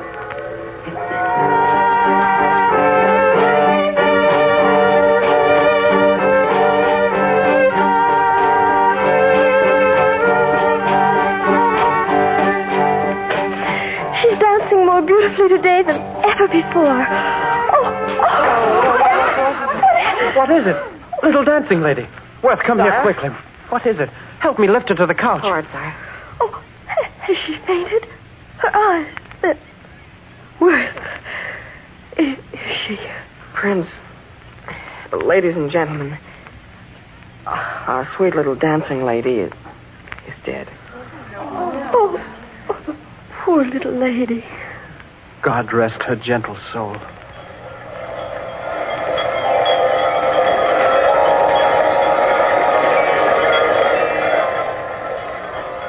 Naida. Naida. Come, Naida. Open your eyes, little one. Arise, Naida. Where am I? Once more I can speak. And there's no pain. No pain at all. To whom have I come? To the land beyond the sky and the stars, Naida. Welcome. Who are you? We are known as the daughters of the air. Through good deeds we gain our souls. Your happiness is yet to be. How, daughter of the air? Unseen, we of this land beyond the sky are permitted to enter the houses of mortal men. When we do good deeds, the guiding spirit shortens our time of trial. Then, someday, I too will gain a soul. Even so, Naida. And you say we may glide unseen into the homes of mortals? It is true. Oh, then I wish... You wish what, little one? Oh, may I? May I just once glide unseen into his home, kiss him and his lovely bride, and give them my blessing? Naida, through this unselfish wish, your term has been shortened 200 years. And behold, your soul is born.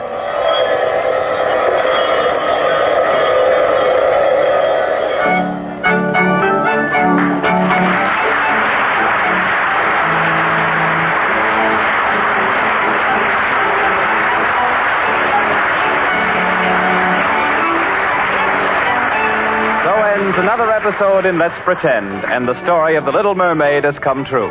Was it your favorite story? If not, write us and we'll try to make it come true. Would you like to see the broadcast? Then write for passes.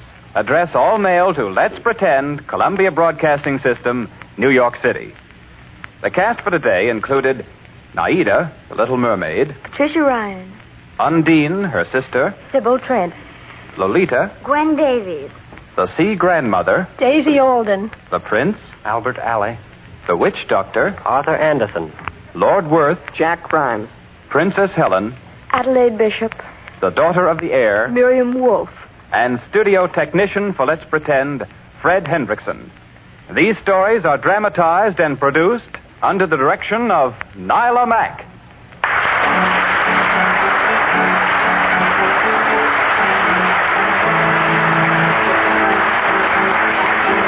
Have your Let's Pretend radio parties ready for next Saturday at 11:30 Eastern War Time. Until then, this is Hugh Conover saying goodbye. Your home for podcasts of works by G.K. Chesterton, plus drama, comedy, mystery, science fiction, big bands, and much more. The soundtrack to your Chesterton day at chestertonradio.com.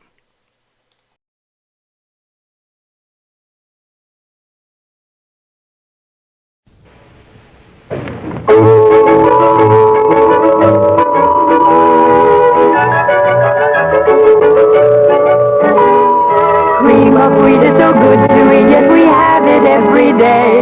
We sing this song, it will make us strong, and it makes us shout, hooray! It's good for growing babies and grown-ups too to eat. For all the family's breakfast, you can't beat cream of wheat.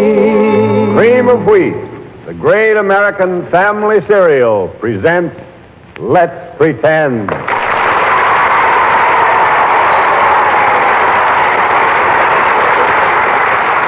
Thank you, audience. And hello! Do you want your story?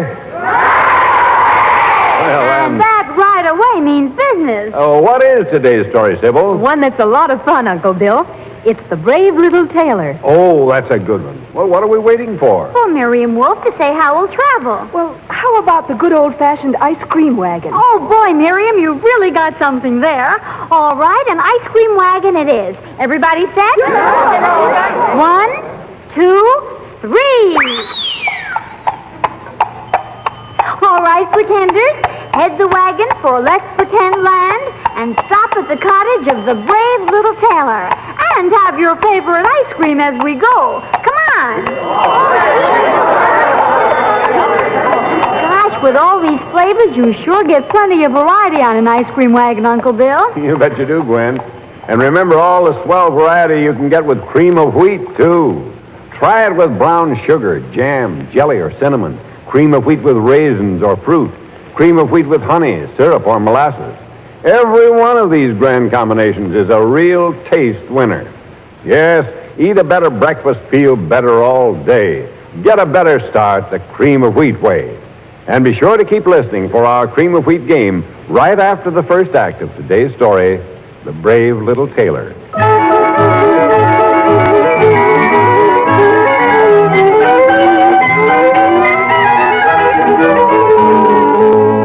Once upon a time, in a distant land beyond the mountains of marble, giants stalked the forest, keeping all the people in constant fear of their lives.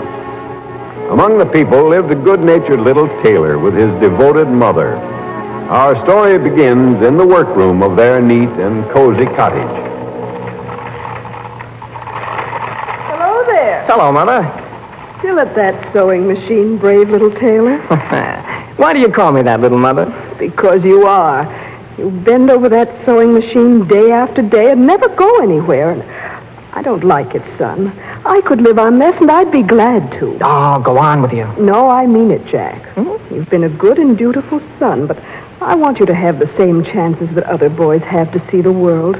Now, think it over. I will, Mother. And in the meantime, will you fix me a great big slice of bread and smother it with jam, please? Indeed, I will. Want the window closed? No, it's warm out. Leave it open. All right. Say, Mother, this is a pretty handsome waistcoat, isn't it? Oh, indeed it is. And rose satin, my favorite color, too. Here's the bread and jam, Jack. You better eat it right away, though. Yeah, just a second, Mother. I want to finish this hem first. The basting threads come out. Well, hell now, hey, get away from that. You'd better get. To whom are you talking? 2 snoopy flies buzzing around my bread. Hey, they're ganging up on me. They'll beat you to that jam yet. Yeah, let them try it. Oh, by gee whiz, golly, that's too much. And don't say I didn't warn you. What happened? Well, when 7 of the pesky critters hopped on all at once, it was just plain too much. So I got all 7 with one blow. 7 at a blow. Well, now, you're quite a courageous fighter. Mother. Hey, That gives me an idea. Here, take your scissors. My scissors? Mm-hmm. Now, do you see the sign? Yes. Well, look, cut out the word blow. Blow? Mm-hmm. And then, look, here's the word one. I see it, Jack. But No, wait a minute. There, you see the line, on the seventh day? On the seventh. Yeah, we'll take the word seventh and cut off the T-H. Well, what on earth for, Jack? Never mind, cut them out. Oh, here, I'll help you. Jack, have you lost your mind? No, I've just found it. Mother, you wanted me to have adventure. All right, I'll try it. But I must go properly heralded. Now, have you got those cut out? Yes, here they are. What are you going to do? I'll show you. Give them to me. Now that strip of red ribbon there. Here it is. Huh? Oh, I begin to see. Well, I thought you would. 7 at 1 blow. Oh, Jack, you idiot. What do you intend to do with it? Well, Mother, I shall tie this ribbon across my chest. And when I go forth, all the kingdom shall know what a fighter, what a soldier I am. I'll pack my knapsack, Mother, and wish me luck. Hey, Jack, where are you going? Tomorrow I shall take your advice and start out to see the world.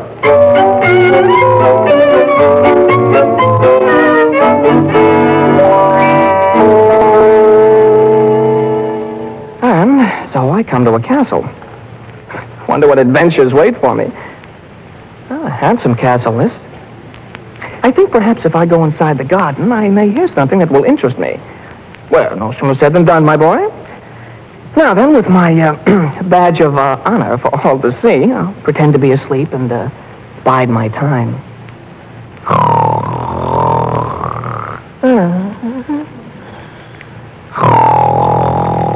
I said to him, I said, maybe you think you could do better. Hello, who have we here? What's this? Hey, there, read this. 7 at 1 blow. My word, here is a man. What do we do? Well, he can't sleep here, but we'd better be careful how we handle this gentleman. One who kills 7 at a time could be difficult. Well, soldier, what do you do here instead of guarding the entrance to the castle? Your pardon, Prime Minister, but we just stumbled across this gentleman, and we were at a loss to know what to do. Why at a loss? What do we generally do with intruders? Throw him in the dungeon and... What does this say? 7 at 1 blow. What do we do with him, sire? We wake him very gently. I beg your pardon. Good afternoon, Prime Minister. Oh, good afternoon, Princess Germaine. My goodness, you look disturbed. Anything wrong? Pardon me, Your Highness, but it is a man asleep. Oh, let me see him.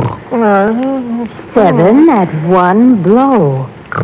My goodness, he must be very dangerous as well as good-looking. That is to say, isn't he?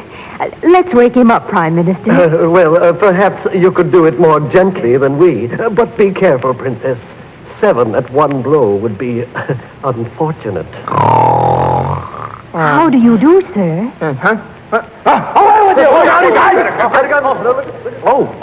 Oh, I beg your pardon, miss. Oh, my goodness. I seem to have fallen asleep. I hope I didn't inconvenience anyone. Oh, not at all, sir, not at all. Prime Minister Germaine, are you holding a conference? Oh, Your Majesty, I didn't see you coming. Hello, Father. Pardon me, did I hear you say, Your Majesty? Where in the world am I? I was about to say, sir, His Majesty the King. What is your name, if I may inquire? My name is Jack. Jack, Taylor, Your Majesty. Her Royal Highness, the Princess Germaine. Mademoiselle. 7 at 1 blow. Well, Mr. Taylor, I'm profoundly impressed. You must be quite a fighter. Oh, well, I can take care of myself, I guess. Prime Minister, Yes, sire. here is a man our court needs. I was thinking that too, sire. Mr. Taylor, Sir? Are you free, sir, to serve under the banner of His Majesty the King? I do hope you are. If you were here, I should feel so secure from our enemies. Oh, Princess, you have no enemies? Nicely said, Mr. Taylor. But we have. Say you will remain here and be a soldier of the King. I could refuse you nothing. Your Majesty, I shall be most happy. From this moment, sire, at your service.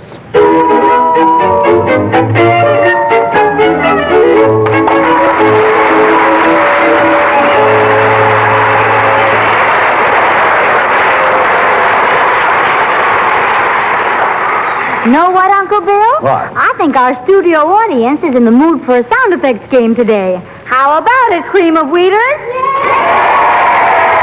Well, Gwen, I guess that makes it unanimous. Okay, I tell the story, audience, and when I give the signal, you help out with the sound effects. Now, here goes. This is the story of Lazy Louie, the slowest, shufflingest, laziest boy in the neighborhood. He'd lie in bed on nice summer mornings and listen to his friends outside calling him out to play, like this. But rather than get up, he'd just stay in bed and sleep, like this. But one day, Lazy Louie found a mighty good reason for getting up. He got dressed and rushed downstairs, like this. And he found a big bowl of smooth, delicious cream of wheat waiting for him at the table. Well, sir, Louie took one taste of that super tempting cream of wheat, and he gave 3 cheers like this. And then Louie began stoking up for action with that enriched 5-minute cream of wheat. He got lots of food energy to help him get up and go. He took on iron, calcium, phosphorus, vitamin B1. All that wonderful nourishment together with an out-of-this-world flavor that found him fairly whistling with joy, like this. And now the moral of our little story is this. If you want a lot of live wire, up-and-atom food energy and a flavor that really hits the spot like this, just put in your bid for cream of wheat. The big family-sized package of either enriched 5-minute or regular gives you 40 generous servings at a cost of less than a penny a bowl. You bet, pretenders. It's way up in flavor. It's way down in cost. It's plenty smooth.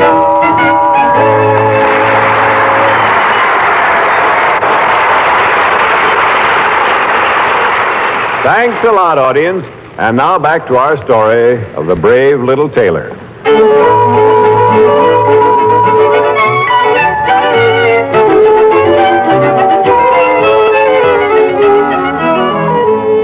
We find Jack, the brave little tailor, firmly established in the court of the king.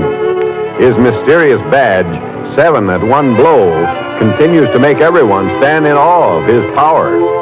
Everyone, that is, but the lovely Princess Germaine. Our scene opens in the throne room of the king, where His Majesty and the princess are listening to the knights talking. Peace, noble knight. Be still. You'll drive me mad with your incessant talking. But your Majesty, silence. We'll take you one at a time. Now, Sir Falmouth, what's your grievance? This Jack Taylor, Your Majesty. I knew it. That man arrived at this court 6 months ago, and I haven't had one day's quiet since. All right, what's he done to you, Falmouth? What hasn't he done, Your Majesty? Well, the first thing on the list, then. Out with it. He bullies us, Your Majesty. Now, why do you let him? Well, because of his badge, sire. That 7 at 1 blow, sire. The other knights don't dare to call their souls their own. Oh, I've never seen him when he wasn't in the best of good humor. Well, now, Prime Minister, what's your trouble? Did you confer with the treasurer regarding the costs of the new stables? Well, sire, yes, I did. Good. But I didn't ask audience to discuss that. Sire, what I especially wanted to discuss was another matter.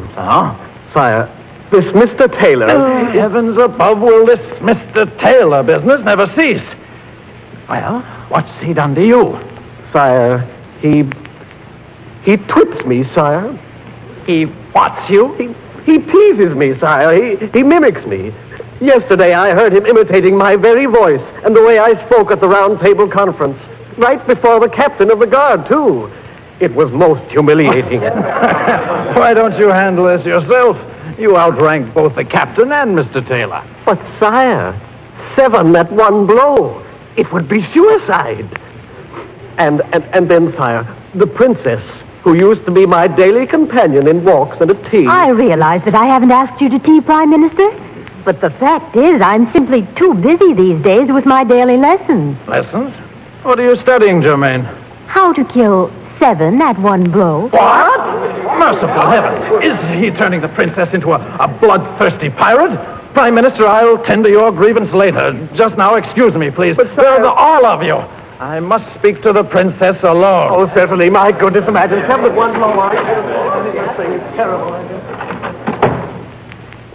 Now then, what in the world did you mean? Father, I'm very much in love with Jack. I've told you so before. A common tailor. He isn't common. Besides, tailoring is an honest trade. And no matter what he is, he's a fine man. I love him. And we want to be married. Married? Married to a man who kills 7 men at one blow and who's now teaching you wholesale slaughter? Father, it's not as bad as it sounds. I don't know how it could be worse. Oh, good morning, Your Highness. Hello, my dearest. Have you told your father about me? She told her father about you. The whole world has told her father about you. Well, I'll be fair. But you must prove your worth. Gladly, sire. For the hand of my princess, anything. Well, what would you have me do? Our kingdom has been terrorized by the Copper Giant and his brother Hans long enough. Mm-hmm. If you're bent on killing 7 at one blow, suppose you tackle those 2. If you do away with them and rid our country of their evil deeds, then I shall consent to your marriage with my daughter. But, Father, that means terrible danger. Jack against those 2 huge giants? Copper Giant and his brother Hans, eh? Do you know them? Well, I know of the many wicked things they've done. Yes, I'll be very glad to settle the score with them. They should be done away with. But for Jack to risk his life... Oh, dearest, think no more about it. After all, didn't I kill 7 at one blow? What's a couple of giants to me? Very well, my high cockalorum. Tomorrow we shall see just how much of a man you are. Oh, certainly, sire.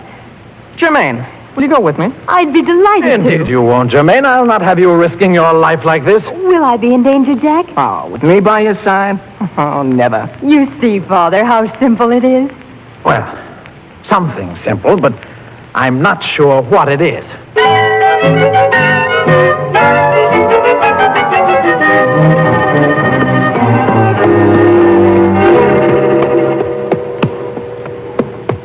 Germaine, do you think your father and his courtiers will wait on the other side of the hill as we asked them to? I think so.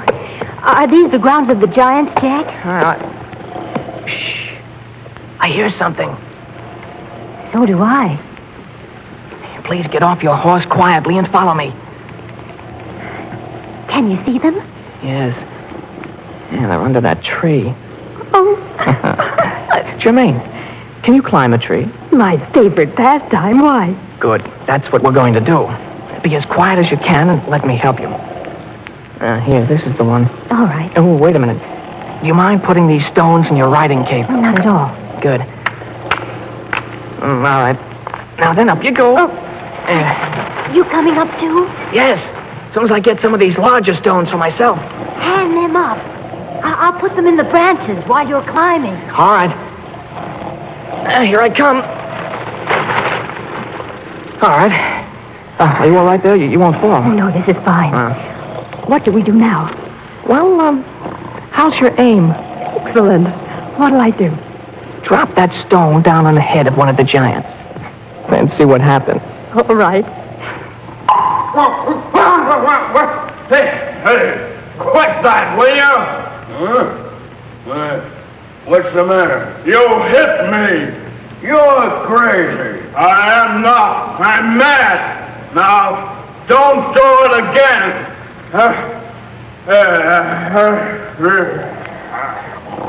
Throw one on the other giant now. Hey! What's the matter with you? Oh, be quiet, will you? Quiet! Either quit smacking me on the head or go someplace else to sleep. Oh, go run around the block. Now for a bigger and better rock. I'll get a good hold on the tree, and then I'll let him have it. Well, now, by all the cross I had of Christendom, that's enough! Oh! Oh! How do you like that, fatso? I'll show you how I like it, blubber push. Oh!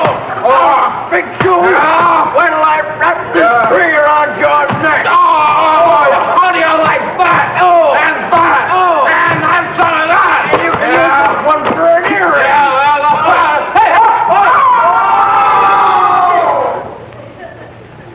Well, they've rolled over the cliff and chopped down those stones below.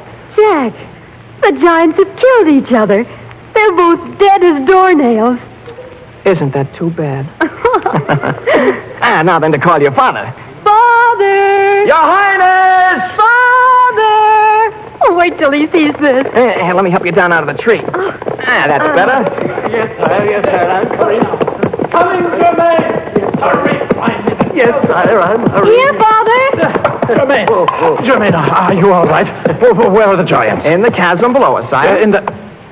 Well, by my sword, they're both dead. Quite, sire. Quite. You killed them, Jack? Well, you see them, sire. Who would have believed it? Why, I would. Now will you consent to our marriage, Father? Oh, your majesty, do. I'll do my best to be worthy of her. I swear it. Well, you're a very brave man, Jack. But if you marry my daughter, you'll have to mend your brutal ways. You mustn't ever kill 7 men at one blow again. But, sire, I never did. Your crest says 7 at one blow. Ah, but, sire, they weren't men. Not men. Then what were they? Flies. Flies? Flies? Flies. But you said they annoyed you. Well, believe me, they did, Minister. They pounced on my bread and jam. Oh, it was most annoying. And that's all you ever killed? And you had everybody in the kingdom terrified of you? Well, sire, that's the way things happen sometimes. That's the best joke I ever heard. My daughter is safe with you, Jack. I gladly give my consent. Princess, at your service. Bless you, my children. Prime Minister. Yes, sire. 7 at one blow. Flies, Your Majesty.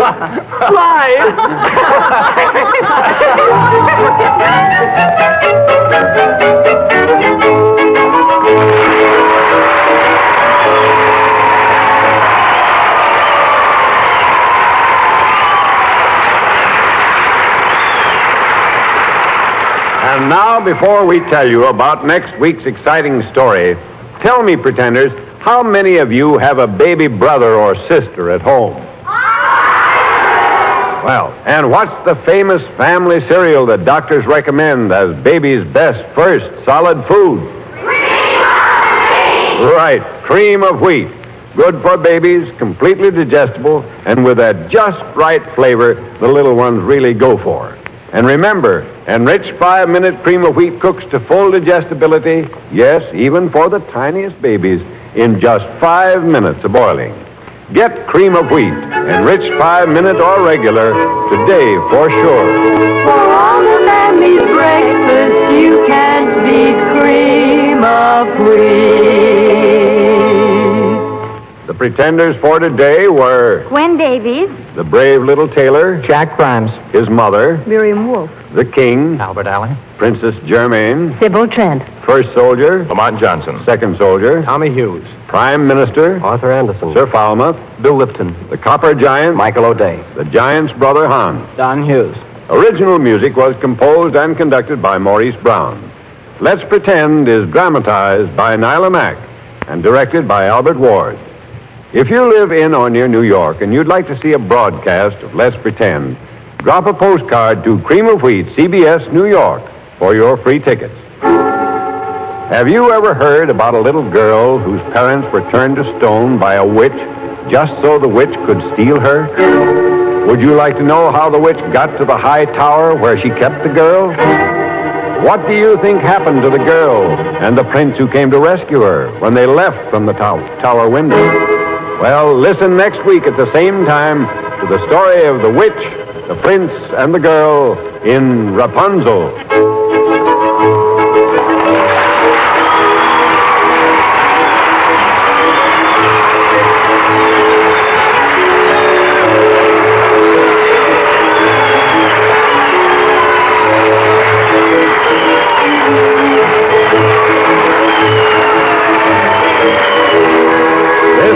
Bill Adams saying, remember to eat cream of wheat, the great American family cereal.